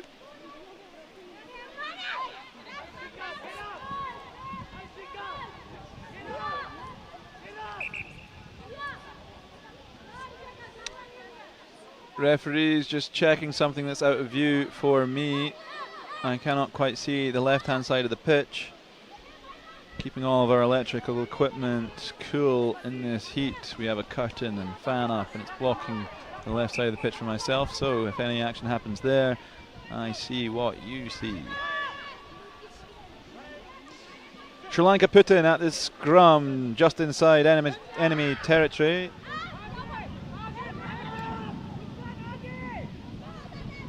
Trying to go for speed on the edge. The Indians won't allow that. Number 5 does well to pull her down. That's Anshika. Not releasing. Great defense by India. They're marched back 10 for perhaps accidentally kicking the ball, but kicking the ball nonetheless. Rima Orion is now on the park. They call a scrum. Again, just inside enemy territory, but this time Sri Lankan. Indian Putin off of their own penalty. Choose not to go for a touch or the tap and go. Instead,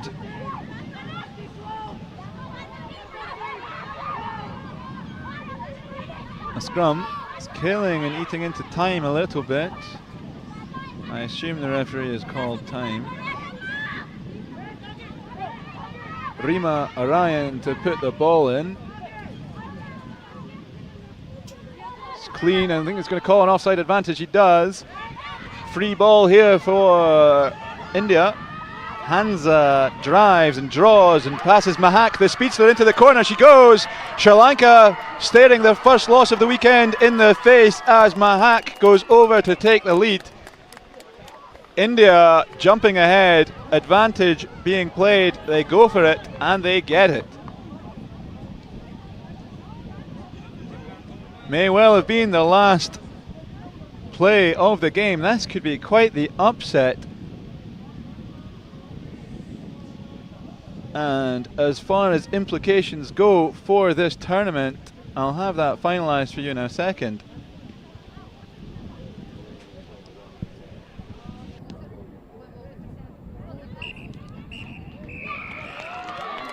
India have done it. They have upset the undefeated Sri Lankans. The first loss for a Sri Lankan team, both male and female.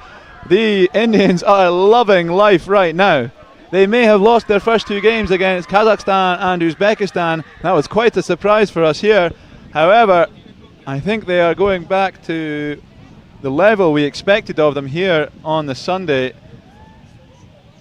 with a victory over the strong Sri Lankan side, 24-19. Well done, India. As far as what that means for our table, I will get back to you in just a second. Watch some highlights of this fantastic showdown of South Asian rugby here in Tashkent.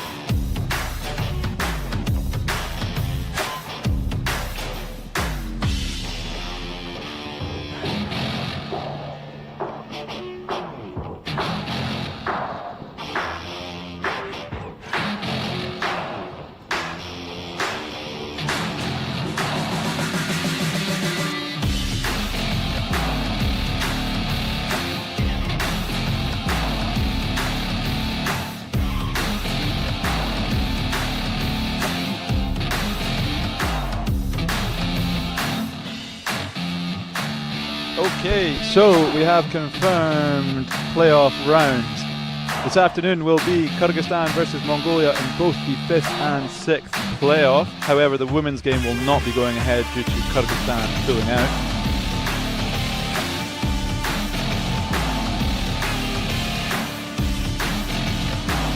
We'll have the graphics up in a minute, so I will just tell you if you're still hanging about. We're going to take about an hour-long break. As I said, Kyrgyzstan, Mongolia in both the men's and women's 5th, 6th playoff. That will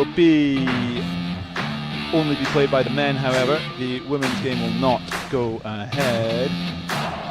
3rd place playoffs, we have in the men's Pakistan versus the home country of Uzbekistan, and in the women's we have India versus Uzbekistan. Uzbekistan just losing out on points difference to Sri Lanka. Tough break for them, no shot at the title. That leaves us in the cup matches. Men's India versus Sri Lanka, and in the women's Sri Lanka versus Kazakhstan. That will be on your screen for the next hour or so as we take a little break here in Tashkent before our very exciting placing matches, including 2 cup finals. See you soon.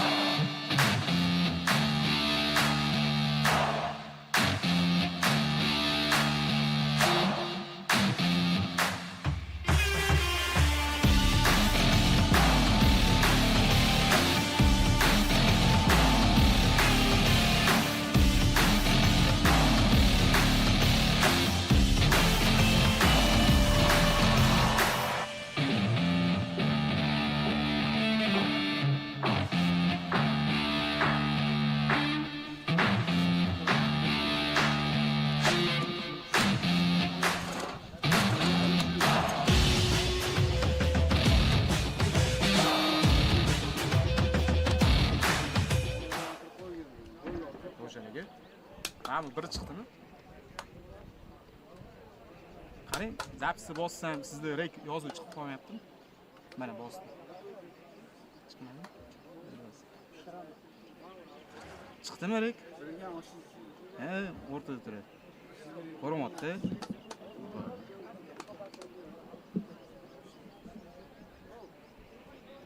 Okay. Bo'lmasa zapis. Anaqasi chiqibdi. Urada tablo.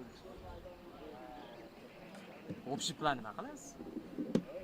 Raqamaydi, shunday gaplash, bir minut yozib beraman-da. Boshlanishni oldin. Ha, boshlanishini olib beraman. Va chiqishida olishim. Ha, chiqishini olib ozgina 5-6 dan atakan olib bering, to'g'rimi? Ataka bo'ladi. Malik ko'p şey. Shu kerakdi. Bir minut olib bering.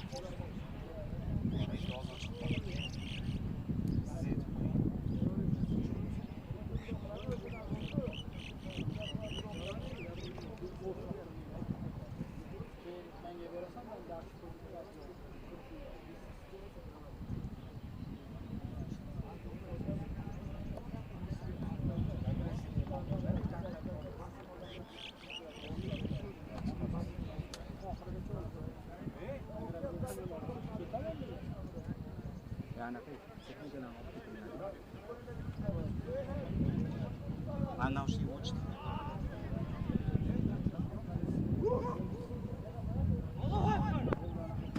İkinci kamera zo'rashyapti. İkinci kamera. We are back, people, for our first playoff match. We have men's Kyrgyzstan and Mongolia about to get underway here in Tashkent. This is the 5th-6th playoff. When they met this morning, Mongolia got the better of the Kyrgyz. They'll be coming back with a vengeance, the Kyrgyz. Only a couple of tries to their name to this weekend, one of which coming against Mongolia. They'll be hoping for a few more over the next 20 minutes. Kyrgyzstan to get us underway here. Kochman Betov with ball in hand. Not quite, sorry. Chinibekov with ball in hand to get us underway. First playoff match is a go. It's a high, short ball taken in the centre by Mongolia, well wrapped up by the kicker himself. Mongolia managed to get out wide. Bit of a grabby tackle, and Mongolia have passed themselves out of bounds. Number 10, Suvd Erdin, banging his head in frustration at not knowing where he was. It'll be a line out to Kyrgyzstan, Erlan Tashmamatov to throw in.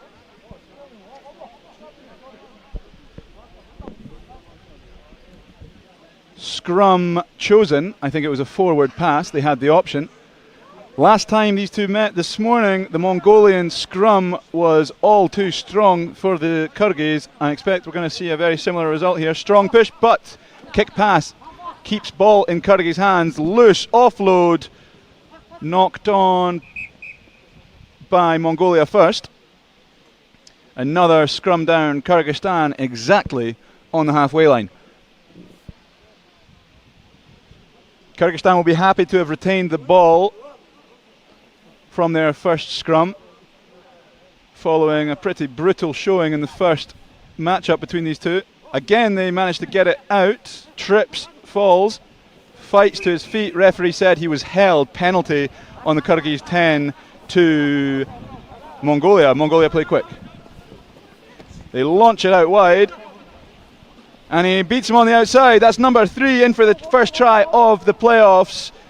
Bat Ochir for Mongolia, with the scrum cap and even more protection underneath. Passes the ball to his teammate Ench Bat, who will try and add another 2. He does with ease. 7-0 in the first minute to Mongolia.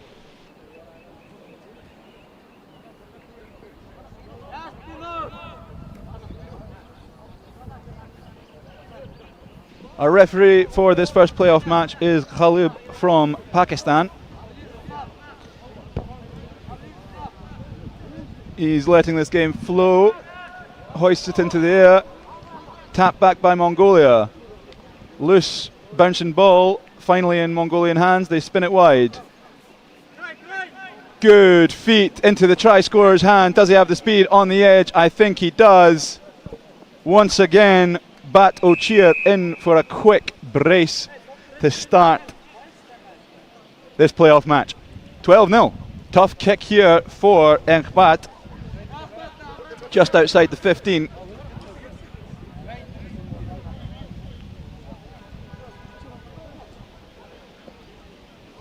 He's definitely got the legs. Whether he's got the accuracy, we shall see. It's a good nudge right through the middle. Enkbat's got to be happy with himself there. Not 124, but 14-0. Burns is opposite number 6, Dyakanov. Argen Dyakanov unable to catch the Mongolian. 14-0.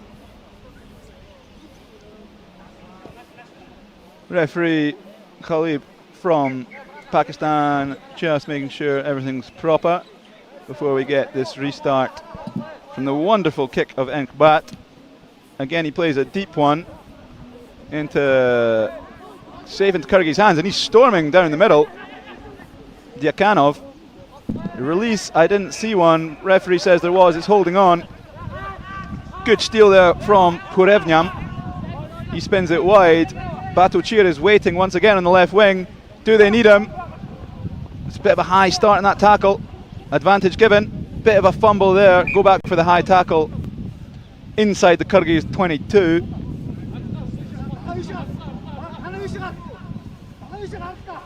Tap and go, surely.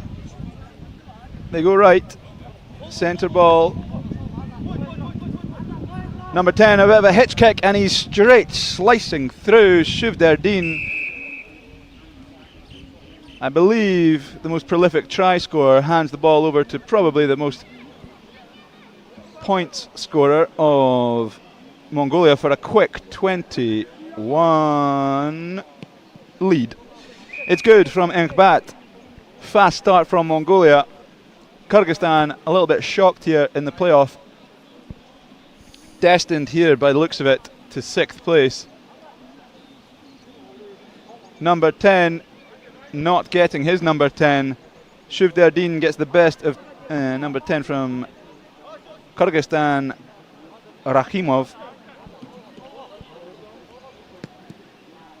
Good kick just over the 10-meter line. Fumbled. Play on, advantage. Play to the whistle, as always. Slicing through the middle. Once again, Bat Dorj is in for a try, and it's already looking rough for the Kyrgyz here in Tashkent. Relentless, the Mongolians so far. Enkbat to add yet another 2-pointer, 8 points for himself. Lovely little draw and pass there, I believe, from Purevnyam after he won the penalty for his jackal.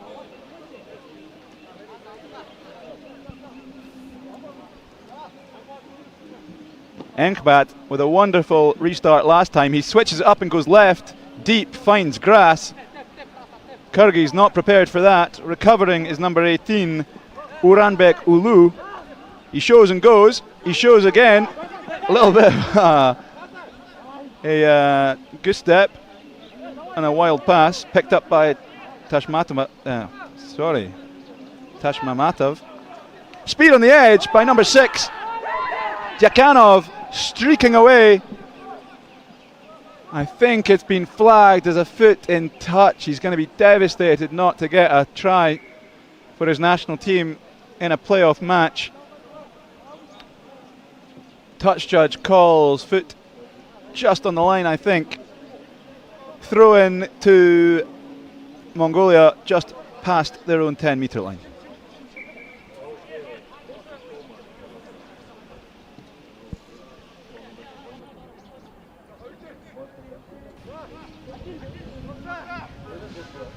Throw is good, take is good, loop is looking good. Nice ball to first receiver. Bounces off one, draws in another. Finds out wide. Batu Cheer is probably waiting. No, it's not. It's number 12, Bazar Surin, and he's streaking towards the end zone to add yet another Mongolian try. Looking to get it closer to the sticks. He taps down to make it 33-0 in this first half.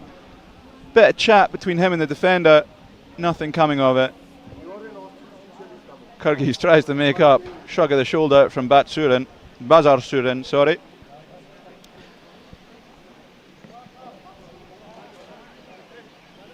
Enkbat looking to keep his perfect conversion record in this playoff match. He does, just about, sneaks it inside the left post. 35-0 in no time at all.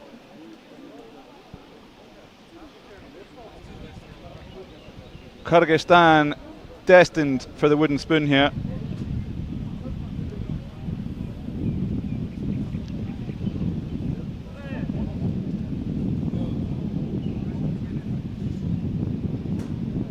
Half-time called, 35-0.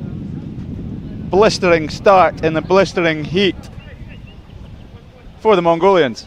Very little ball in hand for the Kyrgyz. Couple of passes string together, not much else to speak of.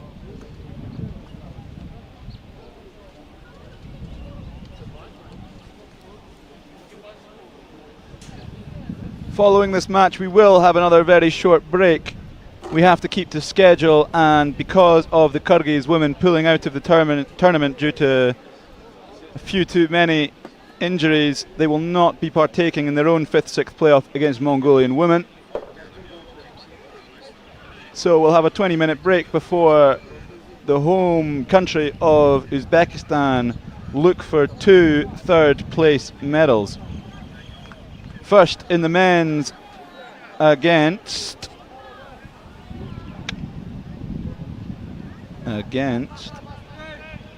Pakistan, and in the women's against India.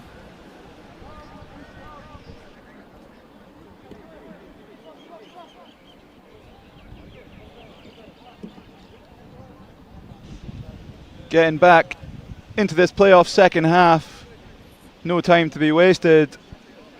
Number 6, Enkbat, will be looking to add yet another score.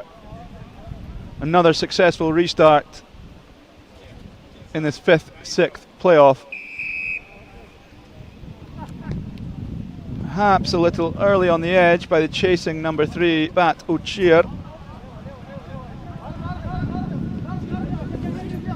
Spins it wide, flat as you like, good tackle, scything down Mongolian. Number 7 at the base of the rough, Perevnian. Ball was picked up, no offside called. Again, a good shopping tackle there from number 9, Kochman Betov, forcing a knock-on in the ruck, and Kyrgyzstan will have a bit of ball to play with here in the second half.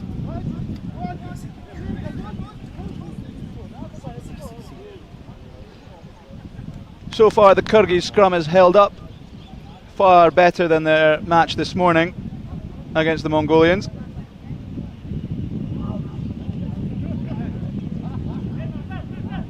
In the first match it almost seemed as though the Mongolians preferred a Kyrgyz scrum than their own, causing chaos.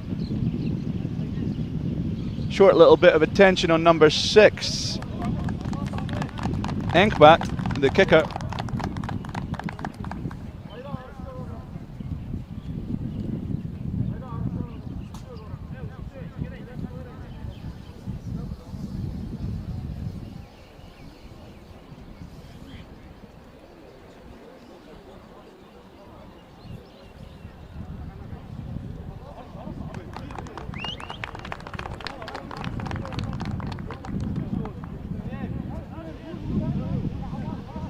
Enkbat, after a perfect kicking display, 5 tries, 5 conversions, 10 points to his name, comes off after leaving his side in a very good position. Big Mongolian scrum again. They steal the Kyrgyz ball.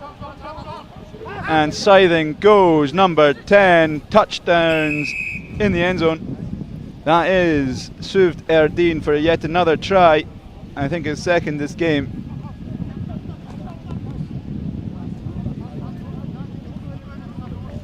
He will look to add another 2 points to his 5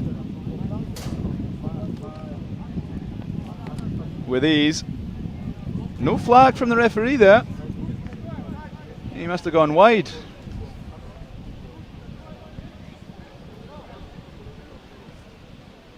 I think he'll be happy nonetheless, seeing off a couple of defenders.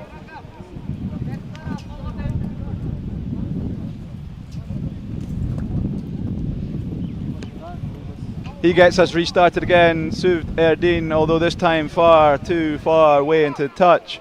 Kyrgyzstan, tap and go, might get the first opportunity at ball in hand in the opposition half at the halfway line on the spot of our Pakistani referee.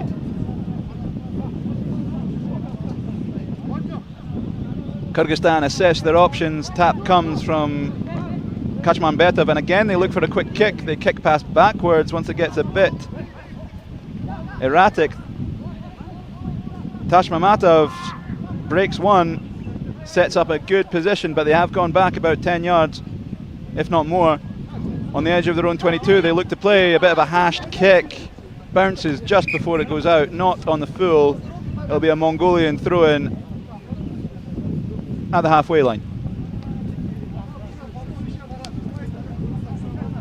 Channel being set just inside enemy territory for the Mongolians.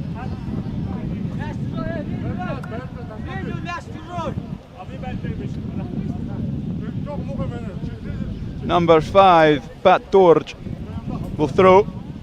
Suvd Erdeen to be lifted, no contest, clean as you like. Quick ball to the first receiver, big hit coming, he managed to chop him, Batochir.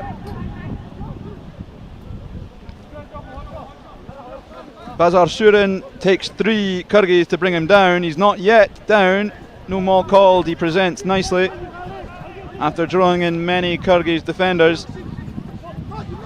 Ball is spread out wide, comes inside, looping pop pass out to the edge, big contact, looks for the steal, ball comes loose, Suvd Erdeen cleans up. Mongolia will look to solidify this after taking 4 Kyrgyz players into the breakdown. A spread out left should result in a try, a little dummy line.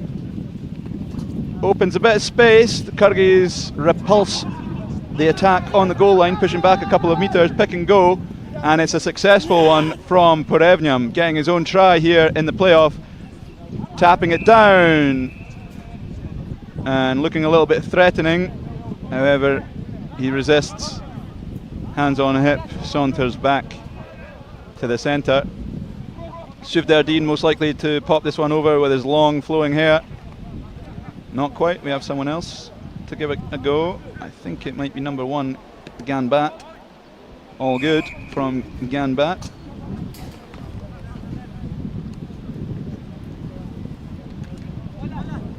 Getting a little bit feisty. Although the Kyrgyz aren't biting, they're just here to get better. Don't think there's any need for that from Porevnyam. He's having a good game, there's no need to ruin it. Although a good strong pick and go from the number 7, leaving many a Kyrgyz in his wake. Tap and go here for Kyrgyzstan. They wait again and assess their options. Is it going to be another tap? No, they're choosing the line out, and this could come right towards me if it's a good one. And he chooses tap. They move out right. Tashmamatov passes pre-contact. Suvd Erdeen over that one quickly. He gains a solid jackal, tap and go. Kyrgyz retreat 10 just about. Chops him down. Number 2, Erkem Bayar taking the gap. Erkem Bayar getting his first try of this playoff and taking Mongolia past 50. Kyrgyzstan not really able to retain ball phase after phase. Yet another high scoring game, not in Kyrgyzstan's favour. Mongolia rushing back to the centre, they want more.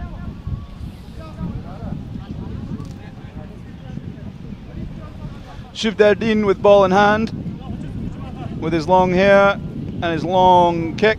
Not so much this time, short and straight into the hands of Batochir, looking for a hat-trick. Bounces off a couple, he'll maybe get to his feet. No, he chooses to present, reset the attack. Shuvderdin skips it on, bounce pass. Ooh, it's a bit of a horse collar. Play on. Bazar Shurin powers through, many a tackle, pops to his left, offloads. Shuvderdin touches down for yet another Mongolian try. He'll probably give this conversion a go himself. Probably still a couple minutes to go here in Tashkent in this first of 6 playoffs. However, the next one will not go ahead as Kyrgyzstan's women have had to pull out of this tournament. Mongolia most likely coming 5th in both categories. Kyrgyzstan falling to 6th in both. That's a wonderful kick. Not the work of Shuvderdin. No matter, it's 59-0. Kyrgyzstan's tournament is over. They will take home the wooden spoon. Not a win to their name, only a couple of tries. However, by far the most inexperienced and youthful team at this tournament. They should not be going away with their heads hanging. They should be happy with what they've done. They've come up against some of Asia's best. And maybe the scores don't show it. The Kyrgyz should be happy with their little trip west. Mongolia will be too, to not come last in both the men's and the women's. Batochir starting off this rout of a 5th, 6th playoff with a little brace of his own. Shuvderdin getting at least a couple of tries and a couple of conversions. Strong fend off, leaving the likes of Rakhimov in his wake. Lovely pop pass here to let in Bat Dorj to get on the scoreboard as well. Most of the Mongolians, I think, got a little touch, if not a try, in that game. Bazar Shurin getting one of his own in the first half.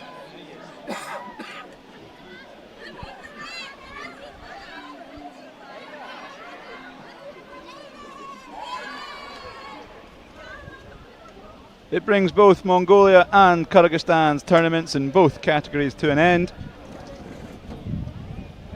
Mongolia having a solid performance against much more experienced and developed squads like India. They put in a very good performance yesterday, only losing by a couple of scores, getting a couple of scores themselves against who were originally probably considered one of the favourites, India, who will be facing Sri Lanka in the final of the men's. As I say, we'll take a little break now. Kyrgyzstan women will not be participating in this tournament, therefore Mongolia will have an automatic 20-0 win in the women's. There will not be a 5th, 6th playoff for the women's, I repeat.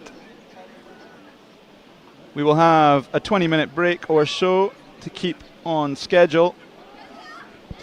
Next up, after our no-show game, we will have Uzbekistan versus Pakistan in the men's 3rd place playoff.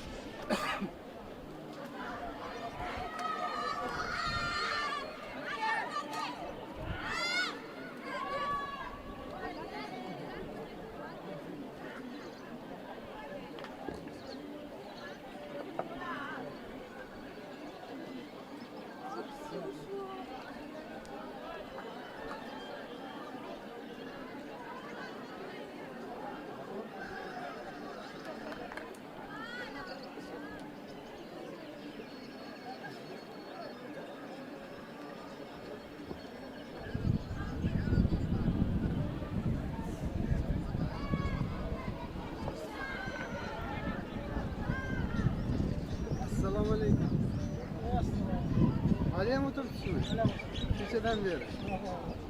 Qayerga qolaman? Operatorlar bo'laman. Shu shikast qilib qo'yadi. Qo'rqam. Har bitta uni sohani minus tomonlari bor.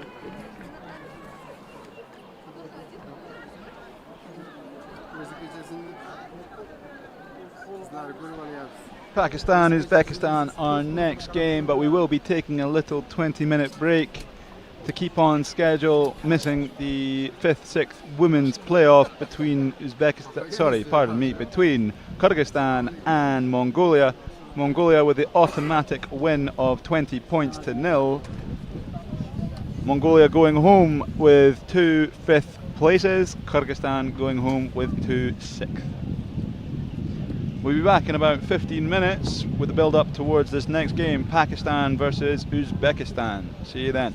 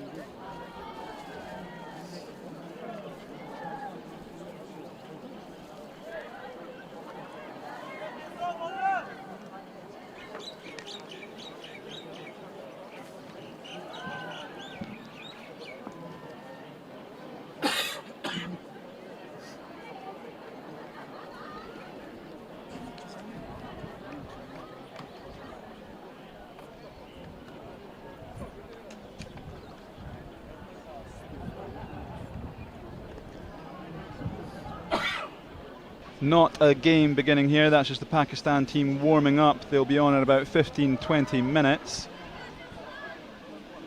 Whilst we have a quick little video for one of our sponsors.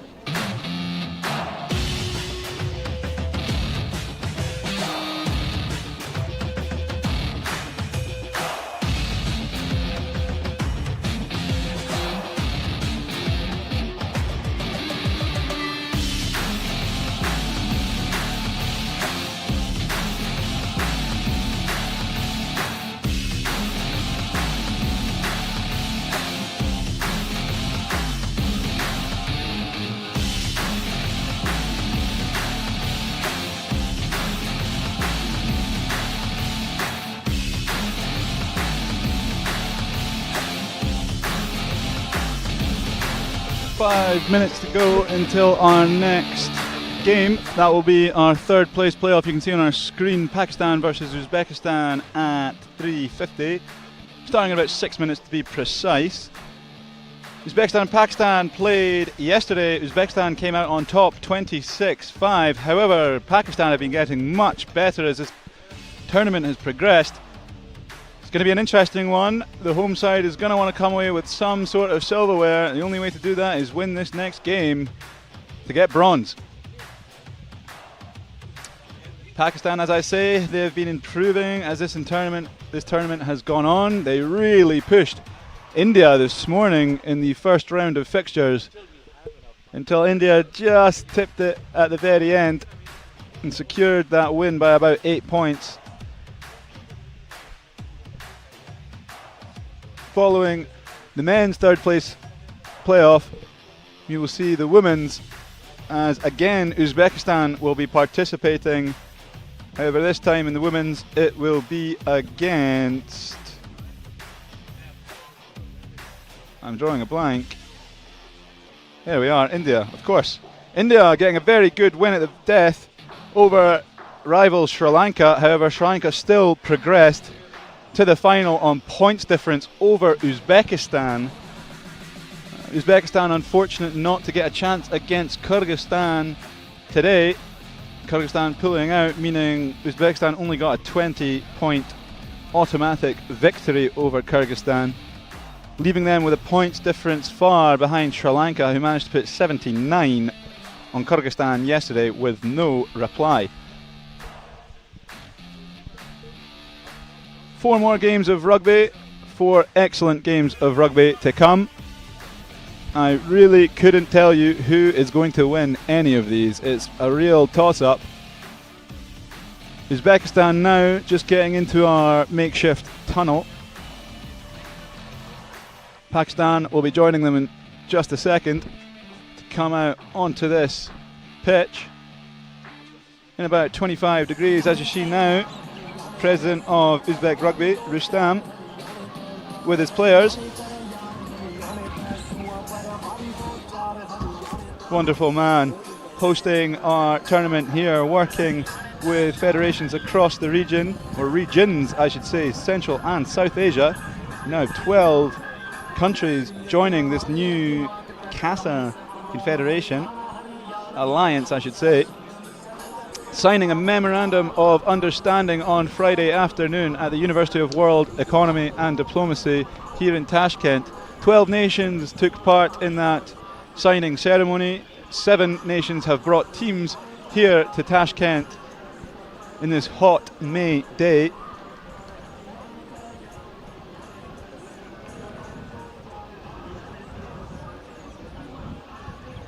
Pakistan will be joining in a minute, about 3 minutes until we're supposed to kick off. We've been running like clockwork so far, accounting for a couple of missed fixtures as the Kyrgyz women have pulled out.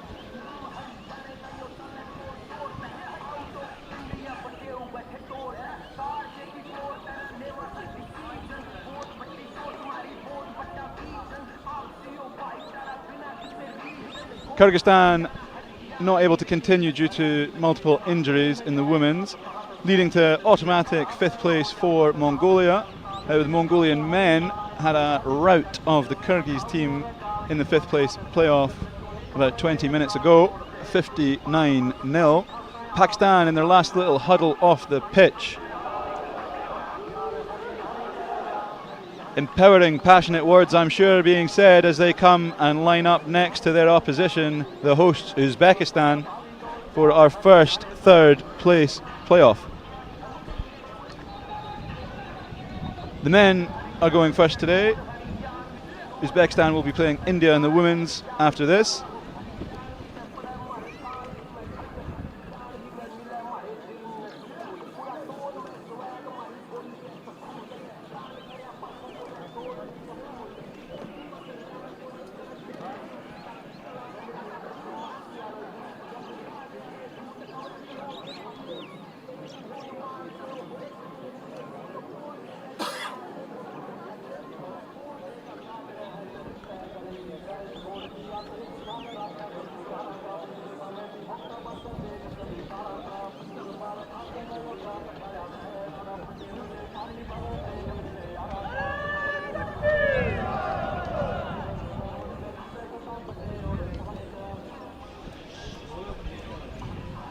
Here we go. We'll have Pankaj from India, the referee today, to get us underway. Pakistan versus the hosts Uzbekistan.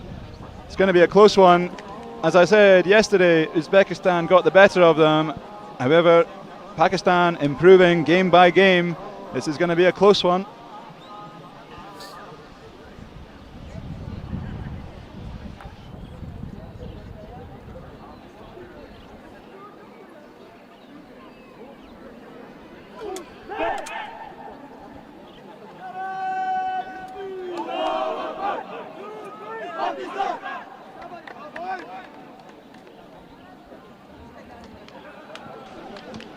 It looks like the hosts Uzbekistan will get us underway.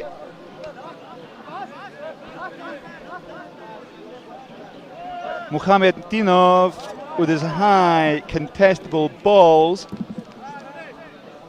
likely to put a lot of pressure on Pakistan as this game gets underway. Here we go. Bit deeper than usual, taken in to contact by Harun from Pakistan. Good hands to start them off as they take it into their own 22, but quickly getting out with some speed. Bangash, the speedster, cuts inside, offloads well, although fumbled by number 4, Raza, the versatile scrum half. Knock on deep into enemy territory for the Uzbeks. Not so deep, perhaps on the 10-metre line. Kalandarov, the elusive 9 to put in. Uzbekistan have had a pretty strong scrum so far this tournament.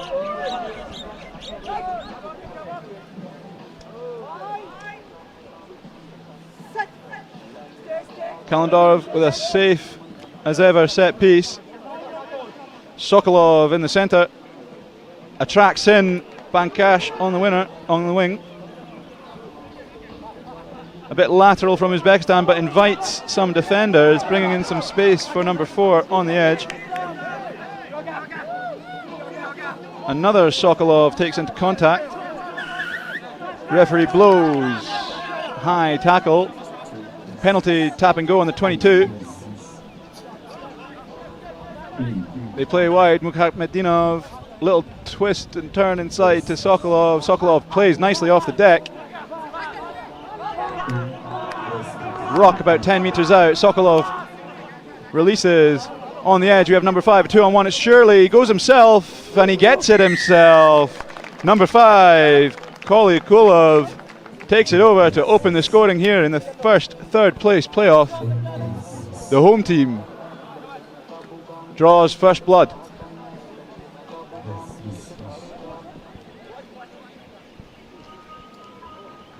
Muhammadinov to add the extra 2. He's got a wonderful restart. Does he have a wonderful conversion in him? Left-footed, curling it in. Curls it too much. Wide right. Kolly Kulov could have given a gimme to Sokolov. Chooses to go himself. Powers in for the opener. Muhammadinov again looking to put a high contestable ball in for Uzbekistan. Again, a little bit deep on the Pakistani 22. Well taken. Well wrapped up by Sokolov. Sergei this time. This time, Ilya Sokolov with a diving challenge on the knees. Advantage given. I think no wrap in the tackle. Pakistan playing in their own 22. I think his advantage is still going. Bangash draws and passes well. Contact taken on the edge. Good flip inside. Keeps it alive. Raza secures. Khan, number 6, skirts and passes. Bit low, bouncing ball, loose from Pakistan. They cleared it up just about. Sadiq on the edge, takes it 1-on-1. They secure that near enough. They've gone coast to coast, but no ground made. They bring it back to their own 22. Raza slings it to Bangash. Bangash draws in the winger, puts in a nice pass, but it's just not caught correctly. Knock on given offside as well. It will be Uzbek penalty near enough the halfway line. Very close to me here on the touchline. Uzbekistan are, I think, going for the corner. Ilya Sokolov with ball in hand. Looks like he's going to kick down the line. Puts a bit of banana twist on it. Goes out only about 10 metres further down the line. Tight angle for him, to be fair. A couple of subs here after the first few minutes.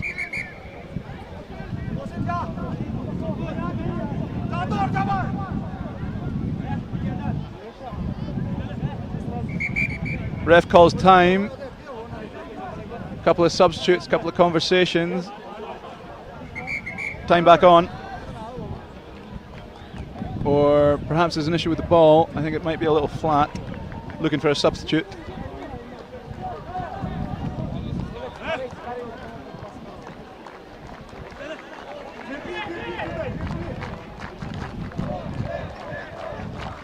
Kalondarov with the throw.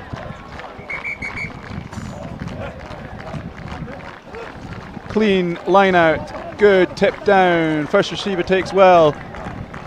Ilya Sokolov trips, but the loop around comes. They have an edge here, nice little flick inside. Uzbekistan playing well, evading contact until now. He dumps one on the ground and he pops over the next. Ilya Sokolov back on the ball, he dummies and goes, dragged down. It's back into Pakistani hands. Number 8 Harun requires a couple of Uzbeks to take him. Pakistan playing in their own 22. They opt to kick this time.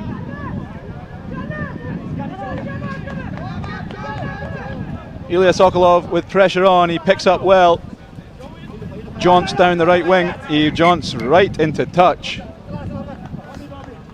Hands on head. It's an awfully hot day. Tired after the first 4 or 5 minutes in the first half here. Pakistan line out just into enemy territory. Number 10, Afzal with the throw-in. He's got a few tall options, significantly taller than the Uzbeks. Sergei Sokolov disappointed to be getting pulled off just as he would have been lifted. On comes number 13, Imamov. Bit of a loose line out, but gathered in the end by Pakistan. Loop around. Afzal takes it. He misses one nicely into the hands of Khan. Makhmetdinov with a good challenge, but Bangash with a great line. And he's going to take it under the post and probably take the lead here. First try for Pakistan. Great carry down the right wing by Khan. Support was brilliant from Bangash. Afzal to take the lead here.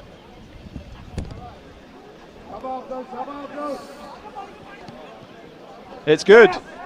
And Pakistan already bettering their score from the first outing against Uzbekistan yesterday. Lovely inside offload. Bangash coming on at pace as ever. Afzal, after taking the lead, will hope to play a contestable high ball here. No, they choose grass instead. They go deep, pinning Uzbekistan into their own 5 metre line. Bit of footwork, just about breaks one. A loose ball in their own line, and it goes dead. Pakistan going to have the advantage here on 5 metre scrum or not. Referee calls half time. Pakistan will be disappointed they don't get another shot at making it a 2-score game. Good first half from both sides. Back and forth.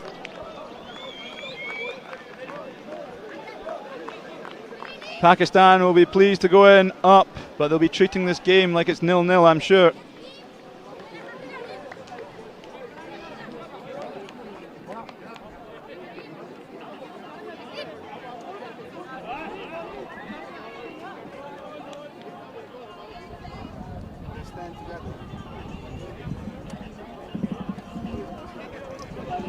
Firm words from the coaches. They've got to stay relentless in this relentless heat.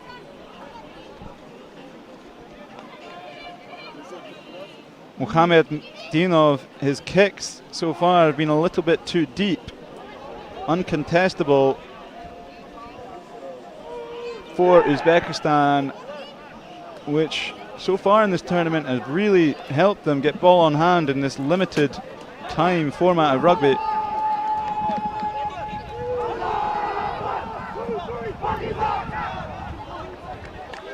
Lovely try here. Khan inside to Bangash. Bangash has at least got a try in every game, I think. He's playing very well this weekend with that distinctive headgear of his.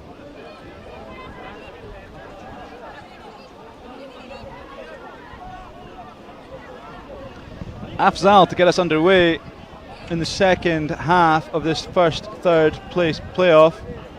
Following this, we'll have Uzbekistan, India in the women's. It's a high ball, so high I can't see it from the 10-time end. It's a great restart and a wonderful acrobatic take from Uzbekistan. Wonderful strength there from number 2, Machonov.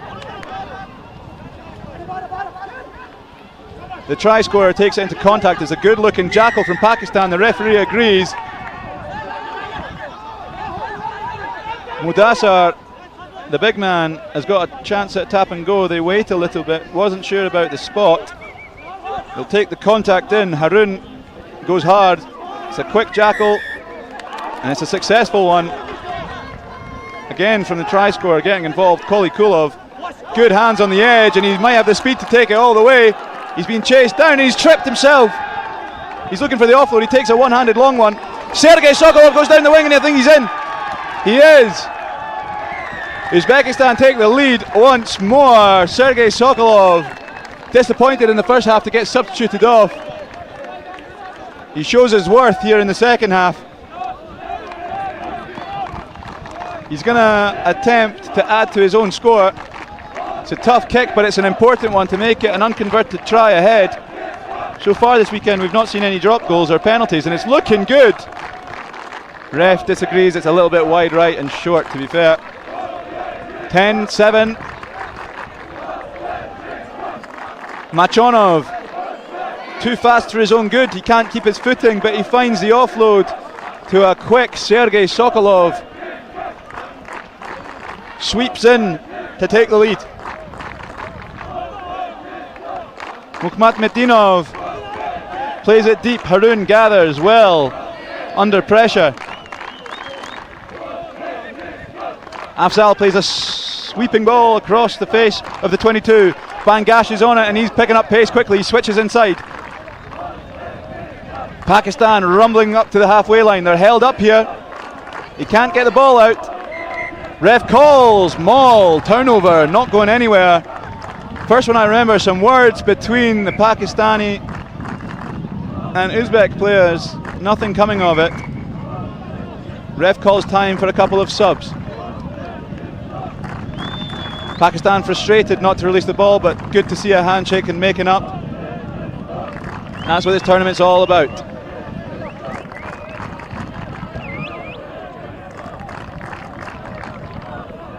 Scrum down, Kalandarov to put in. Uzbekistan ball.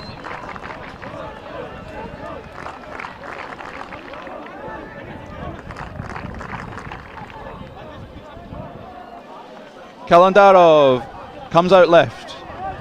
Safe hands in the Uzbek half. Machonov driven back into his own half after very briefly advancing. Sketchy passing, still in Uzbek hands. They just about keep it alive. No contact yet. No offload coming. Yes, there is off the deck. Kalandarov with a big fend, dropping Pakistan to their knees.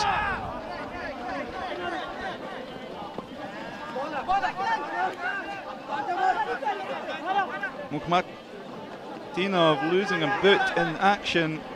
His trusty left boot, I think. Nice switch inside. Sergei Sokolov, the most recent try scorer, tries to get to his feet, just about does. Buy some time. Hitch kick in the middle.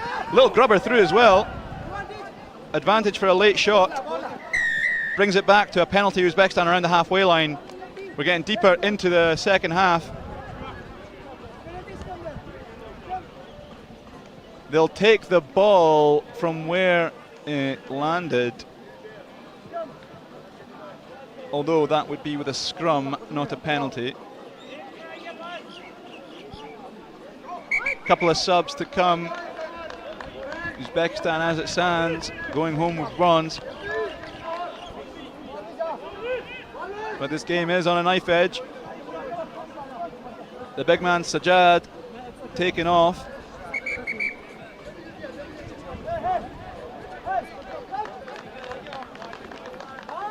Kalandarov once more with the put in for an Uzbek scrum on Pakistan's 10-metre line. Score is 10-7 to Uzbekistan. He breaks one, he can't break two, but he finds the offload and he scampers down the right wing. He's going to make it a two-score game here.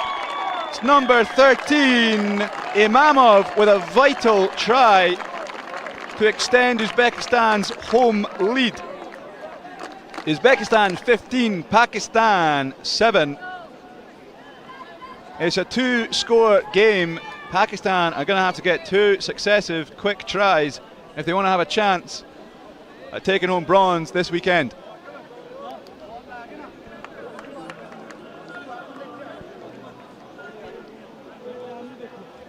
Muhammadinov with a powerful but wide kick. He'll return to the centre to restart this game. Great patience. Khan just lost whether to go with the pass or go with the man. He doesn't choose either, and the man goes. Imamov scampered down the right wing and took a vital lead. Muhammadinov deep into Pakistan's half.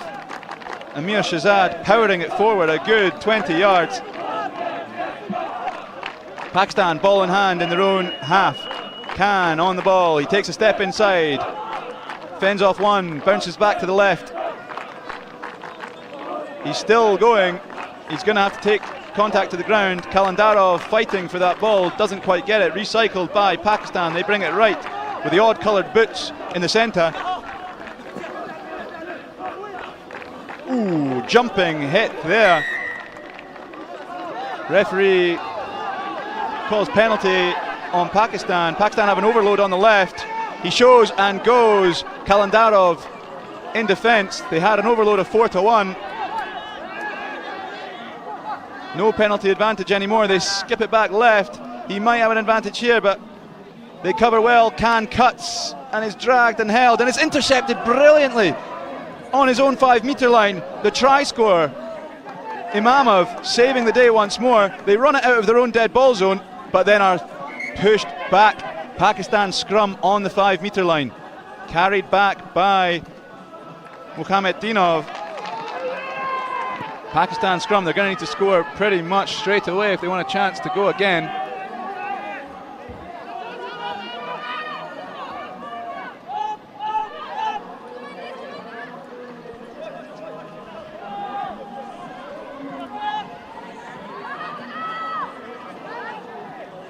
Big scrum.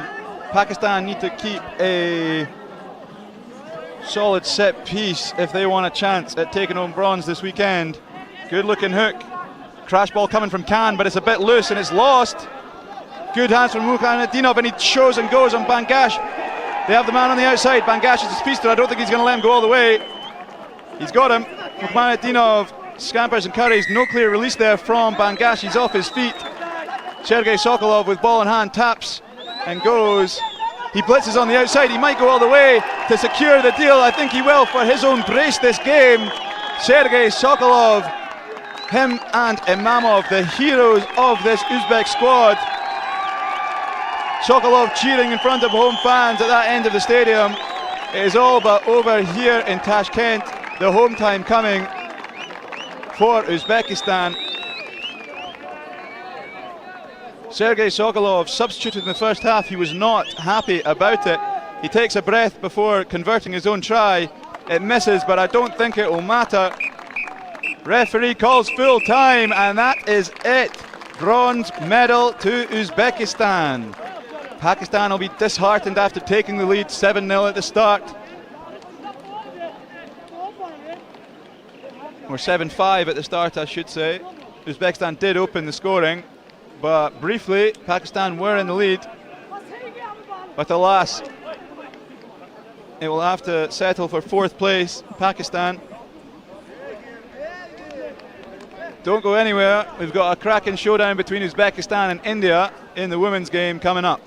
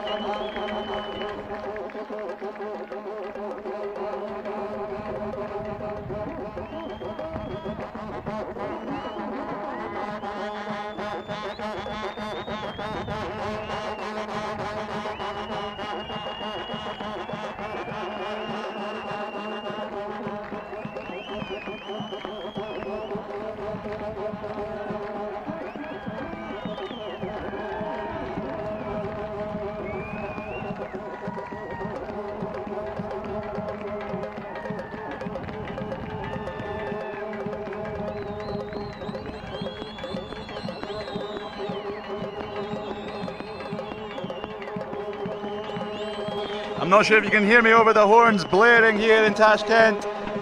The Uzbek are out in force now for the women's 3rd place playoff against India. The fans are truly here now, the dignitaries are here, the flags are waving, the temperature's rising, not just in terms of Celsius, but fever amongst the fans.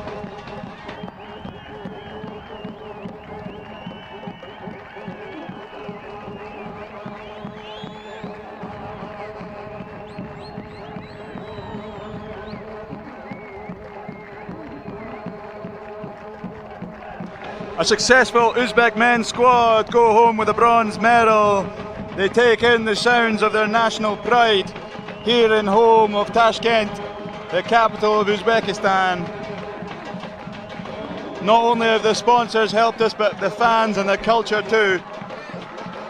Here come the women of Uzbekistan out to horns blaring and flags waving. India, however, will be looking for quite the upset against a home side that was just pipped into the final on points difference by Sri Lanka.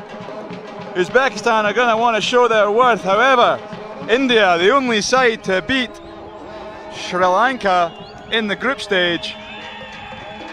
Here we are at a raucous Tashkent Stadium, hosted by the Ministry of Defence, with support of many a sponsor, including the University of World Economy and Diplomacy, where this alliance of Central and South Asian rugby has come together here in Tashkent in this sunny May day.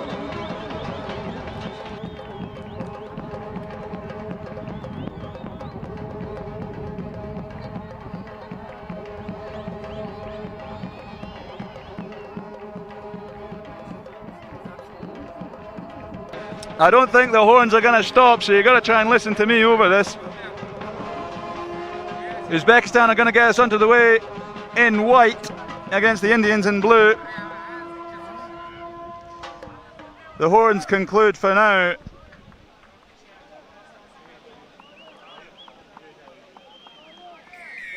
Referee puts his hand in the sky and we are getting underway. Let's have it. Deep ball onto the Indian 22, well gathered. Chanel Crizzle crashes once more into contact. No clear release, but it's a rip. It's given. Uzbekistan already have it. Number 2 with the steal, Yuldasheva. Powering down the right is the Nauruzbaeva. Stopped in the 5 metre channel. Held up, but just about fights the ground. Yuldasheva plays 9. First receiver comes in again for the loop. She's breaking already into the 22 of India. Good seal off. 10 bounces to the head. Rizmatova. She breaks away, and then Uzbekistan open the scoring again in a semi-final. And the horns begin.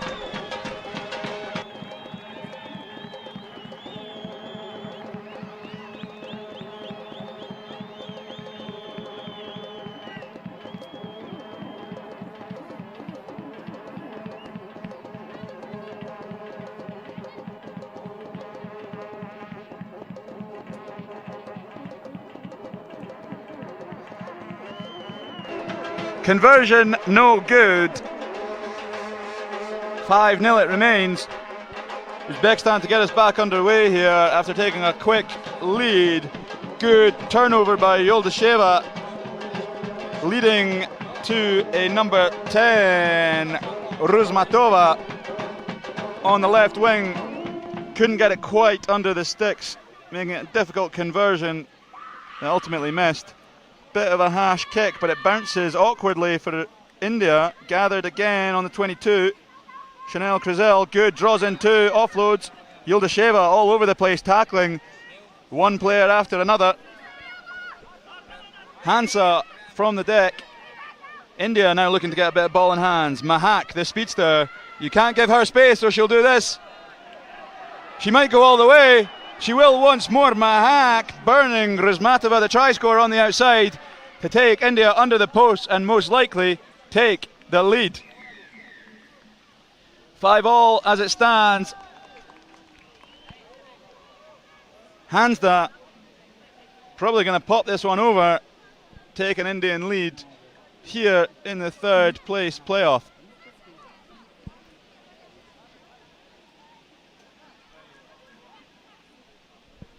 Should be a formality for Hansa. It is. Takes a bit of water on before she returns to the centre to get us back underway with our restarts. An excellent kicker, Hansda. And Mahak, an excellent try scorer once again, speeding down the wing. You cannot afford to give her any space. She must be up there for one of the top try scorers this tournament. Fumbled backwards by Uzbekistan. Abzieva fights well to buy time and finds ground. Uzbekistan playing halfway into their own half. Hansda drags down Uzbekistan.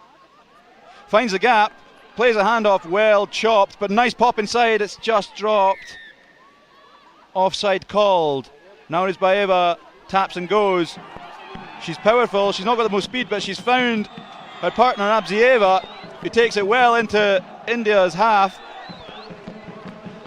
Drums banging as she rumbles on down near enough to 22. Yangi Baeva playing against six players, I should say, as an Indian receives treatment around the halfway line. India playing with 6 players. Solid defense by Mahak. Yuldashaeva driven backwards by India. Rips coming. It's taken by India. Although again called offside. They'll have a central tap and go on the opposition 22.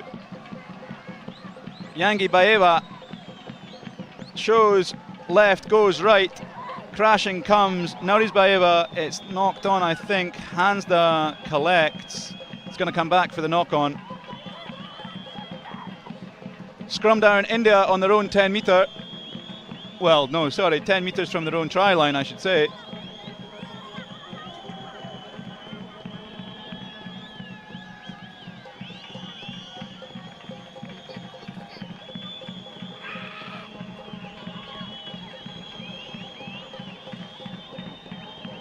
Central scrum. It's a penalty or a free kick at least. Another touch by Hansda, forcing that ball into the scrum. Can't be doing that. Can't be given an opportune tap and go here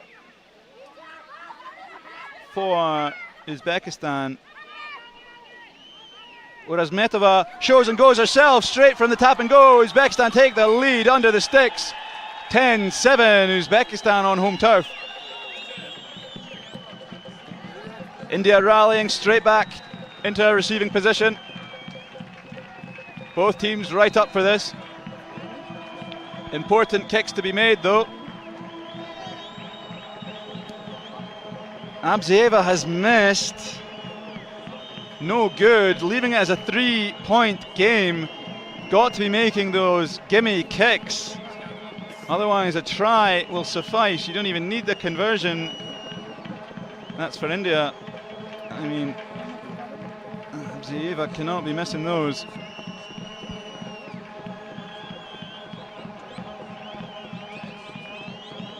Whereas Metova hands it over to Abzieva. Hopefully her restart is better than her conversion attempt. Probably going to stick India back in their own 22 as she's done already today. It's a deep one that's found grass. It might go out in the 5-metre line. A lot of pressure put on India straight away after Uzbekistan get us restarted. Referee marking a channel just outside the India 5. It is an India throw-in, but under pressure here to play with it. First receiver setting up pretty much on the goal line.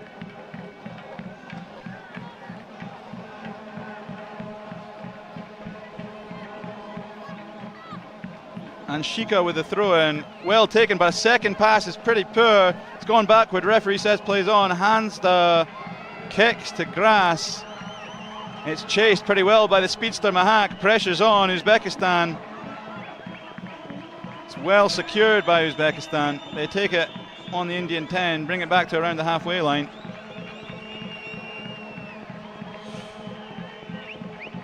Well stolen, but ref says in from the side from Anshika. Improper tap lets Uzbekistan down. It would have been an Indian scrum, but we go into the break. Uzbekistan up by 3.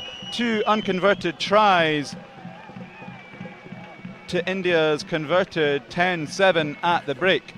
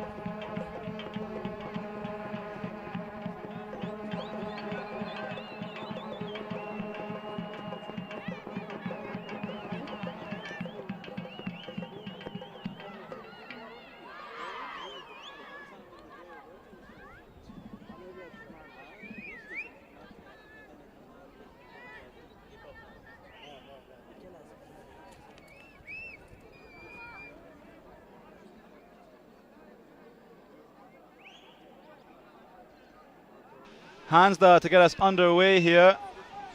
Kalum, the referee from Sri Lanka, will raise his hand now.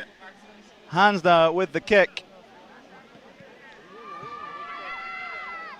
Uzbekistan well taken, although flirting with the sideline straight away. Pops inside well, recycle very well. They've secured the ball. Abzieva breaks a tackle but then loses it in the pass. It's a bit open, knock on given in favour of Uzbekistan.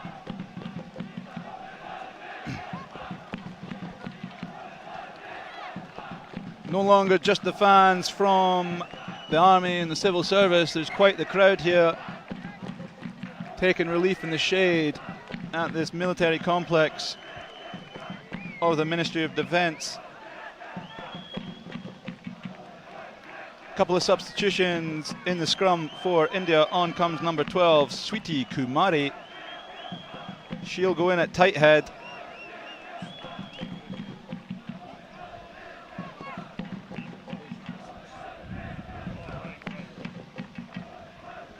Uzbekistan put in. It's clean. She scampers away from Hansda. Abzieva, first receiver, takes contact but finds the pass off. Now Uzbekistan brushing off a few, but drops it in the meantime, and Hansda picks it up quickly, and off she goes to take the lead for Uzbekistan. Sorry, pardon me, for India. 12 points to 10. India back in the lead here. We've had 4 changes of lead so far. Uzbekistan, India, Uzbekistan, India.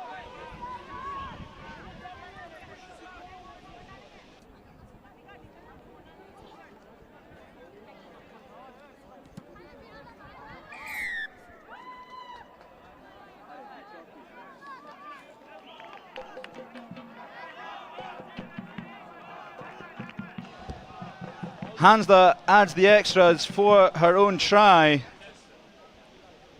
Putting her name in that hat for player of the tournament, I would say. Although that kick's a bit short. And it's going to be a tap and go for Uzbekistan at the centre.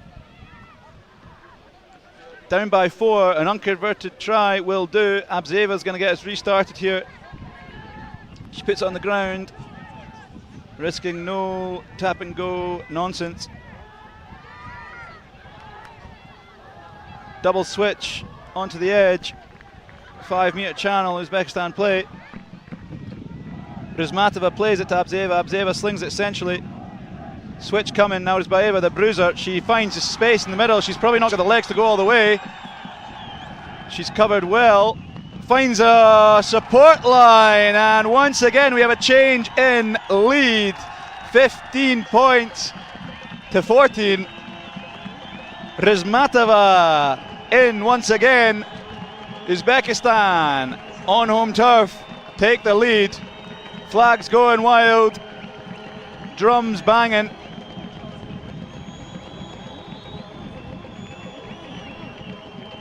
This is the last outing for Uzbekistan on home turf. The men taking home bronze in the previous game. Rizmatova to add to her own tally. She's missed. It remains a 1-point game as the Sri Lankan referee marches back to the central. Restart point. Good breakaway again by Naurizbayeva. Patience with a little chest pass to Rizmatova, who scores under the sticks. However, Uzbekistan have squandered 2 gimme conversions. It could be a 5-point game, but instead we're looking at a 1-point game. Abzieva in the centre to get us underway again. Short kick, not gone 10. India tap and go at the centre. No time to waste here.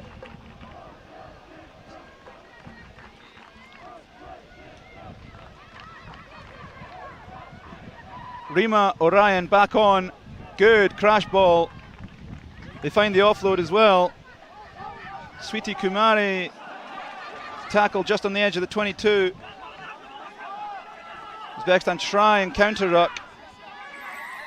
Ref calls a penalty, I think, off their feet in the counter ruck.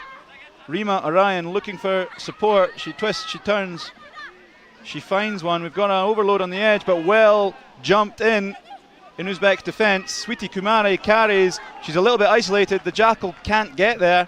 Rima Orion at the base of the ruck. She slings left, a bit high. Well gathered. But again, isolated India. Referee calls offside. There's no one in front of her. She's going to just scamper away. It's knocked on. She tried to play at the base of the scrum, but at the base of the post, but it did not come.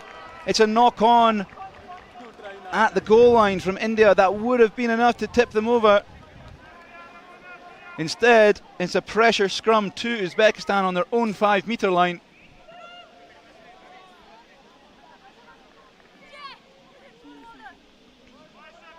Uzbek defence not in position, but managed just to scramble back in time.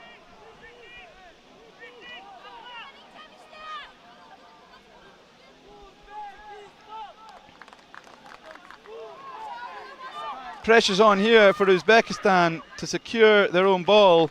They're probably not going to exit, they're going to want to play. Good, Abzieva's streaking away. She's got an inside player. She chooses to go inside herself. Can't get the offload. She'll take it down. Near enough the halfway line. Nurbayeva again taking in many Indians with her. The try scorer, Rizmatova, on the edge. She's not going to have the speed herself, but she finds the inside pop to Yoldasheva, who's been everywhere this game. Rizmatova picks up herself from the base of the ruck. She's got a support line outside her. She dummies and goes. Brings it to the Indian 22. Good looking Jackal there. Nothing coming. They're both off their feet. Straight off her feet, referee says.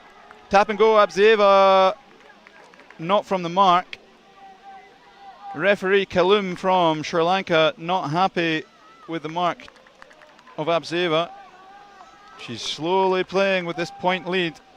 She's going to have to go otherwise. Yep. Rizmatova slings it to the hard carrying Nurbayeva. And we might have a clincher here in the corner. Number 4 goes, and that is Orozbayeva to make it a 6-point game. A conversion here will seal the deal, and yet another bronze to Uzbekistan. It might be time anyway. Although I'm sure Abzieva will take every second she has to take this conversion. There she is, Abzieva.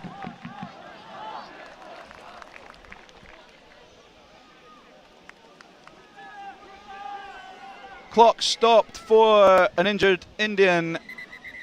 Ref calls time on the game anyway. There's no need in a conversion. It's 20 points to 14. Uzbekistan just missed out on a final on points difference, but they are over the moon with yet another bronze for the home nation. India will be disappointed after beating Sri Lanka in their final group game. Around goes a wheel of Uzbekistan, water in the air, drums banging, horns blaring. Well-deserved victory for Uzbekistan as soldiers and flags go streaming across the pitch in pride. There they are.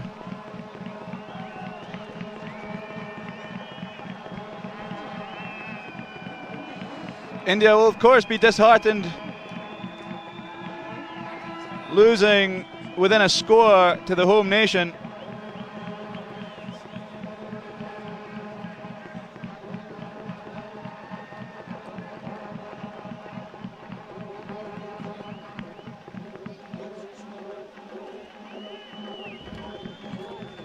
Uzbekistan well deserved, having missed out on the final. Both the men and the women take home bronze as the drums blare. But don't you be going anywhere. We won't be seeing any more of Abzieva and her wonderful restarts, or Rizmatova and her try-scoring ability. But we will be seeing another showdown of India and Sri Lanka in the final of the men's coming up next, followed by Sri Lanka, Kazakhstan in the women's. A great effort from Mahak, one of the players of the tournament in my mind. Disappointing for her to come home fourth. But Uzbekistan once more get the better of India as they did in their opening game yesterday. Rizmatova and Urizmatova there, number 9, getting on the score sheet. Hansda, another player putting their name in the hat for player of the tournament. Scoring tries, assisting tries, making kicks. Nurbayeva, a hat-trick in her first game against India. A lovely assist here to put Razmatova right under the sticks in the second half and take the lead for the home side. Minute or two here and we'll have the men coming on for their final as the women from Uzbekistan do a lap of honour, as they so deserve. Chants of Uzbekistan from fans and soldiers alike in support. Smiles on every face. Bit of dancing going on too.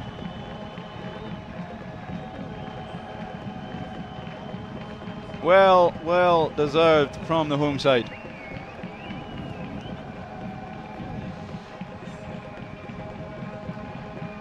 Sri Lanka, India for yet another showdown in the final of the men's tournament here in Tashkent.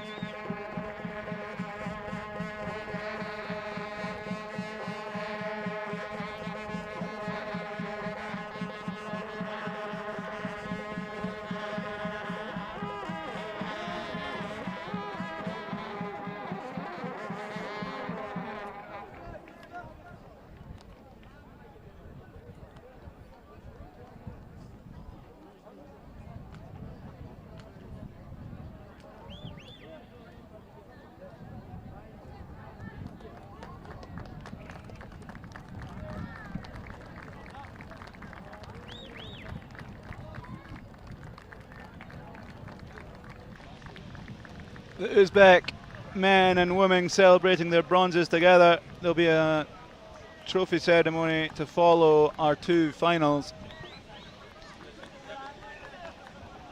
But first, let's have the finals. India versus Sri Lanka. Sri Lanka getting the best of India this morning in our group stage matches, our round robin tournament. However, India showed great progression throughout this tournament.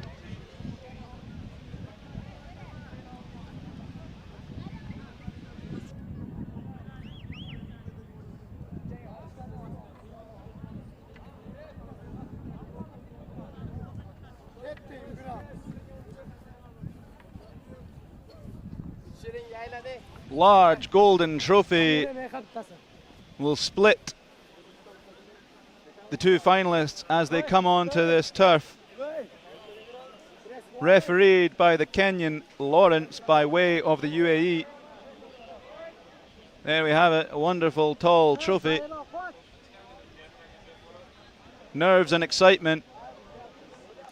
Rustam, the president of Uzbek Rugby, waving them on in orange on the right.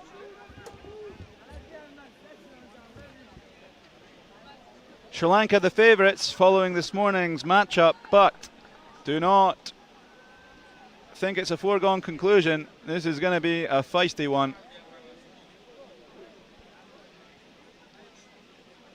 We're going to have a bit more of a ceremony in these finals as the teams line up.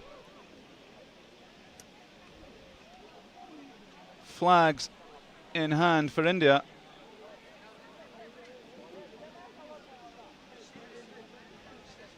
All the players, more than just the starting 7, on the pitch.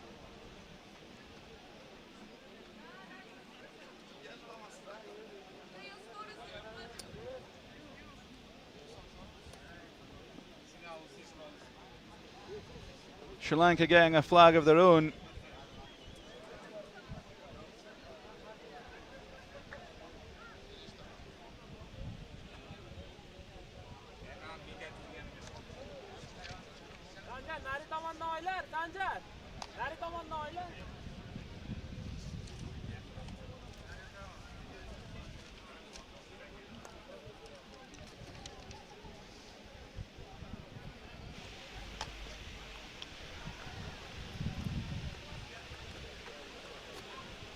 Some fantastic rugby awaits us, I'm sure.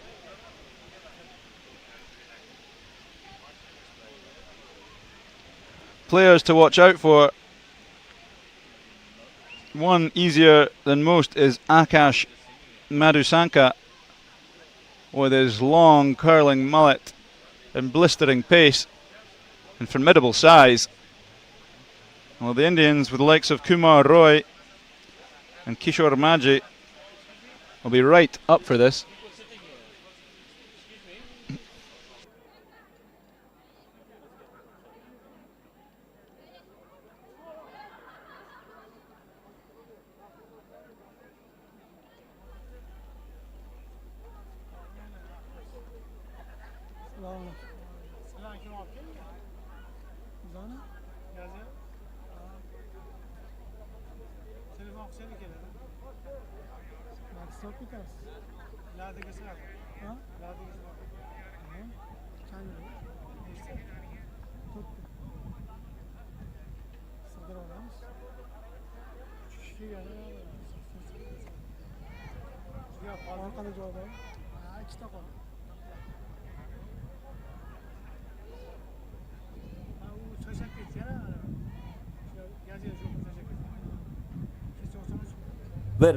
Раз, два, три. Bit of a delay before we get underway.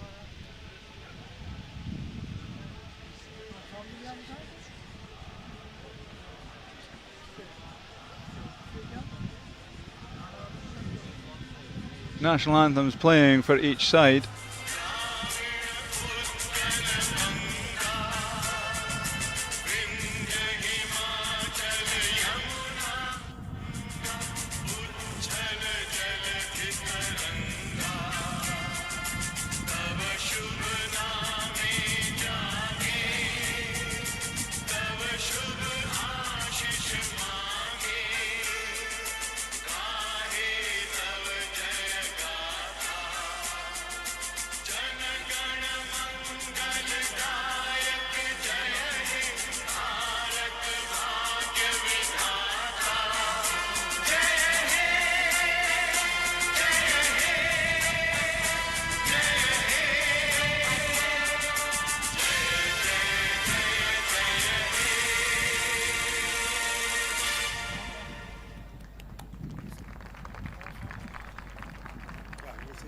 India first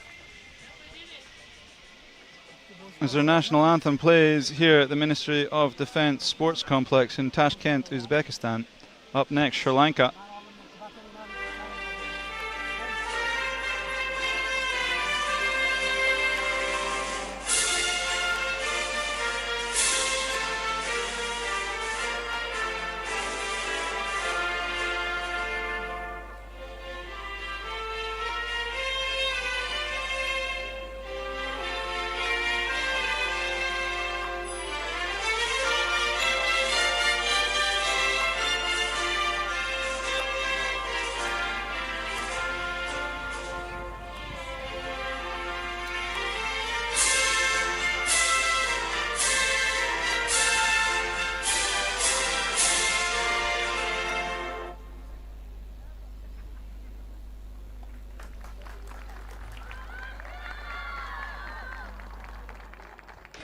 Following the anthems, they go into a quick huddle before we get this final underway.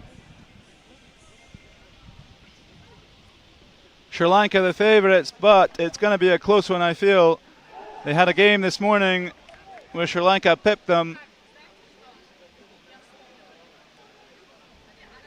But India are more than capable of righting their wrongs as they take their last huddle as a team here in Tashkent. India women just missing out in third place against a spirited home team of Uzbekistan. Indian men looking for an upset here in the final against an undefeated Sri Lanka.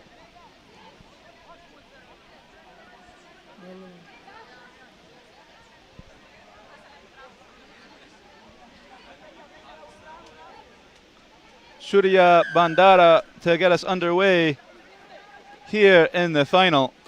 Well taken, high ball, and he's breaking away. India are. Good couple of offloads to start this final, and down the right wing goes Singh. First phase well picked up off of his shoelaces.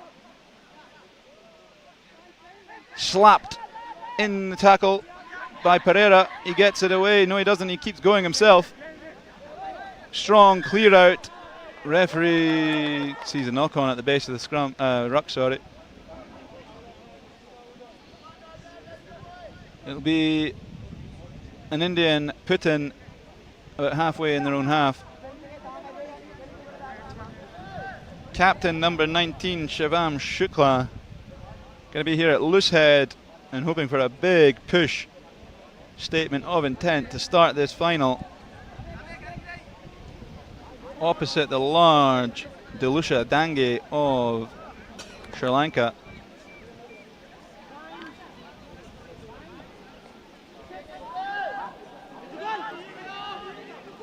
Clean set piece for India. They run it out of their own 22. Good ball in front. Sri Lanka scrambling across. Two needed for the ruck. They take it blind. Pereira gets the tackle in. Ball still in play.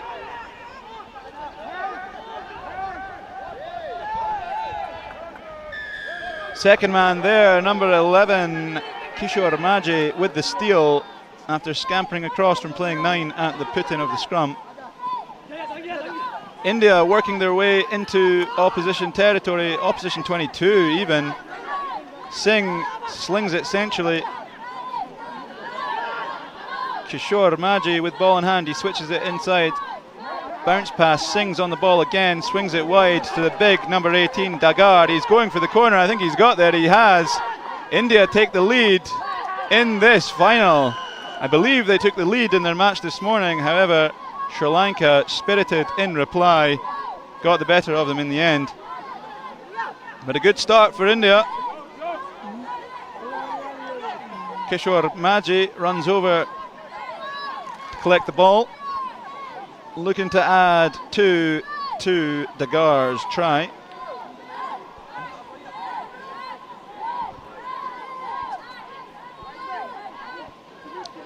No, he won't. In fact, Rajan Rawat will take it from just outside the 22. Clock's got to be ticking here, and he hooks it completely. Barely left the ground, that one. 5 points up. India start us off here in the final in Tashkent.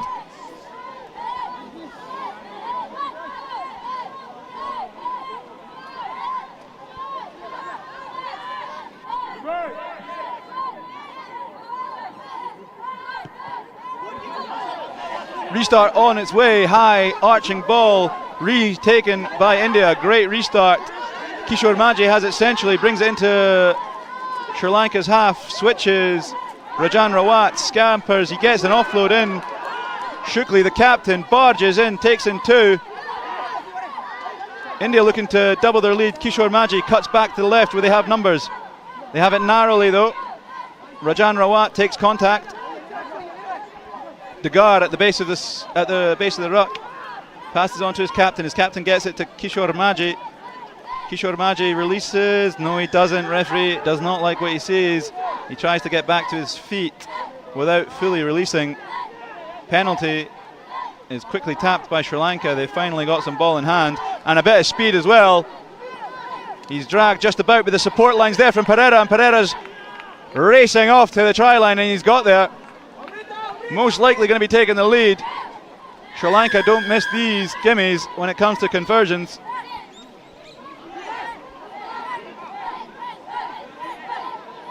Gayan Pereira streaks away from the halfway line. Passing it off to Cavadu Costa, who will add two for sure from the 5 metre line, and that will be the lead. Again, got to be careful about the time here. I've seen a few this weekend take too long and the referee will call it off. No worries there for Cavadu Costa. He'll walk back slowly with the lead. Pereira is a name you ought to get familiar with. Not only do we have Cavadu in the men's, we've got three very strong Pereiras, all unrelated surprisingly, in the women's game for Sri Lanka. High ball to a lonely man. Cavadu, no, sorry. It's a lovely cut and it's on the edge. Sri Lanka looking to respond to their try with yet another. Once again, it's Ramitha Himasha with the try. Drop ball, I think, from Kishore Maji of India. Gifts Sri Lanka a 7-point lead. Cavadu Costa looking to add two to make this one a 2-score game.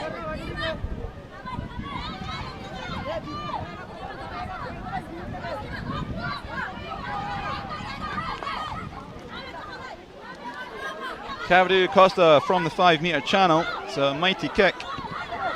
It's got the legs. It's got the accuracy too. He makes it a 2-score game. It's a brilliant conversion from Cavadu Costa. And it's 14-5. Kishore Maji's got to be kicking himself for that one. Drops it off the restart. Himasha cuts outside, beating his opposite number, Singh, to the edge.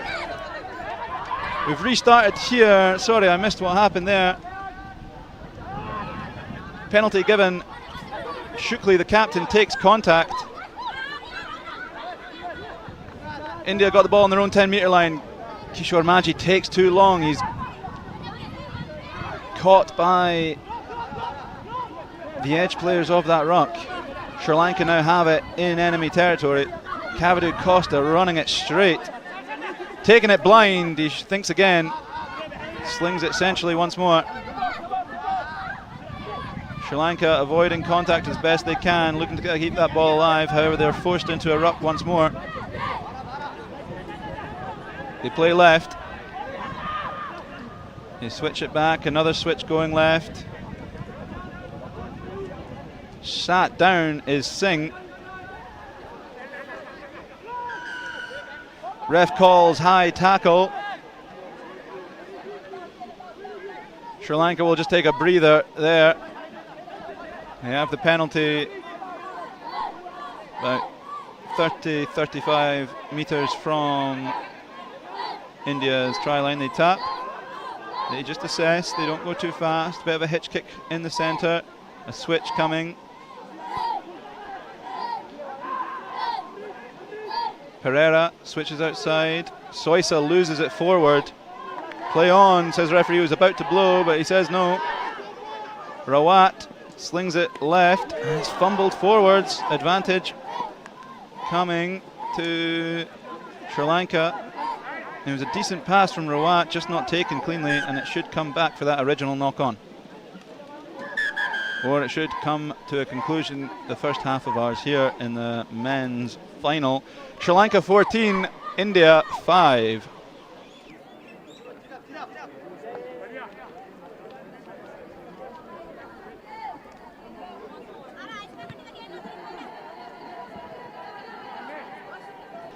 India got the go-ahead, but two quick successive tries from Sri Lanka extended it to a two-score game, 14-5 here.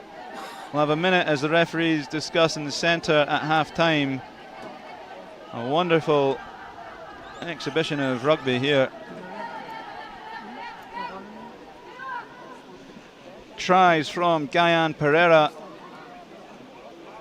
and Ramitha Himasha, following an opener from Hitesh Dagar, leaves us at 14-5.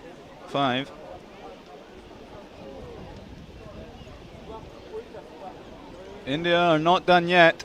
This final is not done yet. 7 minutes is a long time.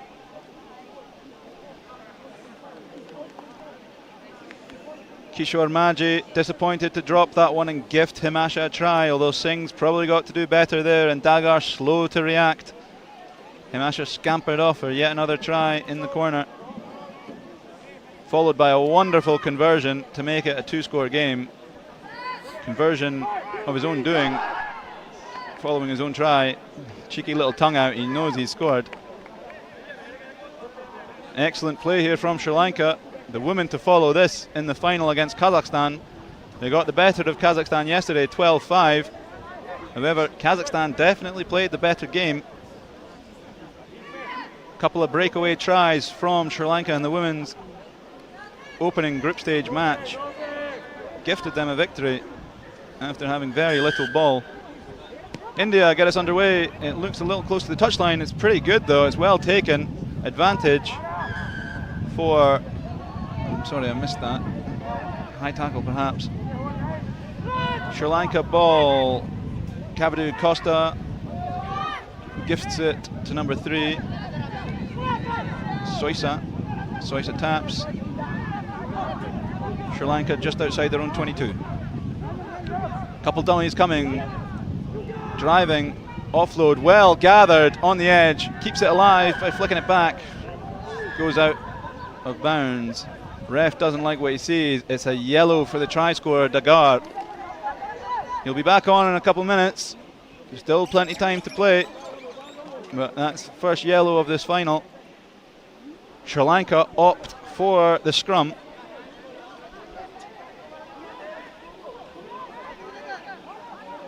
Surya Bandara with the put-in, number 1. And on comes the recognisable Madhusanka at loosehead.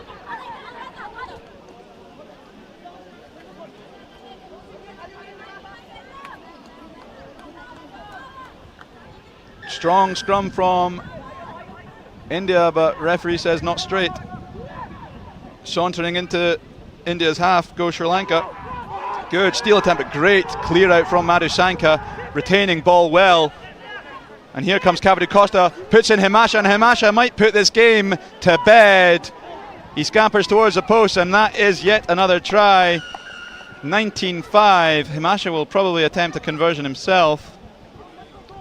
No, he passes it off. Very versatile Sri Lankan team. They can all do a bit of everything here. He hands it over to Kavadu Costa. Not dead centre. I've seen him miss these. But if he makes this, we're looking at a 3-score game, and it could be curtains. He's missed it. 2 converted tries for India will suffice for a draw and perhaps extra time. That on your screen there was Sadiq Safayev, chairman of University of World Economy and Diplomacy, former ambassador to the USA. real champion of sport here in Uzbekistan. Oh, the whole government, their Olympic Committee, their Ministry of Sport, even the Ministry of Defence here hosting us today and this weekend, have sport really in their veins. And Uzbekistan have shown that, having returned 2 bronze medals in both the men's and the women's categories. Our referee from Kenya, Lawrence, by way of the UAE, calls time back on. Surya Bandara gets us underway. Decent looking kick. Contestable but well lifted and taken by number 8, Kumar Roy. He's had an excellent weekend. Dagar is back on after a brief sin bin. Good presentation, escaping the hands of the Jackler. Long miss pass. Referee brings it back. I think penalty for offside in favour of India. Can't quite see.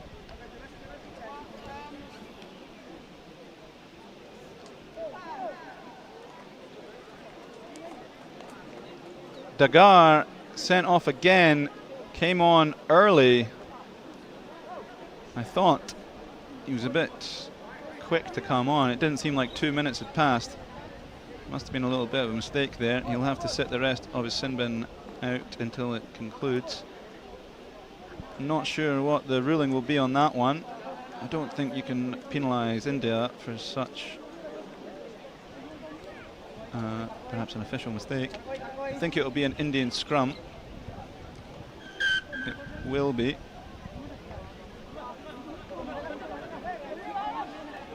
Kishore Maji has taken off his headgear, but he remains scrum half, with Singh hooking it back for him. Clean ball in their own 22, although a man down, India. David Munda draws the penalty for an early jackal, no release. Good spin out wide from twisting and turning, flirting with the forward pass, but that is some great speed from Kumar Roy. He manages to stay in as well.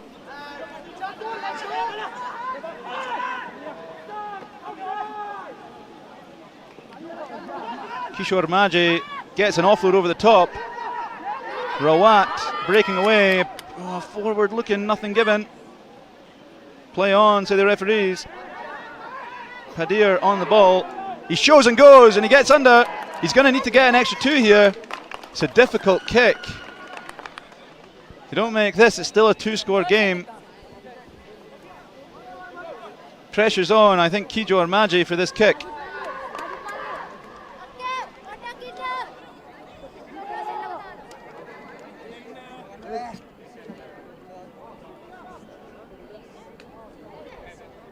If this conversion is successful, followed by yet another Indian converted try, we will go to golden try. It'll be very exciting to see. Kishore Maji is wide.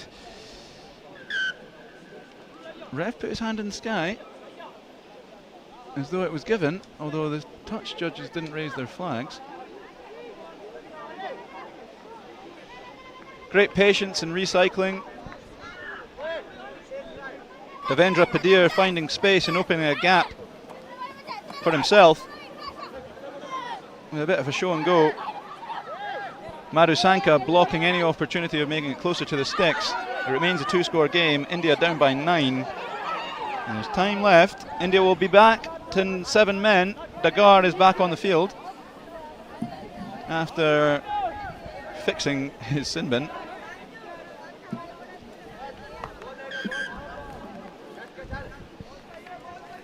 Balmiki hoists it high and deep. Gathered and risky bullet pass into their own 22 from Sri Lanka.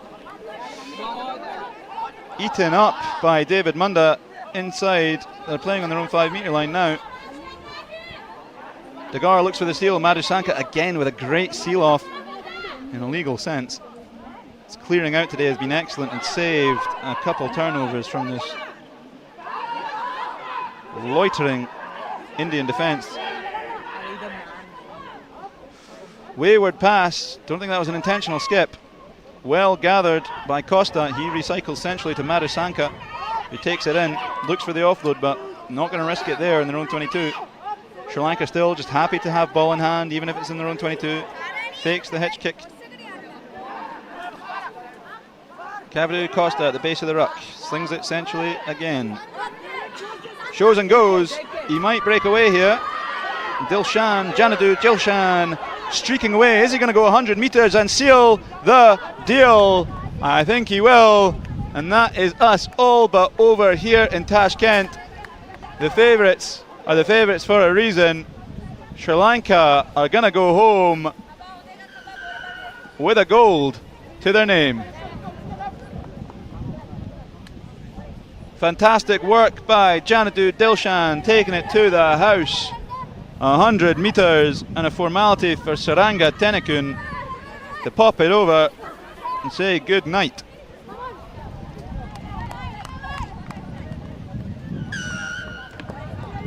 .16 game. It's all but over here in Tashkent.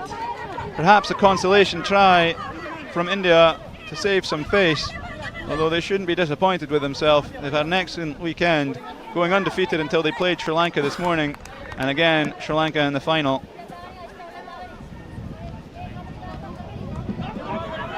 High ball in the restart, gathered by the kickers. Sri Lanka, they're going to look for another one. Ball to boot, and it looks like he's streaking away for another try. That is Surya Bandara to seal the deal even further.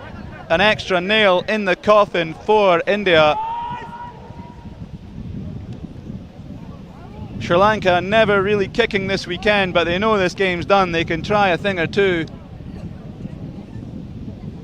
And they've really put an exclamation point on this tournament. They are showing that they are the best in town, even if they're going to slice some kicks like that, as Lawrence, the ref, by way of the UAE, brings an end to this men's final. India should be happy with himself, despite a couple of losses to Sri Lanka. Sri Lanka, simply fantastic. Janadu Dilshan taking it to the house end to end. They've got some serious athletes and some serious rugby players in this squad, despite some staying back home for some 15s matches against the likes of a New Zealand squad under 85 kilos, and they were just pipped in that game. They've not been pipped once here in Tashkent. Sri Lanka go home, gold medals galore.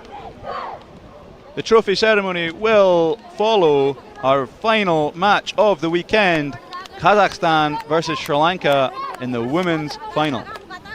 Don't go anywhere.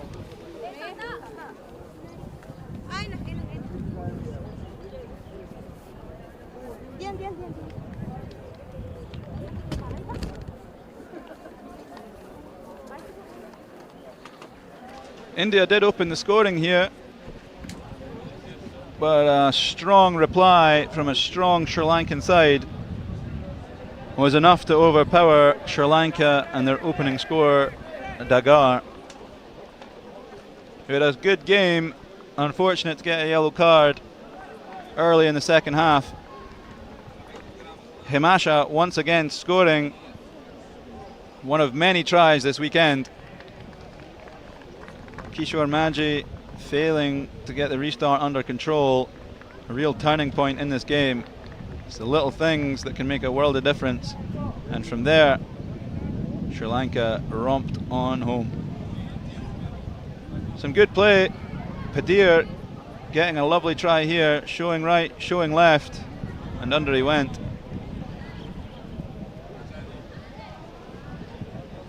Kazakhstan, Sri Lanka, our final match, match 36 of the weekend. Hotly anticipated women's final. Central Asia and South Asia clash once more in this inaugural CASA tournament.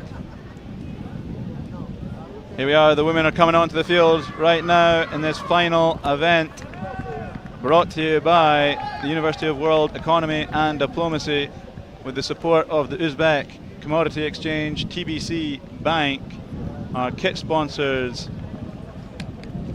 Avid Sports for the ball, and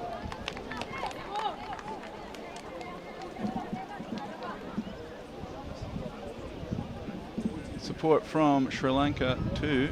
With the kits, we're going to have another round of Sri Lankan anthems as well as Kazakh.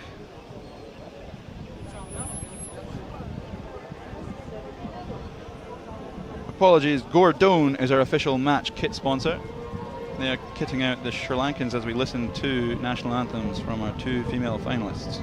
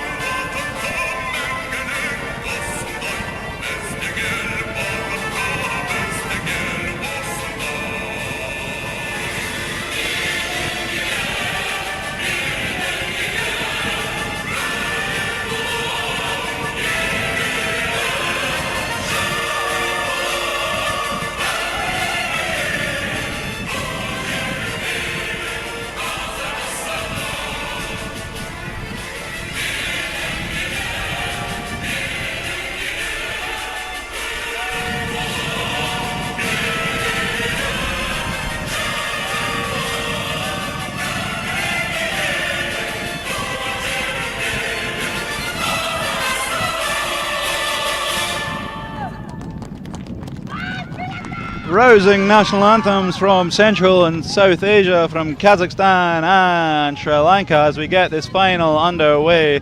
Great to see a local referee officiating this final match of the weekend. Vladimir Pavlenko, local Tashkenter, will oversee what will be a fantastic final.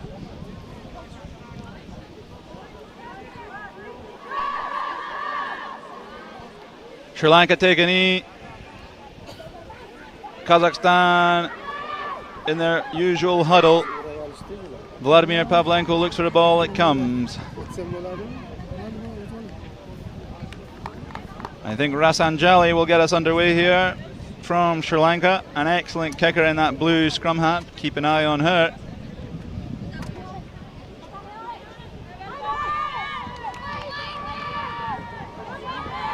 Sri Lanka got the best of Kazakhstan in the group stages with 2 breakaway tries to make it 12-5. Kazakhstan played mostly with ball in hand. They start off deep into their own half. It goes dead, in fact. We go back to the center circle, or center line, I should say. This isn't football, this is even better. This is Casa Sevens.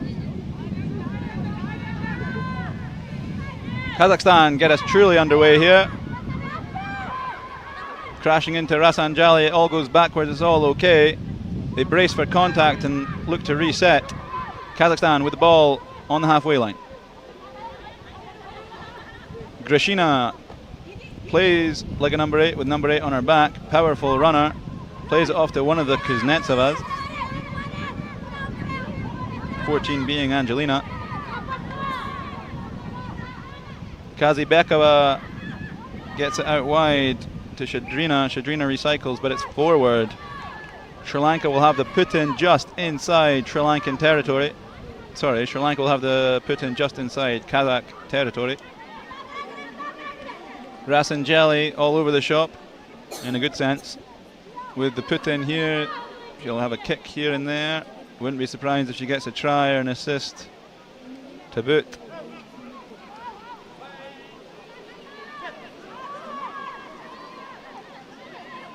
Pressure from Kazakhstan. It's a bit early. Lolita Buteris giving away an easy penalty. The Sri Lankans tap and go, breaking into the Kazakh half. It's a looping pass. Referee calls yet another forward pass as it landed in the hands of Idusha Pereira, one of the top try scorers this weekend. However, she doesn't get a chance to show her worth there.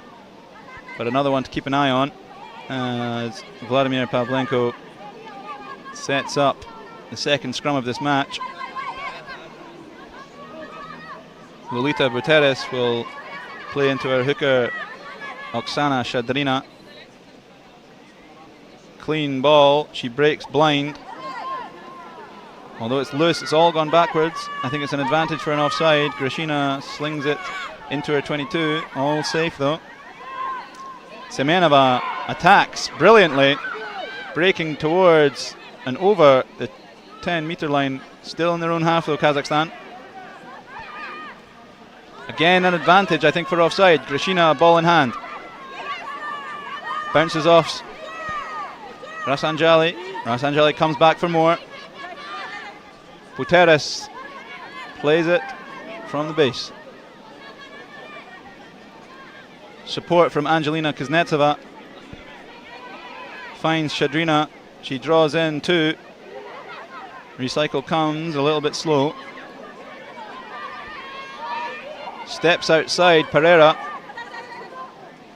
Lolita Buteris keeps going. Finds a lovely offload. Kazakhstan breaking in. Oh, it's out the back door, but just dropped by Grishina. As Kazakhstan entered the Sri Lankan half for the first time, they dropped the ball forward. It's going to be a Sri Lankan scrum. Rasanjali, ball in hand.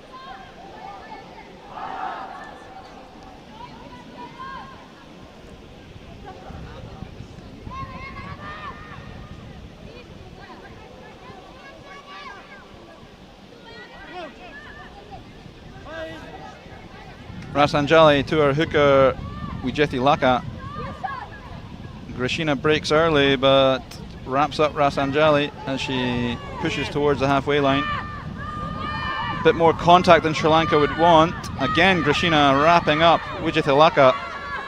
She looks to get it loose, but Lolita Buteris is there to snatch it away. Good safe ruck from Grishina. Angelina Kuznetsova plays it wide. Shadrina once again wide, finds the offload. Kuznetsova involved once more, takes it short. Just a foot in touch before she can get that pass away. Line out Sri Lanka, still 0-0 after a few minutes have passed.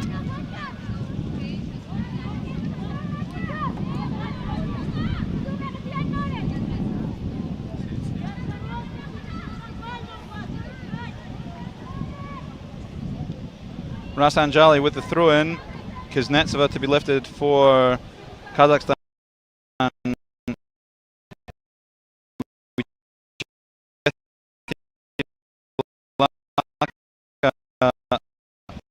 To be lifted as Vladimir Pavlenko ushers the defensive line back. They were not 10. Wijethi Laka. Good hands, can't get Pereira away. Sri Lanka streaking down the right wing. I don't think anyone's going to catch her. We might get our opening score here as she pins her ears back and Kuznetsova can't get there. We do. We have an opening score here in the final. That's number 11 for Sri Lanka, Dilrukshi. She gets it near to the posts to hopefully make this a 7-point game for Sri Lanka.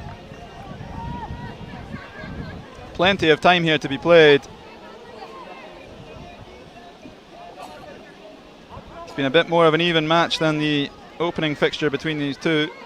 Sri Lanka having much more of the ball than they did in the first matchup.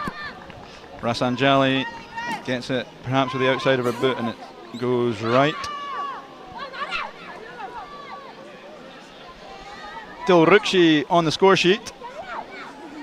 As we go back to the centre, Rasanjali will get us underway again.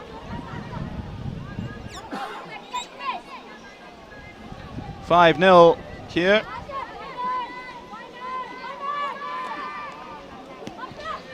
Bit of a grubber restart, but it finds grass and it's a bit awkward. It's off a knee. Referee doesn't call anything about that. Lolita Berteres cleans up her own little fumble.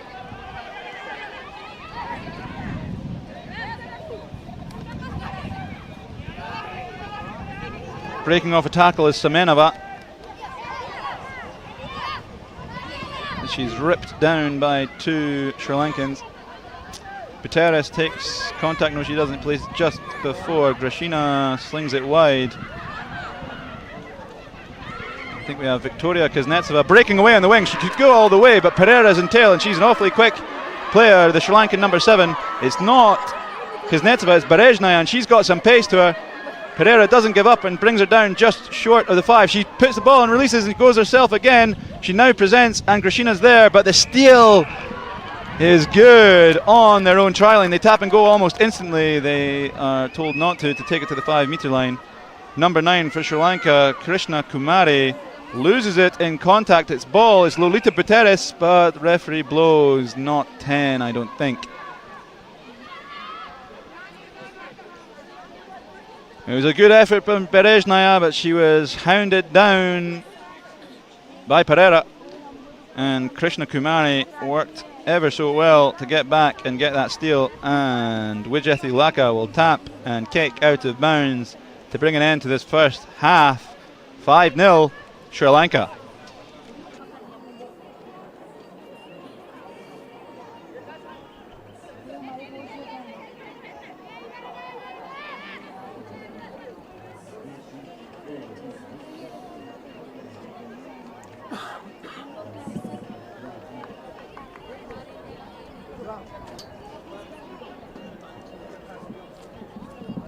Very little between the two here in a hot and sunny Tashkent. Temperatures remain near enough 35 degrees. Kazakhstan doing well to limit the likes of Idusha Pereira. Getting very close to equalising. Natalia Berejnaya almost scoring all the way. But the only thing that separates them right now is a try from Dilrukshi. Breaking down the right wing, although not converted, it leaves us at 5-0. Here we have Berejnaya just caught shy by Pereira. She did well to release, get up and go again. But the try scorer, Dilrukshi, got her, and a lovely jackal from Krishna Kumari got them a vital penalty on their own try line.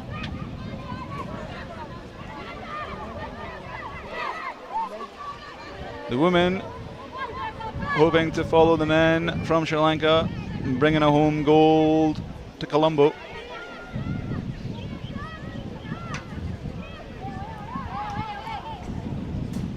Kazakhstan to get us underway here in the second half, the last 7 minutes of CASA Rugby this weekend.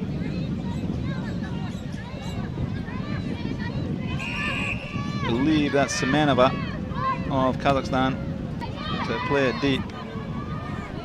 Perhaps Kazibekova, I think number 3. It was Kazibekova with the restart and the tackle. Ball's there in their own half for Sri Lanka. Rasanjali jinks and jives, finds a bit of space and the offload, and down the centre go Sri Lanka, missing a tackle or Kazakhstan, and away goes number 2, chased. She's going to hold up, look for support. Wijethi Laka finds it at the 22. Into Kazakh territory, Sri Lanka go. Idusha Pereira Patient, plays prior to contact. Dilrukshi goes to the corner and gets a brace. A second try from Dilrukshi, doubling the score of Sri Lanka here in the final, 10-0. Sri Lanka with 2 breakaway tries in their first match. These 2 so far have been much more well worked, systematic and clinical, technical tries from Sri Lanka, not just speed. Lovely weight on the pass from Idusha Pereira to put Dilrukshi in for her second try. Unable to convert is Rasanjali as she takes some water and jogs back to the centre. Lovely pass there from Pereira to put her teammate in the corner. Grishina can't get across in time. 10-0.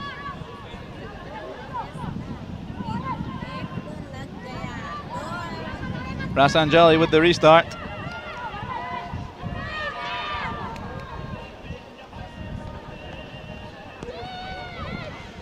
Deep it goes, edge of the 22 gathered by Kazakhstan. They're going to need a try pretty pronto if they want to get a look at that gold medal. And it's knocked on just outside the 22. It's an accidental offside as well. It's a penalty rather than a scrum.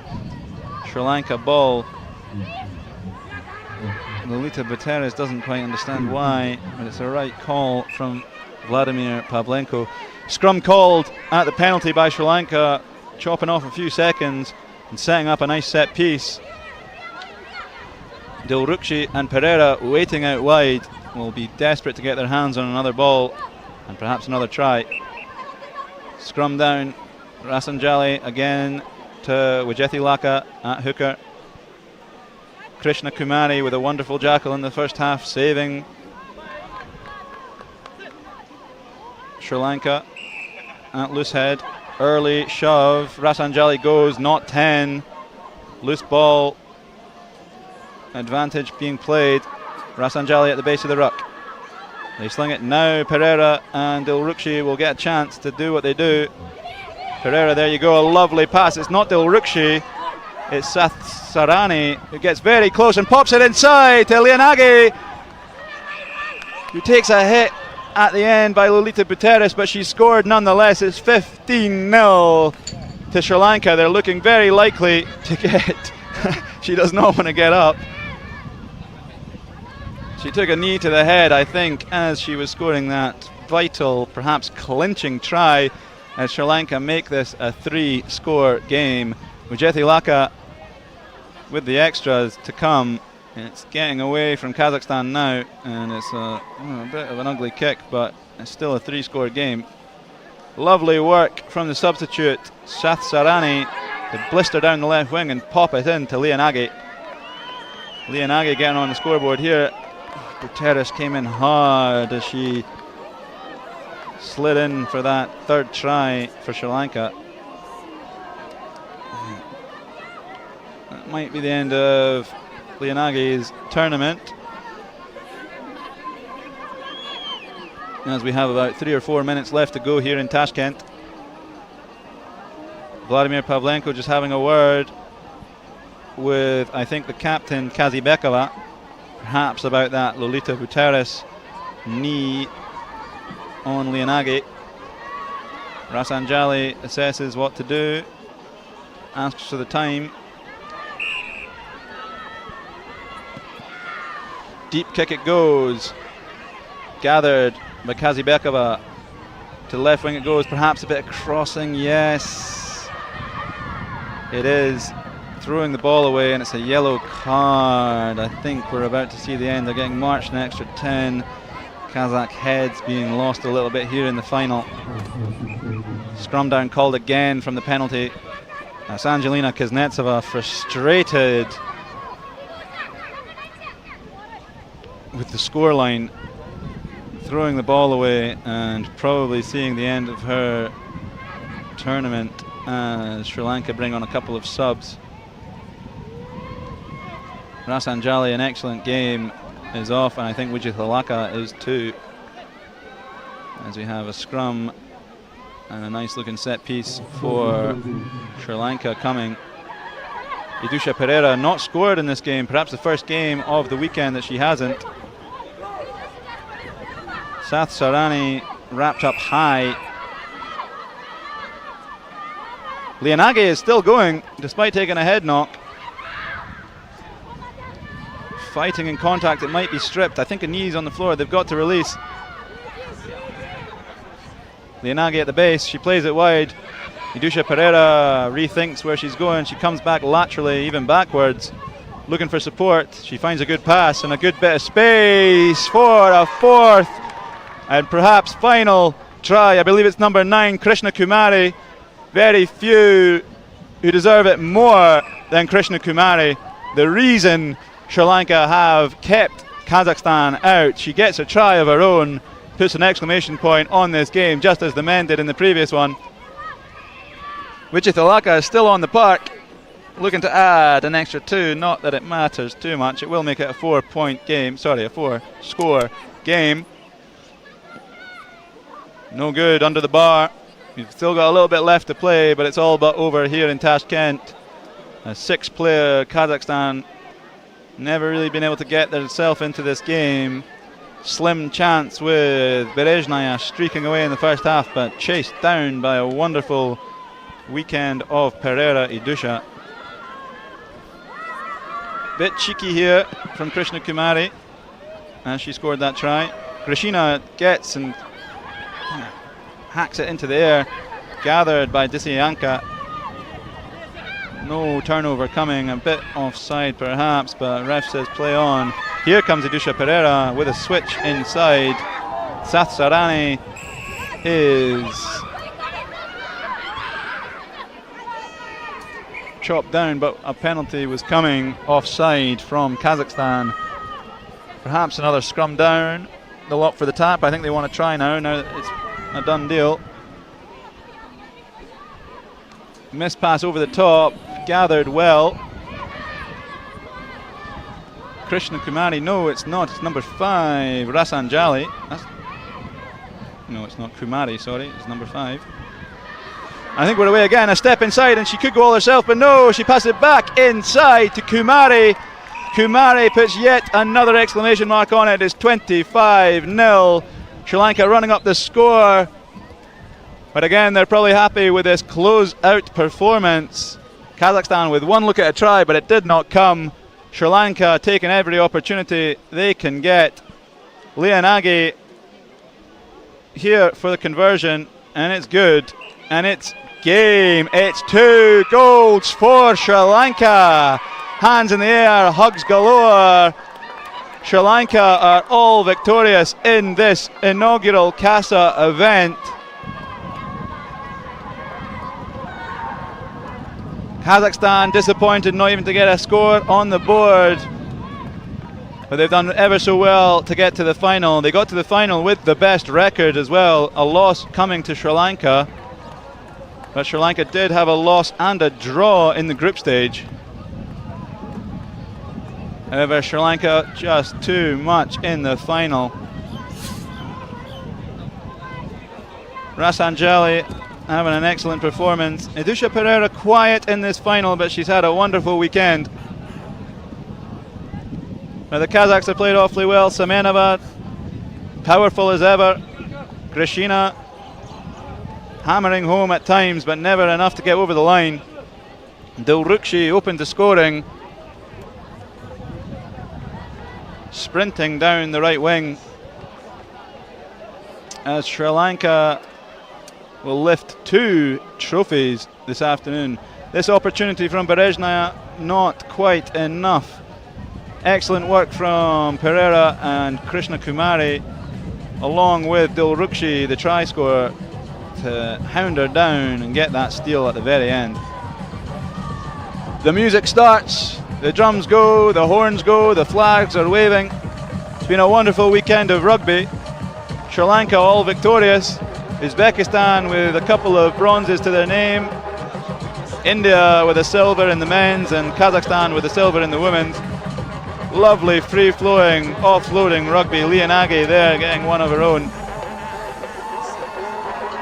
Our stream will come to an end very shortly. My name's been Finlay. It's been a pleasure to host this with you this weekend. I hope you've all enjoyed some fantastic rugby brought to you by the University of World Economy and Diplomacy here in Tashkent with the help of Gordon, the kit sponsor from Sri Lanka, Avid Sport, the ball sponsor, TBC Bank here in Uzbekistan, the Uzbek Commodity Exchange, and the new alliance of 12 Central and South Asian rugby nations. CASA Rugby is off the ground. It's not only off the ground, it's got off to a flying start here in Tashkent. There'll be plenty more to come in the future, and there'll be plenty more rugby, perhaps even from those that were not here today, such as Afghanistan, such as Bangladesh, and other signatories of this new alliance, this new force in rugby, not just in regional or Asian rugby, but world rugby. You'll see these names again, you'll see these faces again, you'll see Uzbekistan again, I am sure. Hard fought, probably a little disappointed, bittersweet to get third place. They were just beat to the final by Sri Lanka on points difference. But they're smiling for the most part, perhaps not the lads, but they should be. They had a great weekend. Fantastic weekend with the support of the military, with the support of the Uzbek Ministry of Sport and Defence. Sport here really is integrated into education and culture in a way I've rarely seen. And those that had a tough weekend, like the Kyrgyz, they'll be back, they'll be wanting more, they'll be looking for wins and tries galore. I'm going to move over to the mic in the stadium and move away from the mic on the stream soon enough as the teams come out. It's been a pleasure to host this weekend, my first ever commentating experience. I hope you've enjoyed. I hope I've done a decent job. Although my effort pales in comparison to that of the players this weekend and our organisers too. You can see all the soldiers from the military and the Ministry of Defence of Uzbekistan that helped set up such a wonderful tournament here. Hopefully themselves interested in rugby going forward, as their Uzbek compatriots have put up an absolute wonderful display, bringing on 2 bronzes. All the teams will be coming out for this ceremony here at the sports complex of the Ministry of Defence in sunny Tashkent. Please like and subscribe to this new channel as it starts to fly. There'll be plenty more events to come, I'm sure, across the member states following Friday's signing of a memorandum of understanding. Sri Lanka gold this time, but they were pushed to get there. The likes of India and Uzbekistan and Kazakhstan in the women's really got the best out of them. The horns are going once more, the drums are banging. It's going to turn into quite a party affair, I think, here in Tashkent. You can probably hear that now down the stream.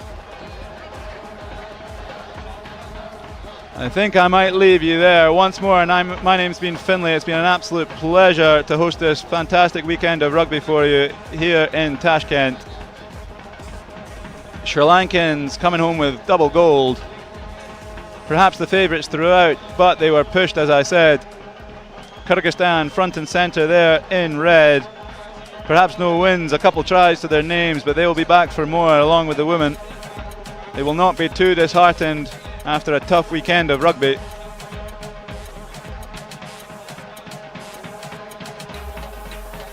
India, men and women being pipped in their playoff and finals, will be back for more. They did leave some players back home as their even professional league gets off the ground once more.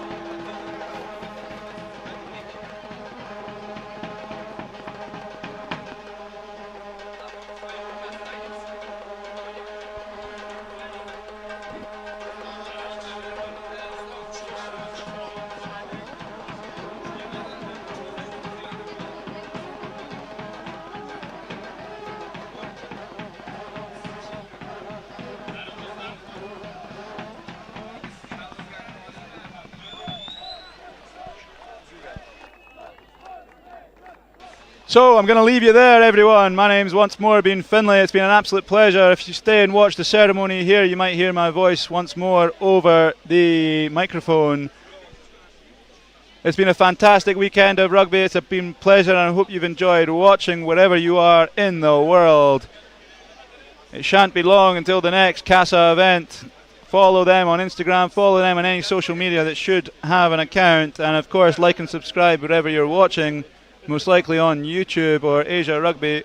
Be back for more, because there will be. It's a sport that's only growing in this part of the world, across these regions, with a shared vision of cultural and sport interaction and exchange. Thank you very much for joining us. It's been an absolute pleasure. I hope you've enjoyed it just as much as I. Good afternoon, good evening, and good night, everybody. Come back for more. It'll be just around the corner, I'm sure.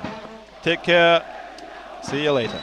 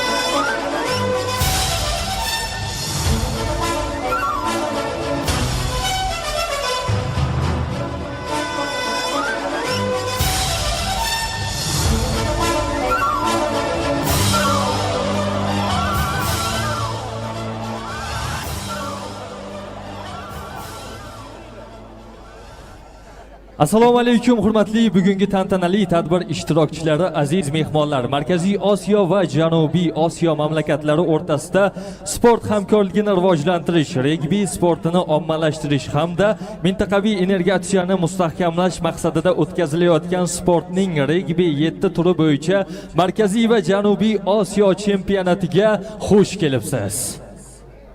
Assalamu alaikum, distinguished guests of today's ceremony. Welcome to the Central and South Asia Rugby Sevens Championship, organized with the aim of developing sport cooperation between the countries of Central and South Asia, promoting the sport of rugby and strengthening regional integration.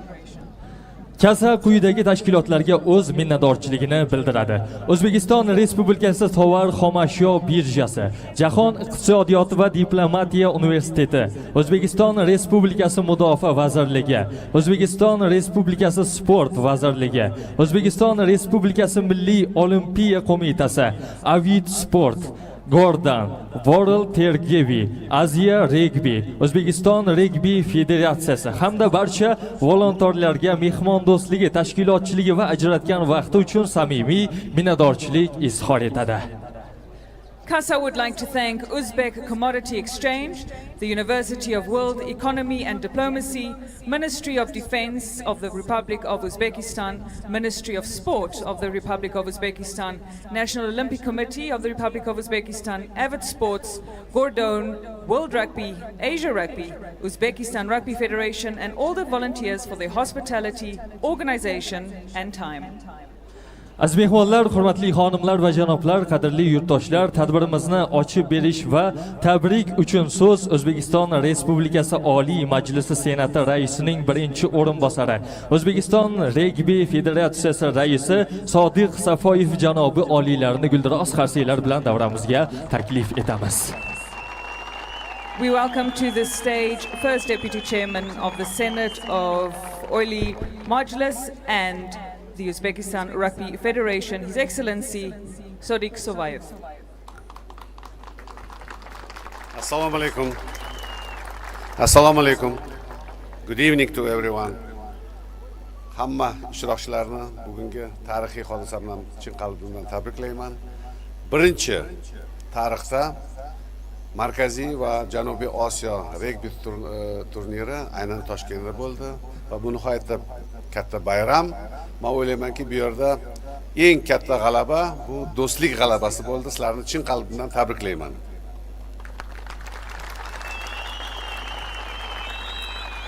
I'd like to extend my sincere congratulations to all participants, to all teams, all delegations coming from 14 countries of Central and South Asia with participation in first ever rugby tournament of CASA.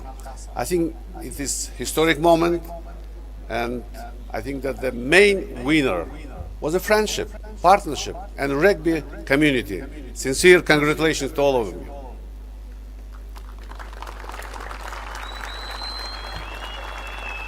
I watched every game, switching on YouTube, and I noticed that it's widely covered and widely watched.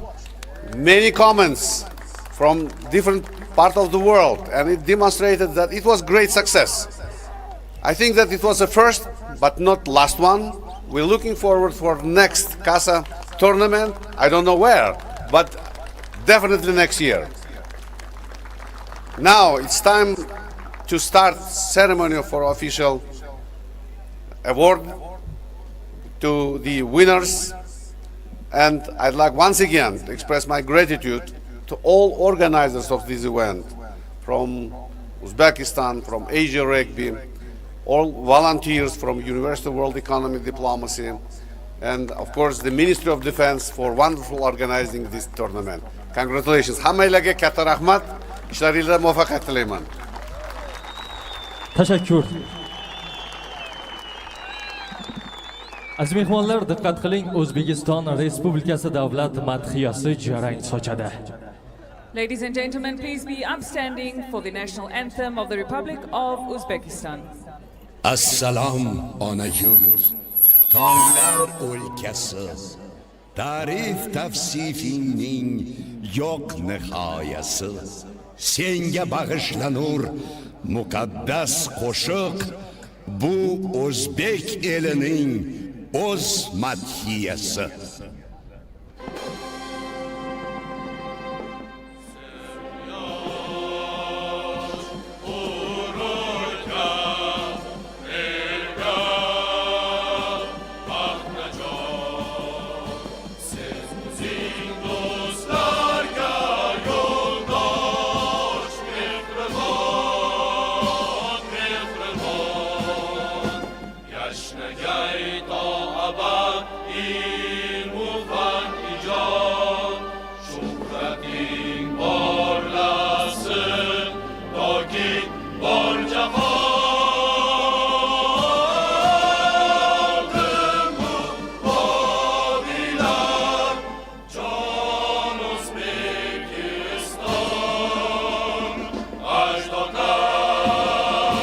Mardon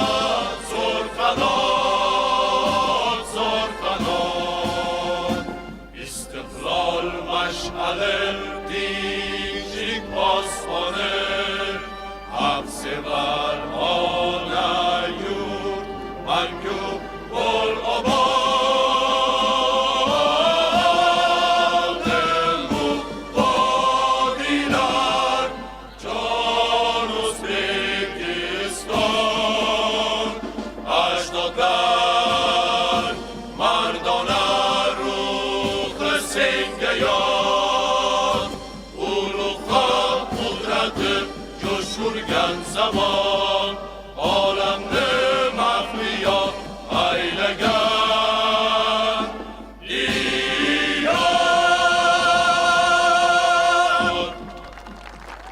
Guldiroz qarsaklar. Aziz mehmonlar, hurmatli xonimlar va janoblar, qadrli mehmonlar, diqqat qiling, barchangizga maroqli hordiq tilagan holatda sahnamiz badiiy markazida Qurolli Kuchlar ashula raqs ansambli tomonidan konsert dasturi namoyish etiladi. Ladies and gentlemen, we now welcome you to enjoy a parade by the Ministry of Defense of the Republic of Uzbekistan. maydonlarni tutib esosda vatanga muhabbat har ovoz sozda ko'ngil orom olar shod muxlis dili markaziy ashula va raqs ansambli dunyo xazinasi noyob gavhari qadim Osiyoning tengsiz dilbari tarixdan beqiyos illar safari bu mening chamanim bu mening vatanim bu mening jonim O'zbekistonim bu mening chamanim bu mening vatanim bu mening jonim O'zbekistonim.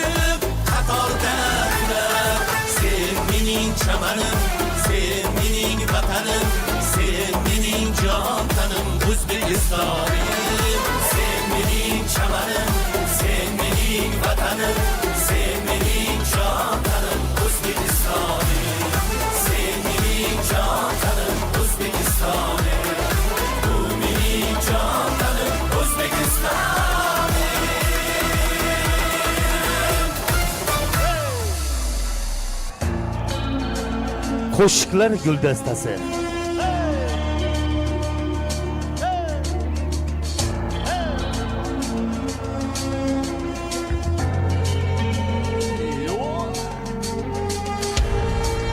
Bangladesh.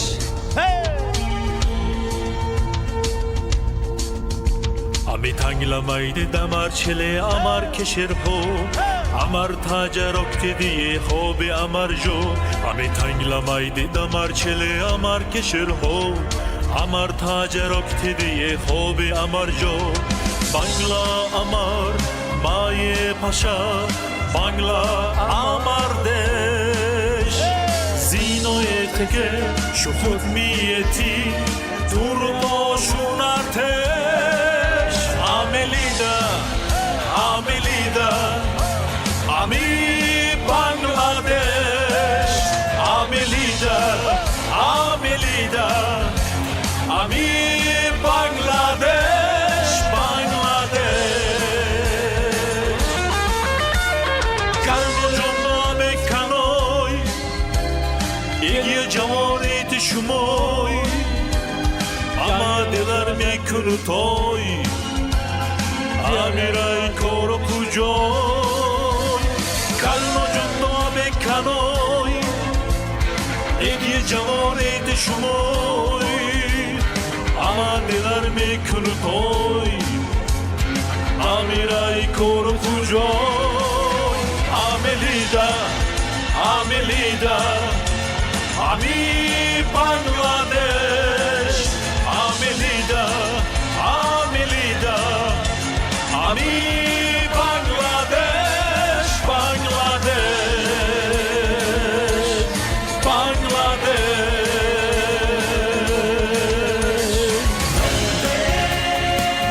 Hindiston.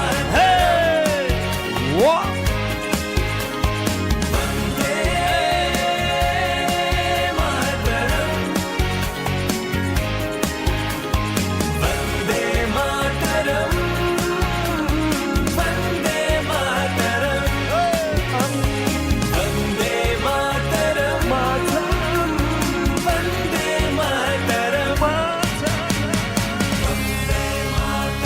India.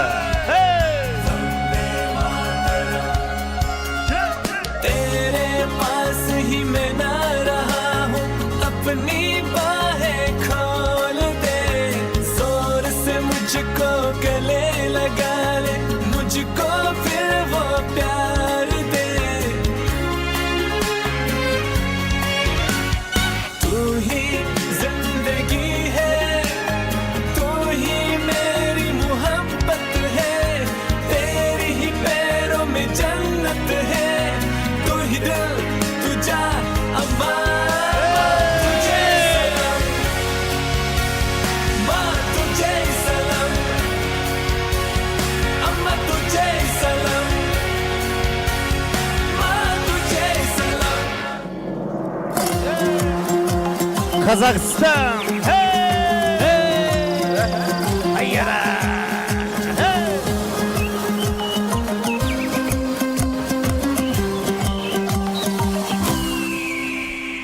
Tulparlık tuğurunda, yer bulup umurunda, kımbat koy hayran elin, imandı ulumunda. Basdan söz asırmağan, ervağın asıldağan, Dasturxon ak deyili, şayılıp jasırmağan. Anasın asılım der, adasın kasırım der, ölümden yak düştü der, urpağın özürülmek. Kur'an'ın ardaqtaydın, şecere paraqtaydın, kızları kıdırınday, eş kaçan julapaydı, eş kaçan julapaydı.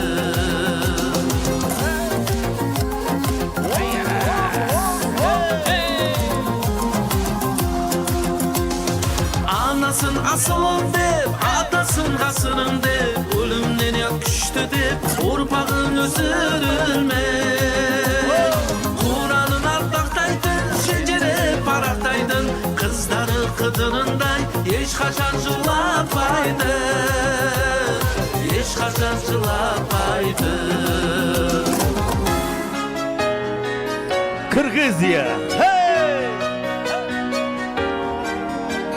Aya saçın en süge tumarım. Kırgızistan.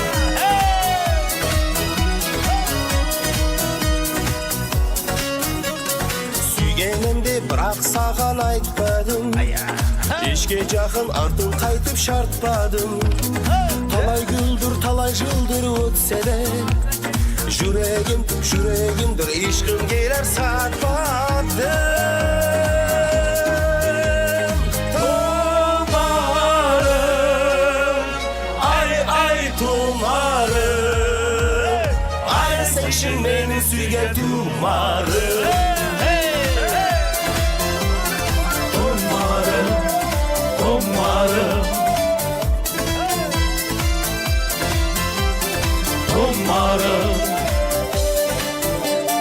Zumaraydı xulday keldi ah qaya, usta ishi tunja erta ah qayin.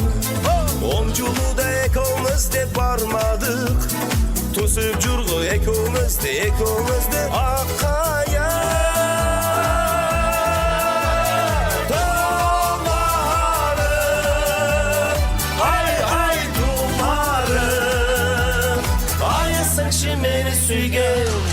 To'marım To'marım To'marım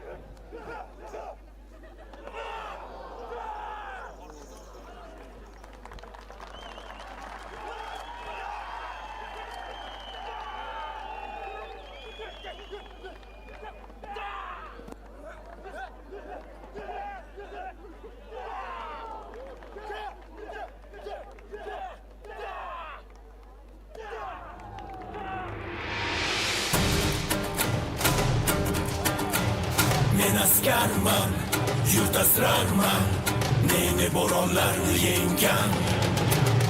Vatan maydonimizda harbiylarimizning qo'l jangi chiqishlari. Sarhadlarni qanimlardan.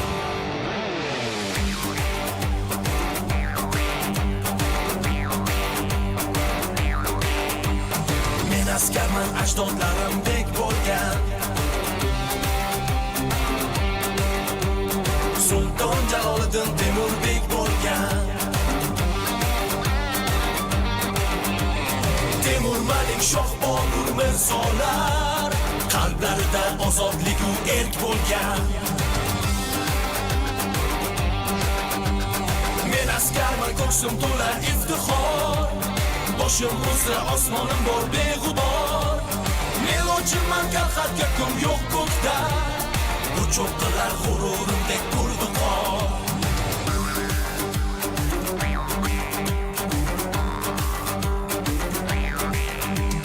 Men askarman, kuch olaman tarixdan, Samarqand, Buxoroy sharifdan.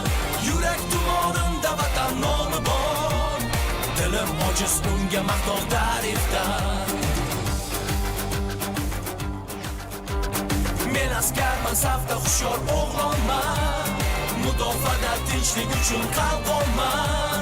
Qutlug' makon ikki daryo o'rtasi, shu makonga jonini tikkan arsonman.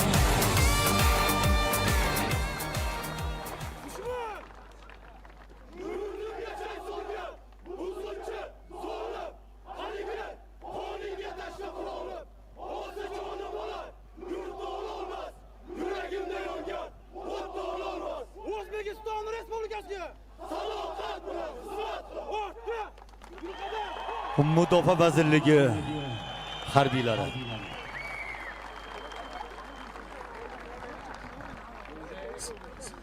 Aziz mehmonlar, aziz yurtdoshlar, hurmatli xonimlar va janoblar, ana endi taqdirlash marosimini amalga oshiramiz. Ayni daqiqalarda davramiz tomon medal va sovrinlarni topshirish marosimiga aziz mehmonlarimizni taklif etamiz. Qahramon Jalilov, Katsa asoschisi va koordinatori, janob oliylari Sodiq Safayev, O'zbekiston Regbi Federatsiyasi prezidenti, polkovnik Alisher Narbayev, O'zbekiston Respublikasi Mudofaa vaziri o'rinbosari, Sayyora Ayupova, O'zbekiston Respublika tovar xomashyo birjasi boshqaruvi direktori, Rizal Saad, World Regbi Osiyo bo'yicha mintaqaviy hamkorlik menejeri, Benjamin Van Royen, Asiya Regbi bosh ijrochi direktori.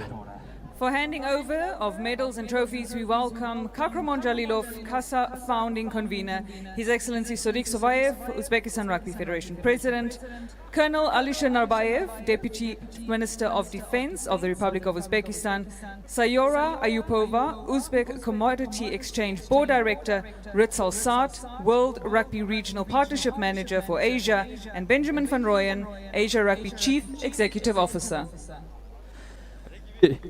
Regbi Kasa 7 erkaklar o'rtasida turning eng yaxshi o'yinchi sovrini g'olibi Himasha Ramita jamoasi Guldiroz Qarsagiylar. Ushbu jamoaga sovrinni topshirish uchun davramizga Benjamin van Rooyenni taklif etamiz. May I invite Benjamin van Rooyen to hand out the CASA Sevens Men's Player of the Tournament trophy to Himasha Ramita from Sri Lanka.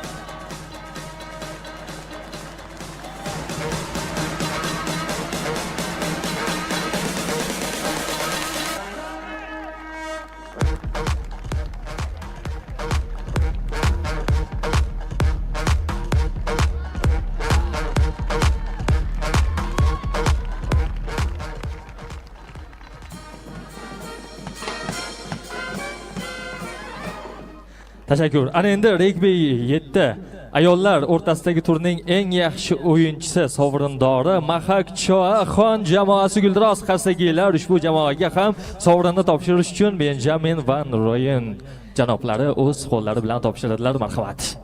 May I invite Benjamin van Rooyen to hand out the CASA Sevens Women's Player of the Tournament trophy to Mahak Chauhan.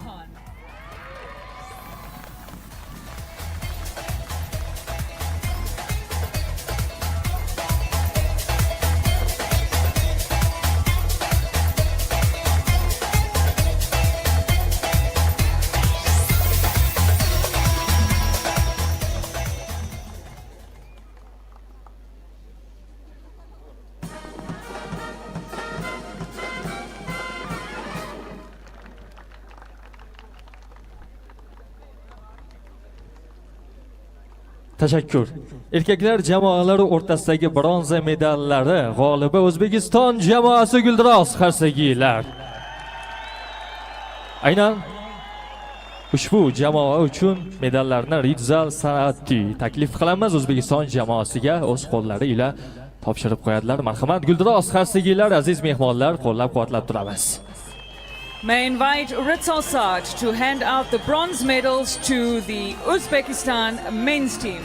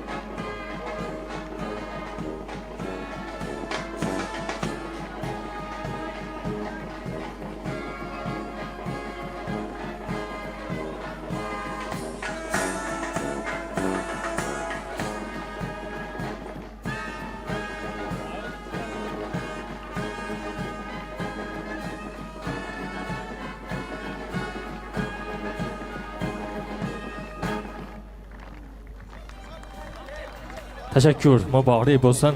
Erkaklar jamoasi o'rtasidagi medallarni, g'oliblarini bugungi kundan ajoyib foto sahifalar tomon muhrlab qo'yamiz.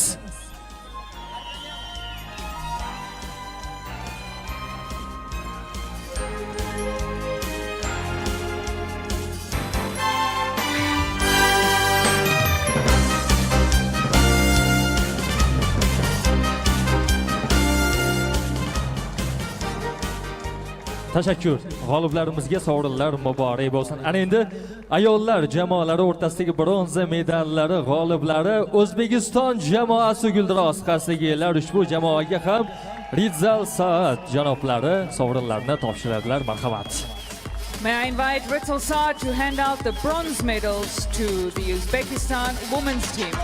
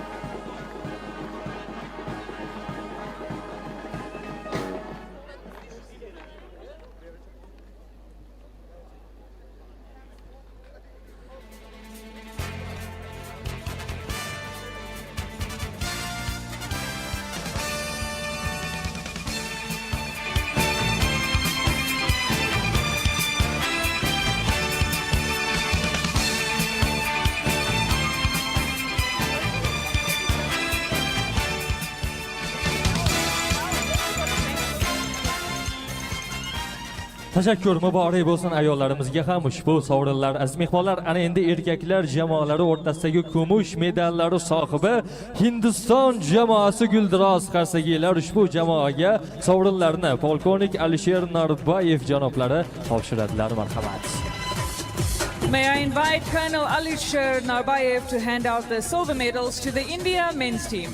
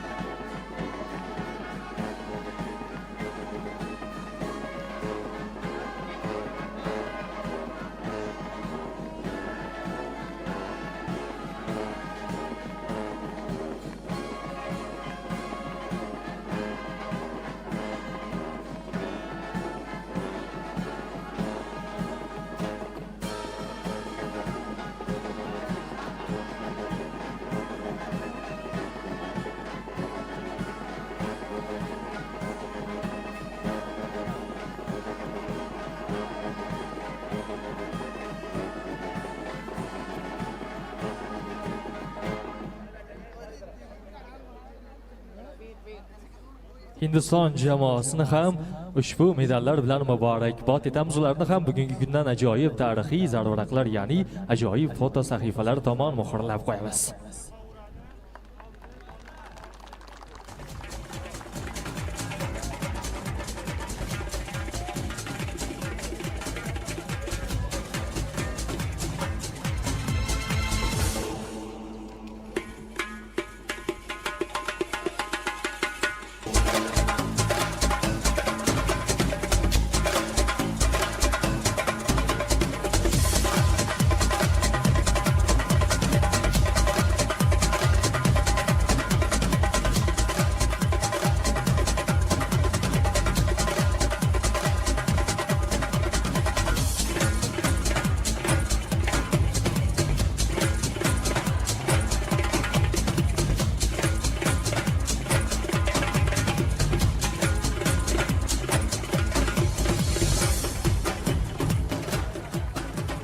Rahmat, tashakkur muborak bo'lsin. Ana endi aziz mehmonlar, ayollar jamoalari o'rtasidagi kumush medallar sohiblari Qozog'iston jamoasi Guldiroz Qarsagilar ushbu jamoaga ushbu sovrinlarni polkovnik Alisher Narbayev janoblari taqdim etadilar.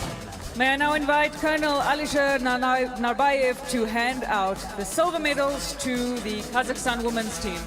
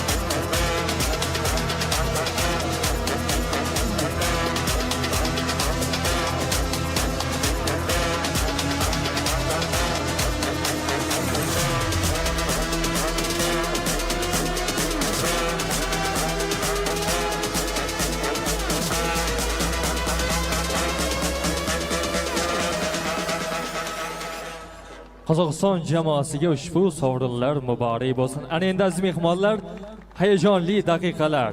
Regbi 7 turining mutlaq g'olibi Sri Lanka erkaklar jamoasini Guldiroz Qarsagilar bilan tabriklab qo'yamiz. Ushbu jamoani davramiz tomon taklif etamiz va oltin medallarni topshirish uchun janobi oliylari Sodiq Safoyev janoblari va Sayyora Ayupovani taklif etamiz. May I now invite His Excellency Sadiq Safayev and Sayora Ayupova to hand out the gold medals to the Sri Lanka men's team, the winners of Kasa Sevens.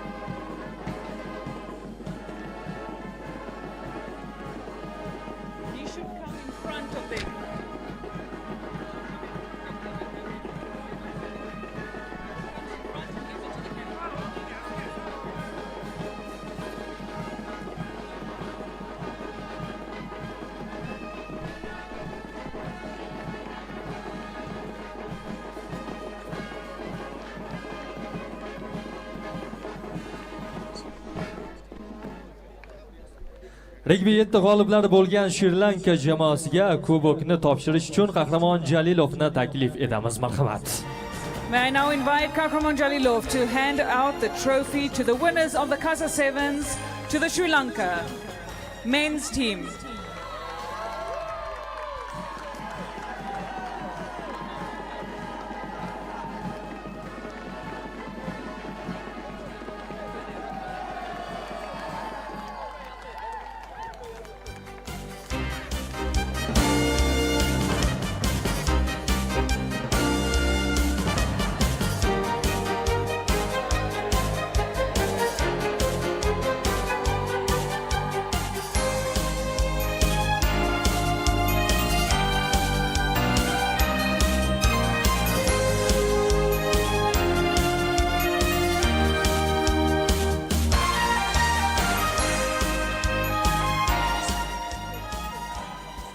Shri Lanka erkaklar jamoasini tabriklaymiz, qutlaymiz, muborak bo'lsin deymiz. Aziz mehmonlar, ana endi regbi 7 ayollar o'rtasidagi turnir g'olibi bo'lgan Shri Lanka ayollar jamoasiga oltin medallarni topshirish uchun yana bir bor janobi oliylari Sodiq Safoyevni taklif etamiz. Congratulations to the Sri Lanka men's team on winning the CASA Sevens. May I now invite again His Excellency Sodiq Safoyev and Sayura Ayupova to hand out the gold medals to the Sri Lanka women's team, winners of CASA Sevens.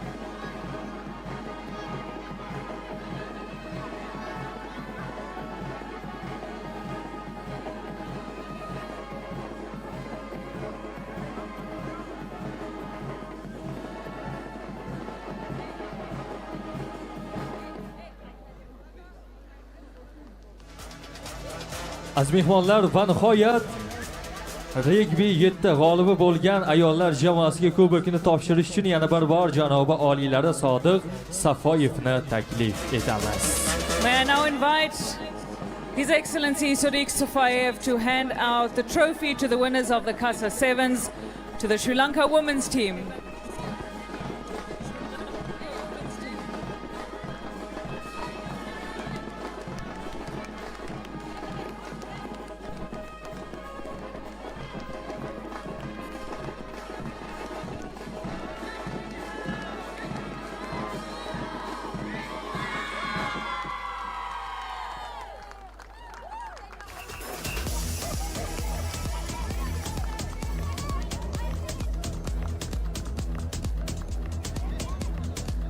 Aziz mehmonlarimizga muborak bo'lsin sovrinlar deb qolamiz hamda Mongoliya va Shri Lankadan tashrif buyurgan aziz mehmonlarimizga Qurolli Kuchlar ashula va raqs ansambli tomonidan ajoyib qo'shiqlar, ajoyib konsert dasturini namoyish etamiz.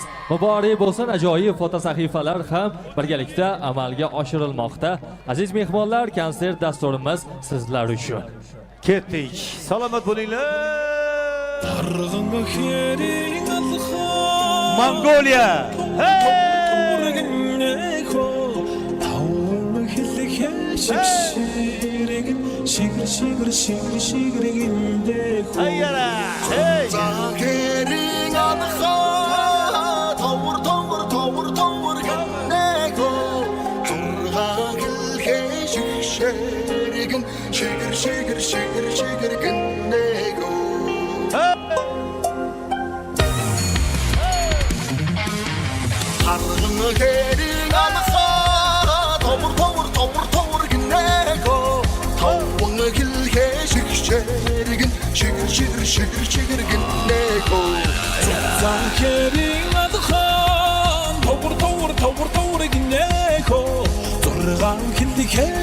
Thank you for joining us for the trophy presentation. You are welcome to dance and welcome to leave.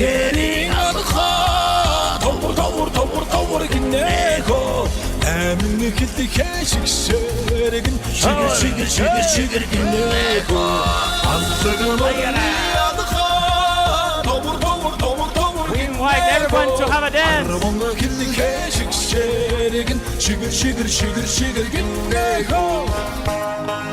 Pakistan! Hey, Pakistan!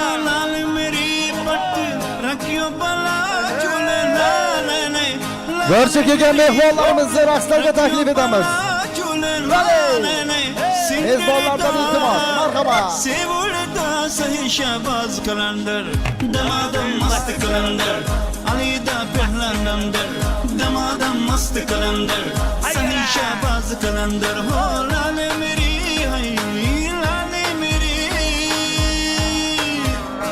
Ho char chirag tere badna hamesha, char chirag tere badna hamesha. Panjwa mein baadl ayya bada jhule laadne ho panjwa mein baadl naale baja gali yaale bala jhule laadne sindre da sevule da sahi shahbaz kalandar damadam mast kalandar ali da pehlanandar damadam mast kalandar sahi shahbaz kalandar ho lale meri hai lale meri. Sri Lanka. Hey! Hey! Yeah! Marhaba. اسمع جلالية أجي أسمع جالية قلت أي ربان ما جه تريدنا أهيك يا بهنتك تعال تمشي مبني مهجر أي وانا نبيس ما هدنا مالك ما نادري تكوت قاليا